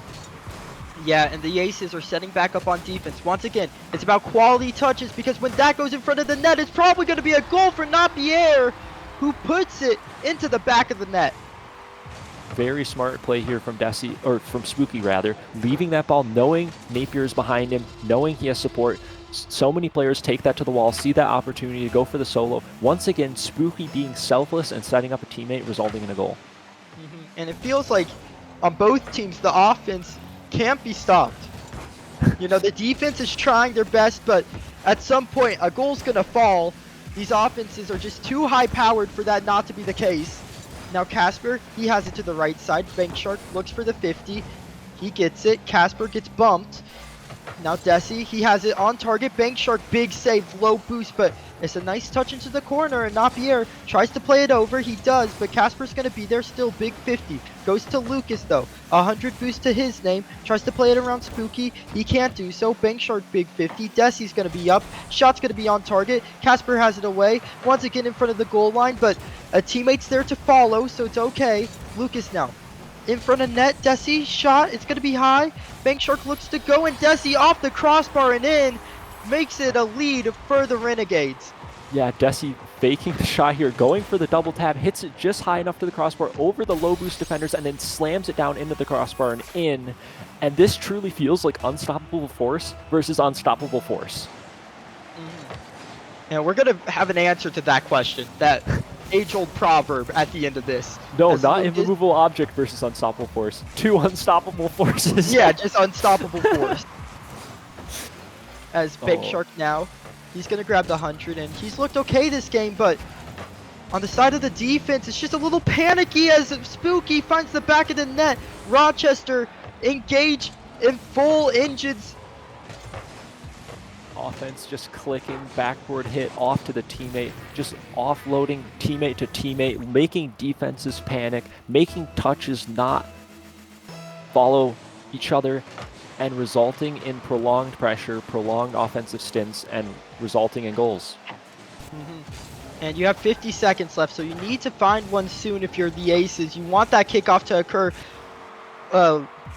earlier than later. For sure, as Bank Shark now, shot, it's going to be off target, off the bar.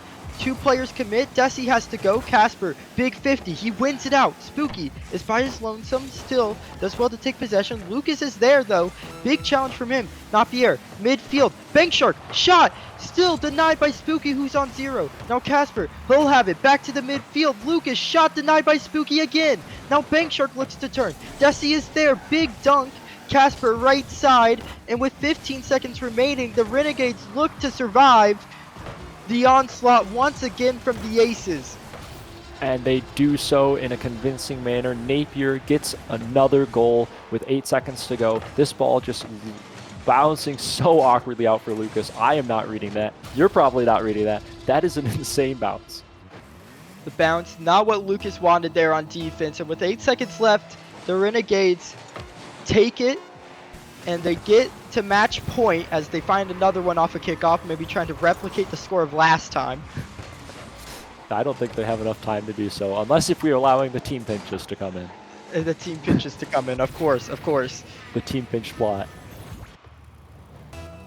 But I will give Atlanta Aces a little bit of hope by saying this is the exact position that Professional was in not but 2 hours ago. And needless to say, Atlanta is pretty happy about that result. Yeah, Lucas seems to play his best when his back's against the wall. We'll see if that holds true here, because your back is against the wall. It's the season on the line. Game 6, if you lose here, it's over. And if you win, you get to a Game 7 where anything can happen. And once again, we see anything happen in Game 7. I mean, Game 7 truly anyone's ball game. Anyone's ball game, for sure. And I mean, You see all the shots to Bank Shark that game. Lucas and Casper unable to really get involved on the offensive end. It was just that one Bank Shark off the ceiling to himself play. But other than that, the offense has been a little bit stagnant. And I say that, but still, they've been pressing for shots, pressing for pressure, but it just hasn't found the back of the net. We'll see if they can do so here. Game 6 is about to be underway. And will we see the storyline of the season for Novice? Rochester Renegades winning what should be their tournament to win, or will we see Atlanta Aces pull off the upset? I act like, it's a crazy upset, but it isn't. It's the 1 versus the 2 seed. Any of these teams could win, and Atlanta Aces showing that here. Casper Poole scoring off of a really good passing play that ends up just rolling back out to him. Shot toward net. Spooky, thinking a teammate probably is going to get a touch, ends up not being able to turn that one to the corner effectively enough. And the thing that really stood out to me was that Lucas hockey assist. 2 demos happening off a kickoff, by the way. This is a good opportunity, but that hockey assist, the double tap, it shows that he's warming up, or at least getting hot. Once again, like earlier in the series, all of a sudden, a bunch of people commit, but somehow the ball has not moved. Funny how that works. Bank Shark tries to push it around. Spooky's going to be there. Desi unable to get the touch. Now Spooky turns on it. And an early lead once again for the Aces. That's what happened last time they got a win. They got the early lead. They got the 2-goal, 3-goal lead. And were able to close it out in convincing enough fashion. Napierre now. He'll have it to the side. Casper's going to be there. Lucas on the turn. Has it around 1. Looks for it again. Desi takes it into his own corner. Casper unable to make contact with it. And Casper, he got that first goal, but I would love to see a little more confidence out of him. Spooky has it against the wall, but still, the Aces hold the 1-goal lead. Desi now with the shot. Desi with the goal, equalizing. Defensive breakdown from the Aces. Casper Poole gets this touch out. No teammate there to follow. Lucas 0 boost.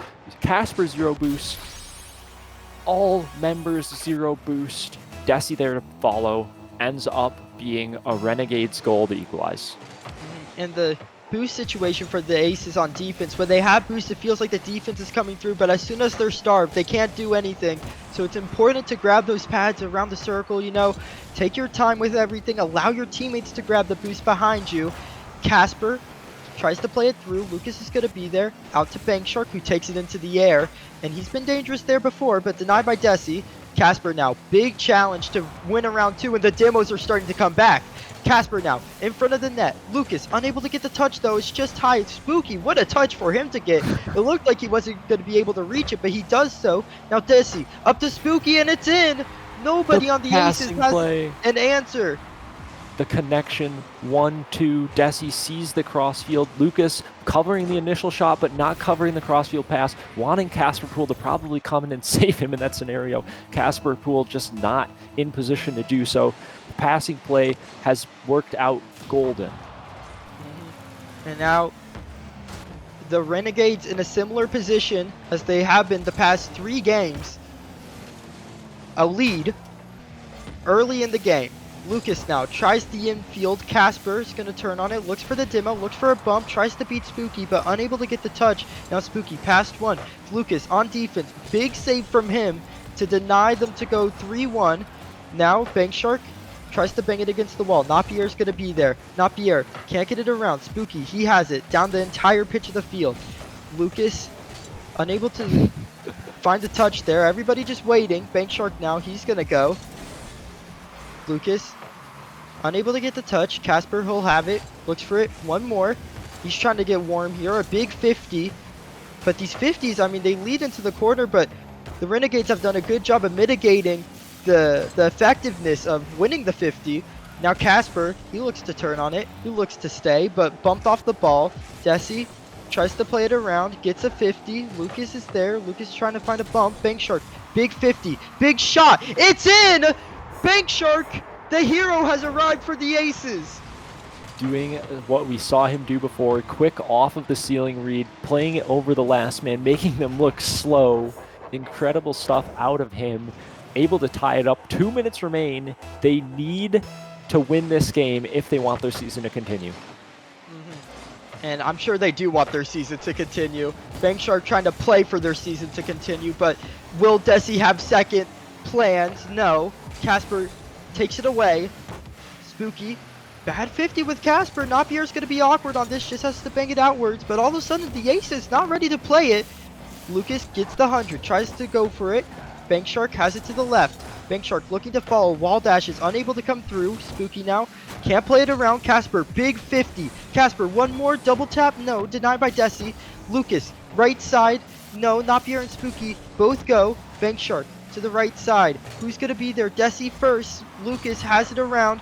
Napier takes his time with it. Casper, he has it high.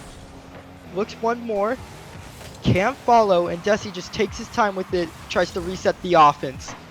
Napier from the sidewall. Desi low boost, unable to do anything, but isn't leaving the play, refuses to leave the play, and a demo comes out, and Atlanta Aces members just weren't back. I'm so confused as to what was happening in this play. I mean, Bank Shark was coming back quickly, and then Casper Pool seemed to have a little bit of interference ran on him, and that is just an open net for Desi.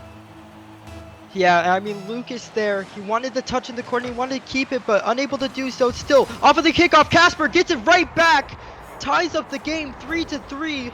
The Aces refusing to die. They don't want their season to end yet. Absolute tragedy. A bump comes out on the person who took the kickoff, but you ideally want to bump the cheater because the cheater is the threat there, and the cheater showed why they are the threat there as they go and walk that ball into the net around the person who went for boost. And Spooky tries to look for himself, takes it low, but Casper able to play it well. Casper's 50s this game have been impeccable, been winning all of them, but now it's going to be Spooky. He plays it high. Casper, he has it out to the right side. Desi, it's going to be off target. Bank Shark unable to get the touch. Bank Shark gets the falling save, though, in front of the net. Heroic effort from Bank Shark. Now Lucas, he has it up the left side of the field. Desi takes his time. 40 boost, plays it high. Napier, midfield, Spooky, 100 boost. Passing play. Demo in. Spooky finds it off of the demo. And that is an incredible play to possibly end the grand finals as they only have 19 seconds left. Barring a kickoff goal or a heroic last second play, Atlanta Aces will be out. 19 seconds left. 19 seconds for the season. Can you find anything? Can you find a hero on the field? Bank Shark was it earlier, but they're going to need more. 10 seconds remain. They get it past Spooky. Bank Shark now pinches in mid. Who's going to be there? Casper has it against the wall. Bank Shark looks to follow. Desi against the corner. No one there. And the Renegades are your novice champs. Absolute GG's from everyone. GG's to you, Kandra. It was so fun having both grand finals be against each other across two different tiers. Apparently, we are just the GOATs of novice and professional. How fitting is it that we trade back and forth and get 1-1 each? Mm-hmm. And Lucas now a professional champion, but not a novice champion. Quite the interesting dilemma. The only novice player to do it. Only novice player to do it. But GG's on both sides. Great series. Yep. As now we're going to see the bracket come up here. Going to see the incredible run that both teams went on to get here. I mean, it was the expected result based off seeding, but there were some upsets here. Milwaukee over Denver. That was a huge upset in Game 7. You're going to have Charlotte Comets losing 4-1. The Bandicoots make their way through 4-3 to Rochester in that series, able to find it in the semifinals, and then they find it in the grand finals. They were down in the semifinals. This could have been a completely different grand finals if that was the case, but they managed to come back. They show they have the ice, and they managed to do it here. And I just have to glaze my team because they are the GOATs. They did end up winning, and I'm so incredibly proud of them. Another team that has stuck the entire way since draft, that has worked so hard throughout the season, that has achieved such high peaks and done so together. And I'm so incredibly proud of them. And they not only did they won, they got the expected result after such a great season, but they also did so after going down 2 games in both series. They went down in the semis, they went down in the grands, and they still managed to bring it back to show why they are so good. And I'm just so proud of them. I mean, what a series. Incredible games coming out. We had some blowouts, we had some close games, had overtime. but in the end, the Renegades found it on 19 seconds, and they never looked back after that, able to close it out here. And I look forward to seeing you around in the future because I'm sure our teams will meet again across all the different tiers. And it was so fun casting with you, Kandra. I'm so happy to have the opportunity to do this for both professional and novice. So thank you so much for joining me. And Yeah, is it there was a anything else you blast. want to say? Nope, I'm content. We are done. The casting is over. The casting is over, and we are going to be heading straight into world-class grand finals. Stay tuned. This is the highest tier. This is the best level competition you will see across all of CSA. Be prepared.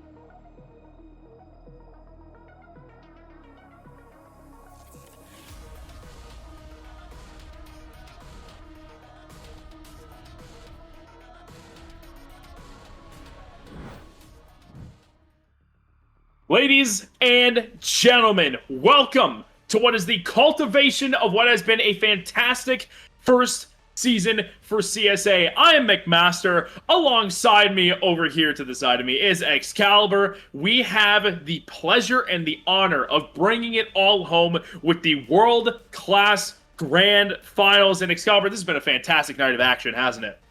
Oh, absolutely. We've watched every series back to back in a fantastic order. Great matchups, great series, seen some awesome upsets. And I'm looking forward to this world class. Yeah, this should be a fantastic matchup between one team that you could argue was expected to be here and the other, a dark horse coming up from out of nowhere. The Grand Forks Spartans making grand finals both in Superstar and in the world class series, if you will, going 4-2 over the Denver Shred, the 12-seed Denver Shred, going 4-1 over the number 2 seed San Antonio Stallions in the semifinals, and then getting into the grand finals to face the 11th seed Akron Kings showing up out of nowhere, who took down the 4th seed Titans in 5 games, took down the 9th seed Las Vegas Bandits in a sweep in the semifinals. They're hot, but so are the Spartans. I mean, this is a coin flip, really. Oh, I believe it. I honestly, I've got to go with the underdog on this one there, McMaster. I've got to go with Akron. Going with the Akron Kings. A big upset it would be. Again, Akron being 11th. If we look at the season history, they didn't qualify for top 8 in the first major. They barely snuck into top 8, and that's as far as they went in the second major. When it comes to the majors on the side of the Grand Forks Spartans, similar fate in the first major, going out before the top 8, but then getting second place only behind the number 1 seed Toronto 6. I mean, this is a tough call. I'm very tempted to go with my men Akron, the Akron Kings, my hometown, if you will. The Akron Kings would be great to represent, but man, it is so hard to root against the Grand Forks Spartans. They have the Grand Finals experience. Whether or not it went against them, they still have that experience. This is a tough call. Chat, be ready. The prediction will be up here shortly for you guys to go ahead and get in your channel points. This is going to be a barn burner of a matchup to close up the season. Oh, absolutely, McMaster. I am looking forward to this. I honestly, I can see the Akron Kings coming out of this. It's probably going to be pretty close. I'm going to go with a 4-3 on Akron. It's going to be crazy. You know, I'm looking at this series. These two teams have been so strong all throughout. This whole bracket run is kind of crazy because we look at Akron, even when they had to play the first round, because the Grand Forks Spartans, being a top 4 seed, did have a bye. Akron had to face the number 6 seed New Orleans Nightmares, beat them in 5 games. Had to face the Chicago Titans, beat them in 5 games. Las Vegas Bandits, 4 games. They are a collective 12-2 over their last 14 with 3 series wins. An unbelievable run for them. And again, even for the Grand Forks Spartans, they've had a great run too. They're 8-3 over their last 11 by winning 4-2 and 4-1. They are progressively getting better, just as the Kings are. These two teams are peaking at the right moment, at the right time. We're currently just waiting on one lone player, and then we'll be about ready to go. I seriously may just flip a coin while I'm here. I have no idea who to pick. You've got plenty of time to flip it real quick. All right, might as well. You know what? I'll go heads for Akron because the Kings and the Crown. Tails for the Spartans. Flips. It is tails. Spartans on my side of things. Sorry, hometown, but it doesn't matter what we pick. What matters is the players settling it on the field. We are all ready to go. The grand finals between the Spartans and the Kings, and the Spartans even having a sub of rule, but it's not going to matter early. Akron Kings with Nate send it home mere seconds into this game. I'm telling you, this Akron team is looking phenomenal, McMaster. This is why I had to pick them over anything at this point. It is a Cinderella run for them. And you know what? That's a name I recognize. Oh my goodness gracious. 2 goals in 7 seconds. There is no better way to start out this grand finals for the Kings. Oh, it's wonderful. I'm loving every second of it already. I was going to say, Bryant's a name that I recognize because, you know, we've covered the Las Vegas Bandits, and Bryant was originally a part of that team. I did not realize that he had been sent over earlier on in the season and even had to beat his old team to get into the grand finals, which he was able to do. And this, you know, they have started out hot, the Akron Kings have. Geo does get a great psycho off the backboard downfield, but it's not going to find its way on target. Bryant looking for one of his own, unsuccessful. Rule shot turned away by Bryant. The Spartans are trying to get something going early, but right now, it has been all Akron. Bryant with a great little touch up there to the corner. Unfortunately, there's no follow. He is a fantastic player. It really was horrible seeing, as I'm talking, Tox just slotting one into the top right corner of that net. And Gio was able to open the lane by taking Bryant off the field of play. All Tox had to do was float it up and through. A good answer back from the Spartans. They are able to get a goal before the first minute does expire. 42 seconds if we want to be a little more exact. And now Tox looks for another on the dribble. The pop-up, Gio crashing in, but Bryant is first to the ball. Rule looking to take control. Does win the 50 and gets a second touch off the sidewall. Bryant, the pop-up. Nate will have to take control and does so successfully. A little bit of danger for the Kings, but they've dealt with it. Tox maintaining pressure. Out in front, the double tap not quite through. Bryant will turn it out. Grand Forks is definitely lucky nobody was there up mid for that pass out there. As we're seeing, it's very physical this time around. Definitely had a huge couple of demos coming out just to open up scoring too. You're absolutely right. And the physical gameplay, honestly, could be crucial for both teams. As another bump comes through, Bryant with a crucial touch. Nate has a follow-up. The overcommit from the Spartans is detrimental as the Kings once again extend their lead back up to 2. I can definitely see Akron going the distance on this. They are just not looking good. The other team is not looking good. Spartans are certainly struggling early on, and Akron's been able to take care of any and all openings. Fox looking to shut down one directly off kickoff, but Cajinator had an opportunity. Rule is there, off the corner wall. Light touch, carry over towards the corner. Bryant waiting patiently in the wings. Taking his time, 50 against Tox, out in front. No touch from Rule. And now back downfield goes Gio. Cajinator with the interception. Nate back downfield, might have an opening. Has a double turn now wide by the defense.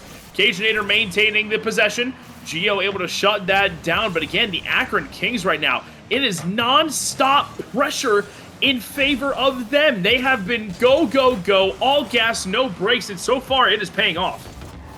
Oh, it's definitely paying off big time. And I do not think the Spartans were expecting this coming into this with the Akron Kings. Them being the 11 seed versus, I believe you said it was the 3 seed. I don't see how they're expecting this Akron team to come out this heavy swinging this early on. Yeah, whoever the Akron GM is must have made some incredible moves to form this roster together when he had the window of opportunity to do so. They came in, as you had said correctly, the 11 seed, and have put on an absolute performance against everybody and anybody. This game being 2 goals in their favor at the moment. There was an opportunity just a little bit ago where it looked like there was an open net in favor of the Spartans, but they weren't able to convert, and now trying to apply pressure. Nate's able to alleviate it.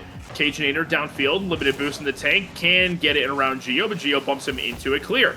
Tox up top, boost to work with from the ceiling. Has one more. It's a basketball dribble to the backboard, but Bryant has it on lock. A defensive masterclass coming through from Bryant at the moment. Oh, absolutely. Like you said, Bryant, we had covered him when he was playing with Las Vegas, and he, honestly, in my opinion, what a save coming out from the Spartans. But he was just an absolute great player for Las Vegas, and I believe that Akron made a great play by picking him up when they could.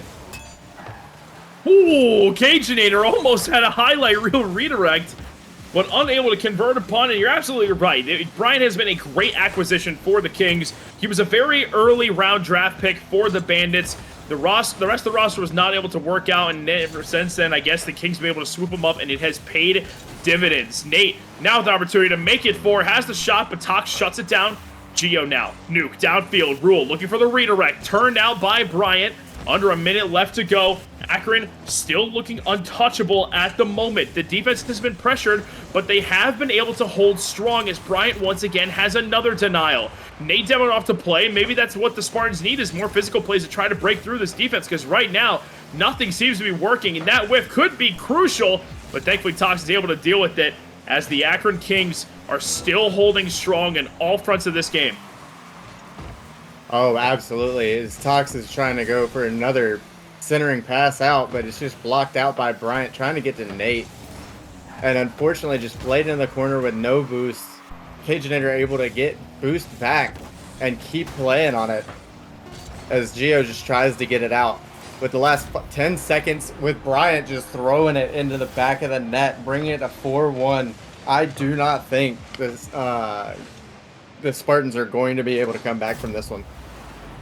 No, this game is done and dusted, and that one was just an extra nail in the coffin, kicking the team while you're down, if you will. A good play from Bryant, able to have the game-securing goal. The seconds will tick on down, but this one has been decided. Nate looking to keep it up for possibly one more. Tox will keep it alive as well. Gio now with the dribble from the ceiling. Tox taking his time, does not make contact, and Akron will comfortably take game number 1. Oh, that was beautiful gameplay. And of course, Bryant with the massive MVP getting those awesome 2 goals, especially that I believe it was the first goal of the game by Bryant.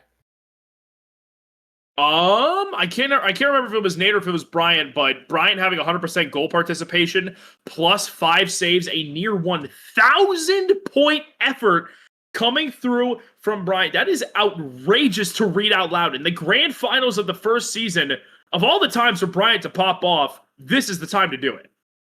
Oh, absolutely. He's definitely going to help carry this team to possibly a grand finals win. Unreal first game from Akron, looking to carry the momentum into the second game. And Bryant, again, he did it on both ends of the field. 2 goals, 2 assists, 5 saves, 7 shots. The numbers are staggering coming off of the scoreboard. You can't help but look at those numbers and be in awe. They look to continue the same work, but it'll be Cageinator to start things off. Over the top of Rule, up against Gio, wins the 50 out in front. What a dunk from Cageinator, picking up where they left off.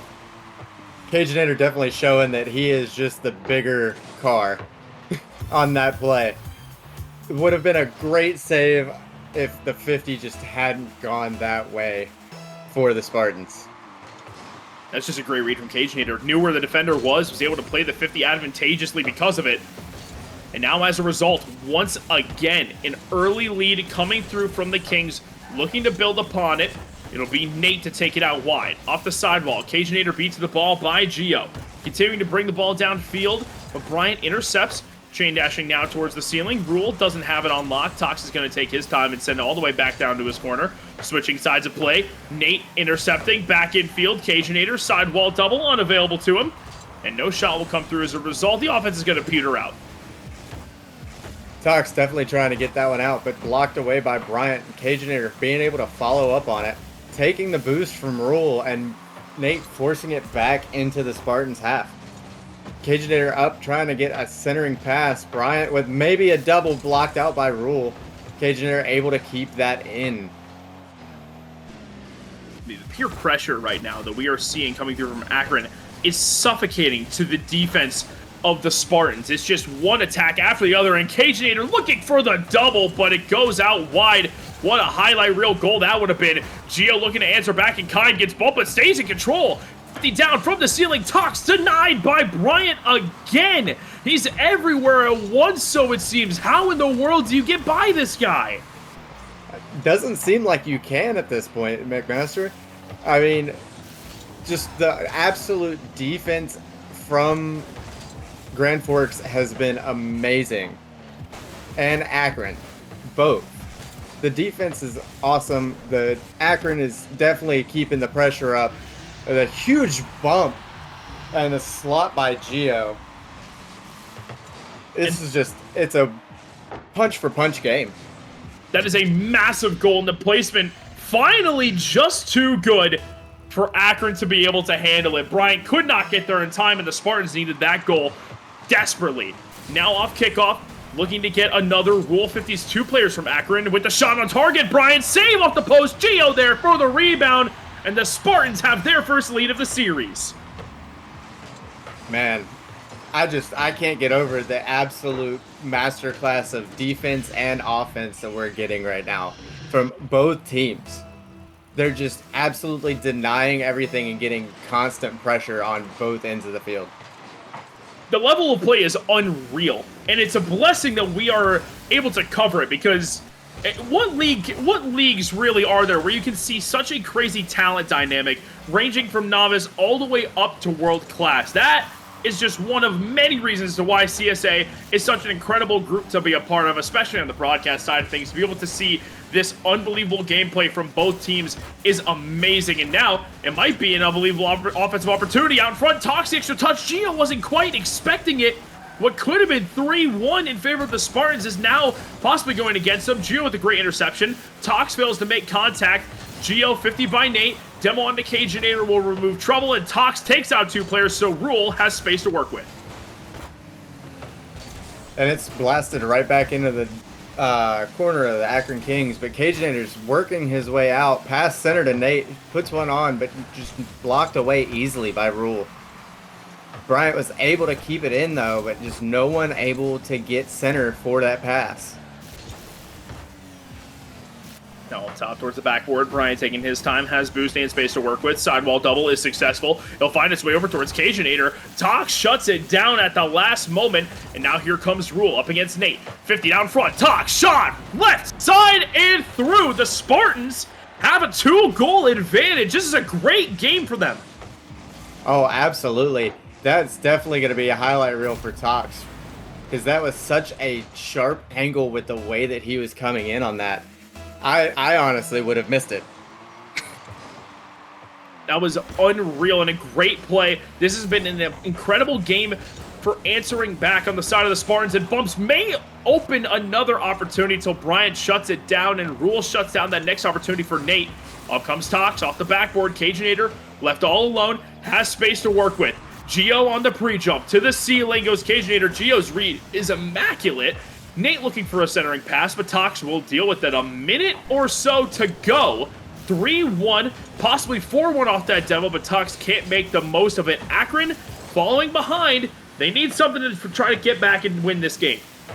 They definitely need to get it out of their own zone, as Gio just slots another one. Crazy. But yeah, definitely Akron needs to be able to get out of their own zone. They're just giving up way too much pressure at this point. They went from having all the offensive pressure to now having to try to, muster some defense. And it's a hard split. Yeah, this game is a hard pill to swallow if you're Akron. I mean, you just had a fantastic game, winning 4-1. Yes, there was a 4th goal. I forgot about that. Winning 4-1 last game, and now it's going against you 4-1 likely this game. Akron is still going to fight back, of course, as this is a grand finals. You would not expect them to just sit down and give up on this game. Instead, they're going to continue the offensive pressure up against the Spartans as 2 players commit. Tox with a good double. Nate up next into the corner. Gio, 1 touch out wide. Brian going to leave it for Cajinator. Shot towards net. Rule with the high touch up wide. Tox now with boost to work with downfield. Extra touch over the top of Bryant. Can't get the 50 against Nate, but from here, it is all academic. There is too little time to work with. Excalibur, this series is even, and I really now have no clue who's going to win this. I still have to go with Akron. Like I said, Akron 4-3. I'm gonna stick with it. I can't change my mind now. Gotta stand on business. I totally respect it, but hey, what a game coming through from, honestly, all the members of the Spartans. And Rule played on the Spartans earlier in the superstar setting.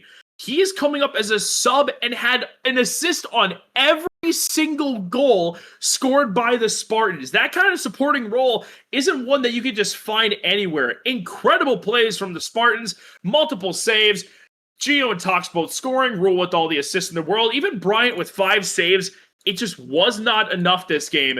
That is a massive win in an attempt to fight back, and the Spartans have been able to fight back beautifully. Oh, absolutely. And Bryant with 5 saves on all of those shots that the Spartans have is absolutely ridiculous. The fact that he has that much defensive power it almost seems unstoppable. Obviously not, but close. And one of the numbers that was skipped over, at least until I recognized it right at the end, were the shot counts. 5 for the Akron Kings. 14 for the Spartans. That is an immense number and a massive change from game number 1. And Gio looks to build upon said momentum, taking his time with the reset, possibly looking for bumps out in front, but Bryant does have the early read. It is Tox up top off the sidewall. Nate to intercept all the way downfield. Gio's got no boost. It's going to be a little awkward, but he'll dish out wide towards Rule. He'll leave the boost as well. Tox with a shot off the infield pass. Bryant does have the save. Close call. And Demo's now coming through in favor of the Spartans. But a great save from Bryant will keep us level through the first 30 seconds. Bryant trying to get it off the back wall, but just gets bumped out of the way. Nate working his way up, but Cajinator able to get the better read. So he gets called off.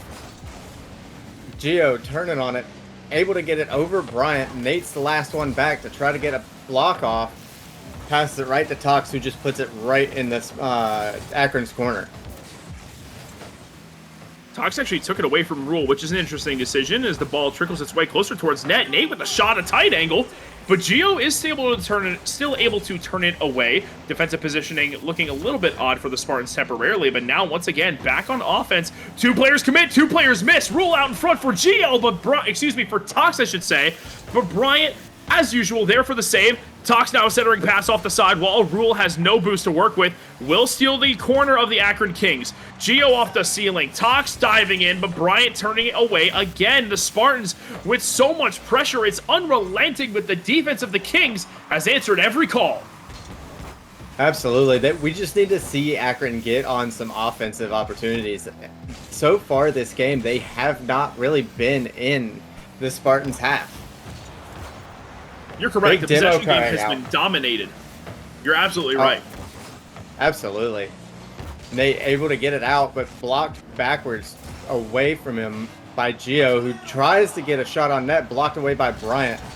Kept in by Rule, and Tox just trying to keep the pressure going. Now here comes Rule. Doesn't have the sidewall read. Instead, it's Tox up next. Up against Cajinator, the 50 stays in the blue half once again. It is Gio taking his time, but gets bumped off the ball. Nate with no boost is going to leave it for Bryant. A small team bump makes things awkward, and Gio's going to be able to turn on this ball as well. On the pop-up with the reset, taking his time, faking out the defense. Pop up high. Is there a shooter? It's Rule. Post is there, but it's off target. Rule with a crucial miss, and now Bryant looks to transition into offense, but Gio shuts down that right away. Stays in possession. No bump on Cajinator. Both teams with opportunities, so many coming through for the Spartans. How they haven't broke through is beyond me. It's Gio on target. It's Bryant to turn it away. Rule no touch. Bryant the full field clear. Tox trying to pull that up to be able to probably air dribble that out, but not able to. Tox with a shot, blocked away by Cajinator. Nate not getting the skim touch he wanted, and Tox just touching it to keep it in with no boost. And here comes Bryant looking for the reset. Does have it. Great solo effort. Cajinator now there with the musty. Rule over the top. Does have boost to work with as well, but it's Tox actually to challenge first and does have the read up against Nate. Gio in a great position. Off the corner wall. Bryant dishing out wide once more. Rule's going to take his time. Try to draw in Bryant and does. Nate is up top up against Gio. Has the touch over the top of one. Bryant back downfield, looking for a controlling touch. Does get the demo. This could open things up with a temporary man advantage, but Akron's still unable to break through. We're approaching the final minute of this game. We are still tied up at 0 goals apiece somehow. Back and forth this game has been, but neither team able to make that crucial last-second shot. This might be the opportunity for Akron. It's out in front. Rule cannot handle it. Bryant sends it home. Crazy shot, crazy pop-up by Bryant to try to get it in. It was semi-blocked away by Rule off the post, and then Bryant was able to just turn back on it and throw it right in the back of the net, which I know Rule is upset about that outcome. He has to be, but he cannot let that get to him. Instead, he could capitalize on this opportunity, but it's taken away by the defense, and Cajinator looking to get it even further downfield.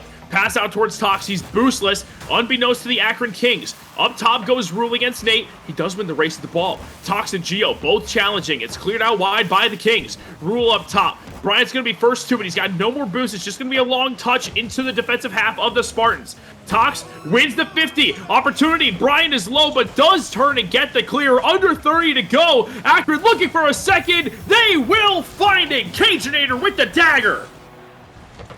Crazy touch by Cajinator to just float upside down to make sure that that goes over Rule. And Geo, I believe, was the one back that was just not able to get the touch that he needed to get it out of the net.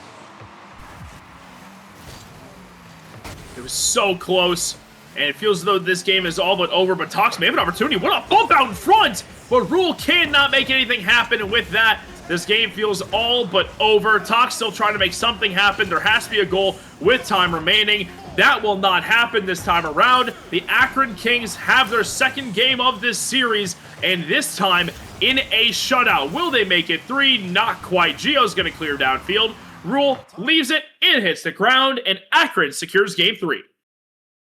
What an amazing game. The Akron is definitely pulling things together now that they've got that one loss under their belt.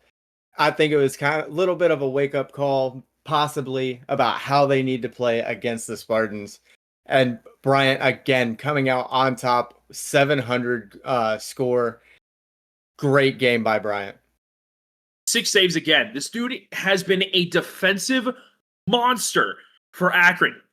I mean, honestly, you could make an easy case for him being MVP at this moment in time, because if there's anyone else but Bryant playing in some of these positions, certainly that is Spartan's game. They had offensive pressure a majority of that game. They had more shots, they had more opportunities, and yet Bryant was still able to be equal and better. He had the goals, he had the saves, unbelievable all-around showing, and now they have the series lead as well. Massive props to Bryant, but also to the rest of the team of Akron. They are putting on a great performance. Oh, absolutely. As this gets blasted down by Geo, back to the Akron's half. Almost set in by Rule, but blocked away by Cajinator with a bicycle. Crazy play. Tox keeping it in. Rule trying to get a touch, can't get it. And it's taken all the way back to the Spartans' half. That is so brutal if you're on the Spartans. They were in such a good spot. They had so many shooting opportunities. It was right in front of the net, and they still couldn't break through. And instead, offensive pressure is going against them with Cajinator searching for bumps. He's finding them successfully as well. Nate double opportunity, going to be taken away by Geo, and now Tox to take it further into the Akron Kings half. Cajinator up top. 50 against Geo, kept neutral. Nate just trying to be a menace, being physical downfield.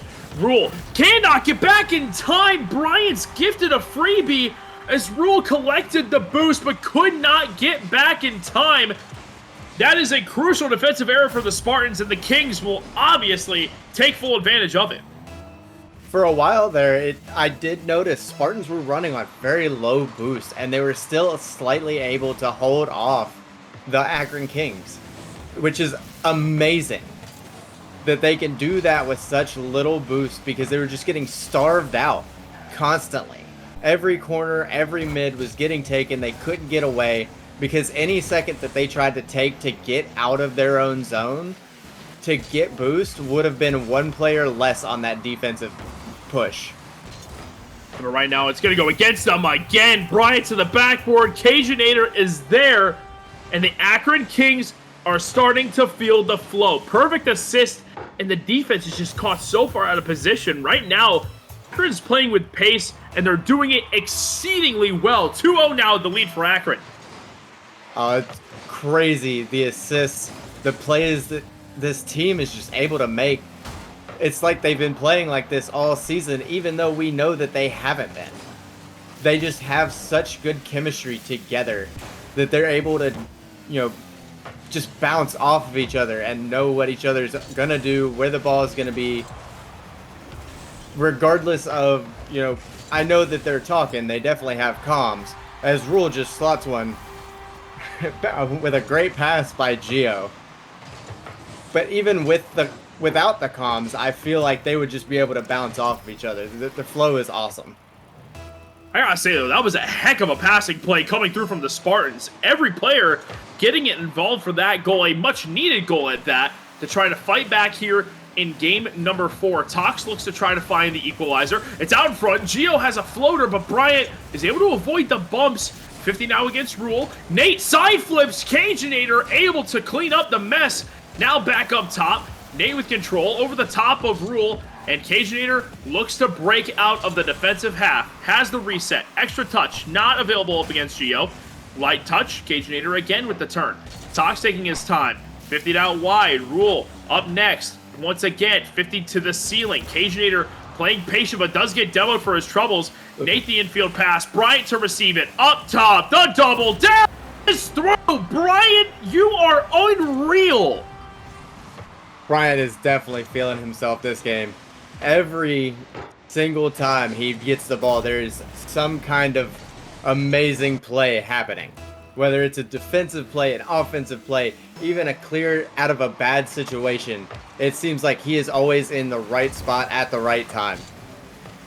Absolutely right. Yeah, on both ends of the field has been able to do it. Whether it's been doubles, it's been saves off the post. This man has done everything seemingly for Akron. However, Rule may have an answer back. Cajinator with the save off the post. His turn to get involved in the defensive conversations. A great save, keeping this lead at 2, but pressure still going against them. Rule in front, not on target. Time starting to trick on down, and it is going against the Spartans. Gio with the touch infield.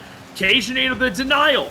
Nate does not have a touch up against Tox. It'll be Gio up next to the ball up against Bryant. On the carry, up top against Bryant, 50 out in front. Bryant 50 against Tox, trade down, awkward for the defense, shootable for Rule, he misses. Tox the follow, not on target as Bryant clears. The Spartans have had opportunity after opportunity and still can't get through. They just need to try to get something down by 2 with a minute left, and just the defense of Akron might as well call them the blue wall at this point, because for this world-class grand finals, they are acting exactly like a wall. They've been unstoppable defensively, and the offense has been equally as strong as well as Cajinator looks for another. He resets off the ceiling, gets it around Rule, but Gio will be up next. Now Tox downfield. The Spartans need something, and they need it with time remaining because they need 2. But with only 30 seconds left, it is looking dire for them at the moment. Rule with a great read into the corner. Up against Bryant. Extra touch out in front, but the demo onto Gio means no shot's going to come through. And that is going to waste so much precious time that the Spartans cannot afford to lose. Cajinator with the intercept. And as time ticks down, 10 to go. This is game number 3 and championship point in favor of the Akron Kings. Absolutely.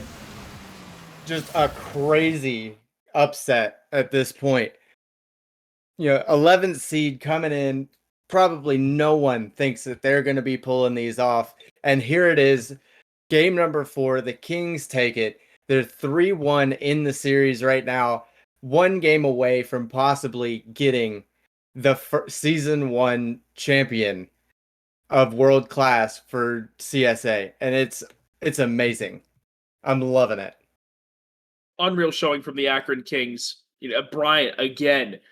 Hey, what else can we really say other than what's already been said? He's had doubles. He has had assists. He's had mental saves. That is another Savior medal. That's another MVP to his name. He's been at the top of the scoreboard every single game so far this series.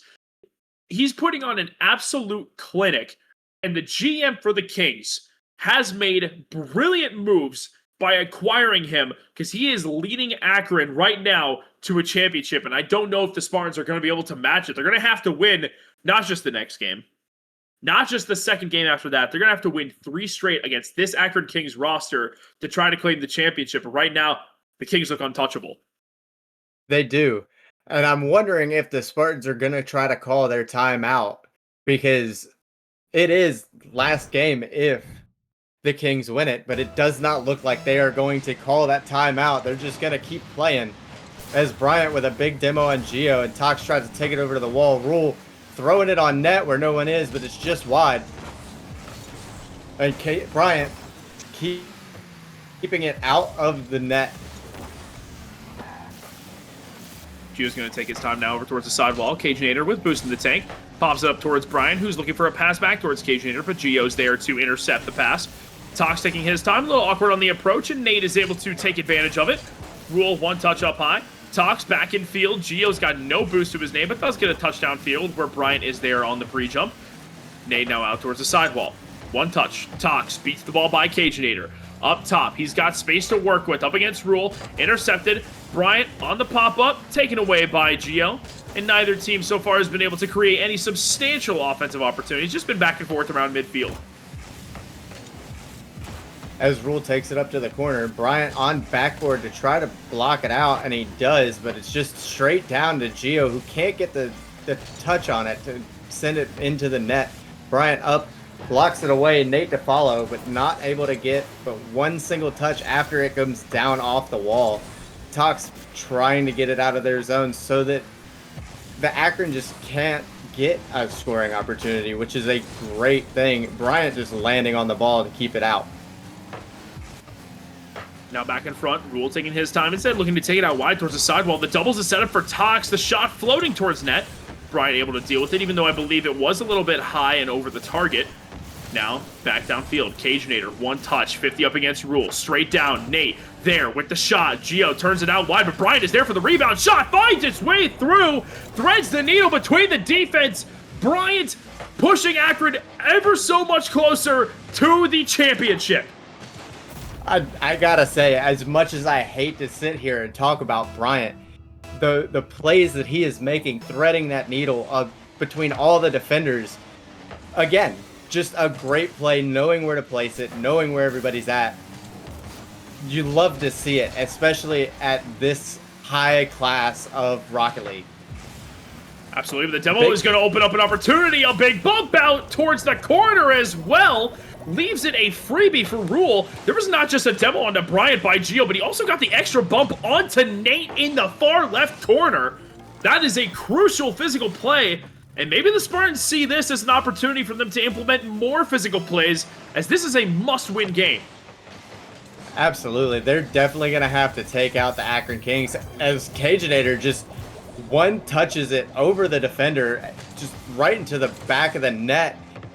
I honestly, as I was going to say, they might have to start doing more physical plays, but at this point, the Akron just is moving too fast for them to even be able to try to make those plays. As another big demo comes out from Nate. You're absolutely right. The pace that Akron has been putting on has been clinical, and just seemingly right now the Spartans cannot keep up. It's a great save from Gio, but look at the infield passing work over towards Bryant from Cajunator. The shot turned out wide by Gio, but Tox and Gio are so low on boost. Tox still getting over the top of Nate on a great challenge. The 50 now falls over towards Gio. Infield pass gets it over towards Cajunator, but Rule now up top. Boost to work with towards the ceiling. 50 against Bryant. Gio on the turn. Going to send it high out towards the backboard once again. Tox now with control. On the reset, Cajunator with control. Gio wins the race to the ball. Extra touch? No. This time it's Tox to fall towards it. Gio out in front. Rule needs a challenge, but he cannot beat Bryant to the ball. Such a good opportunity again, but the Spartans cannot beat this Kings defense. The double commit may go against Akron. Tox up top, around one. It's over the head of Gio. The Spartans are right there. They are pounding on the door, but Akron's not letting them in. Panic might definitely be setting in for the Spartans right now, because the way they're playing is just, they seem everywhere at once at times, where they're not sure what to do when they're knocking at the door for Akron. As Nate sets up, Cajunator set it up for Nate, dropped that pass, but no one's there. Here from Nate once again. Rule. Limited boost in the tank, and Nate's going to steal it as well. But Tox has a great touchdown field that Cajunator was not expecting right away. It has to back up in order to make a successful touch. Bryant now with control from the corner. The dribble downfield is intercepted by Tox, but Cajunator has another shot. Rule with a great read on the goal line to keep that one out. Now in transition, come the Spartans. It's a golden opportunity for Rule. in front, but the shooter was bumped. Tox to follow. Up top, double tap. Saved off the bar by Nate. Now a follow from Rule out in front. Geo can't get it through. The defense from Akron is unbelievable. Cajinator taking it down. Oh, shot by Nate, but just a little high off the bar. Geo is able to clear it out.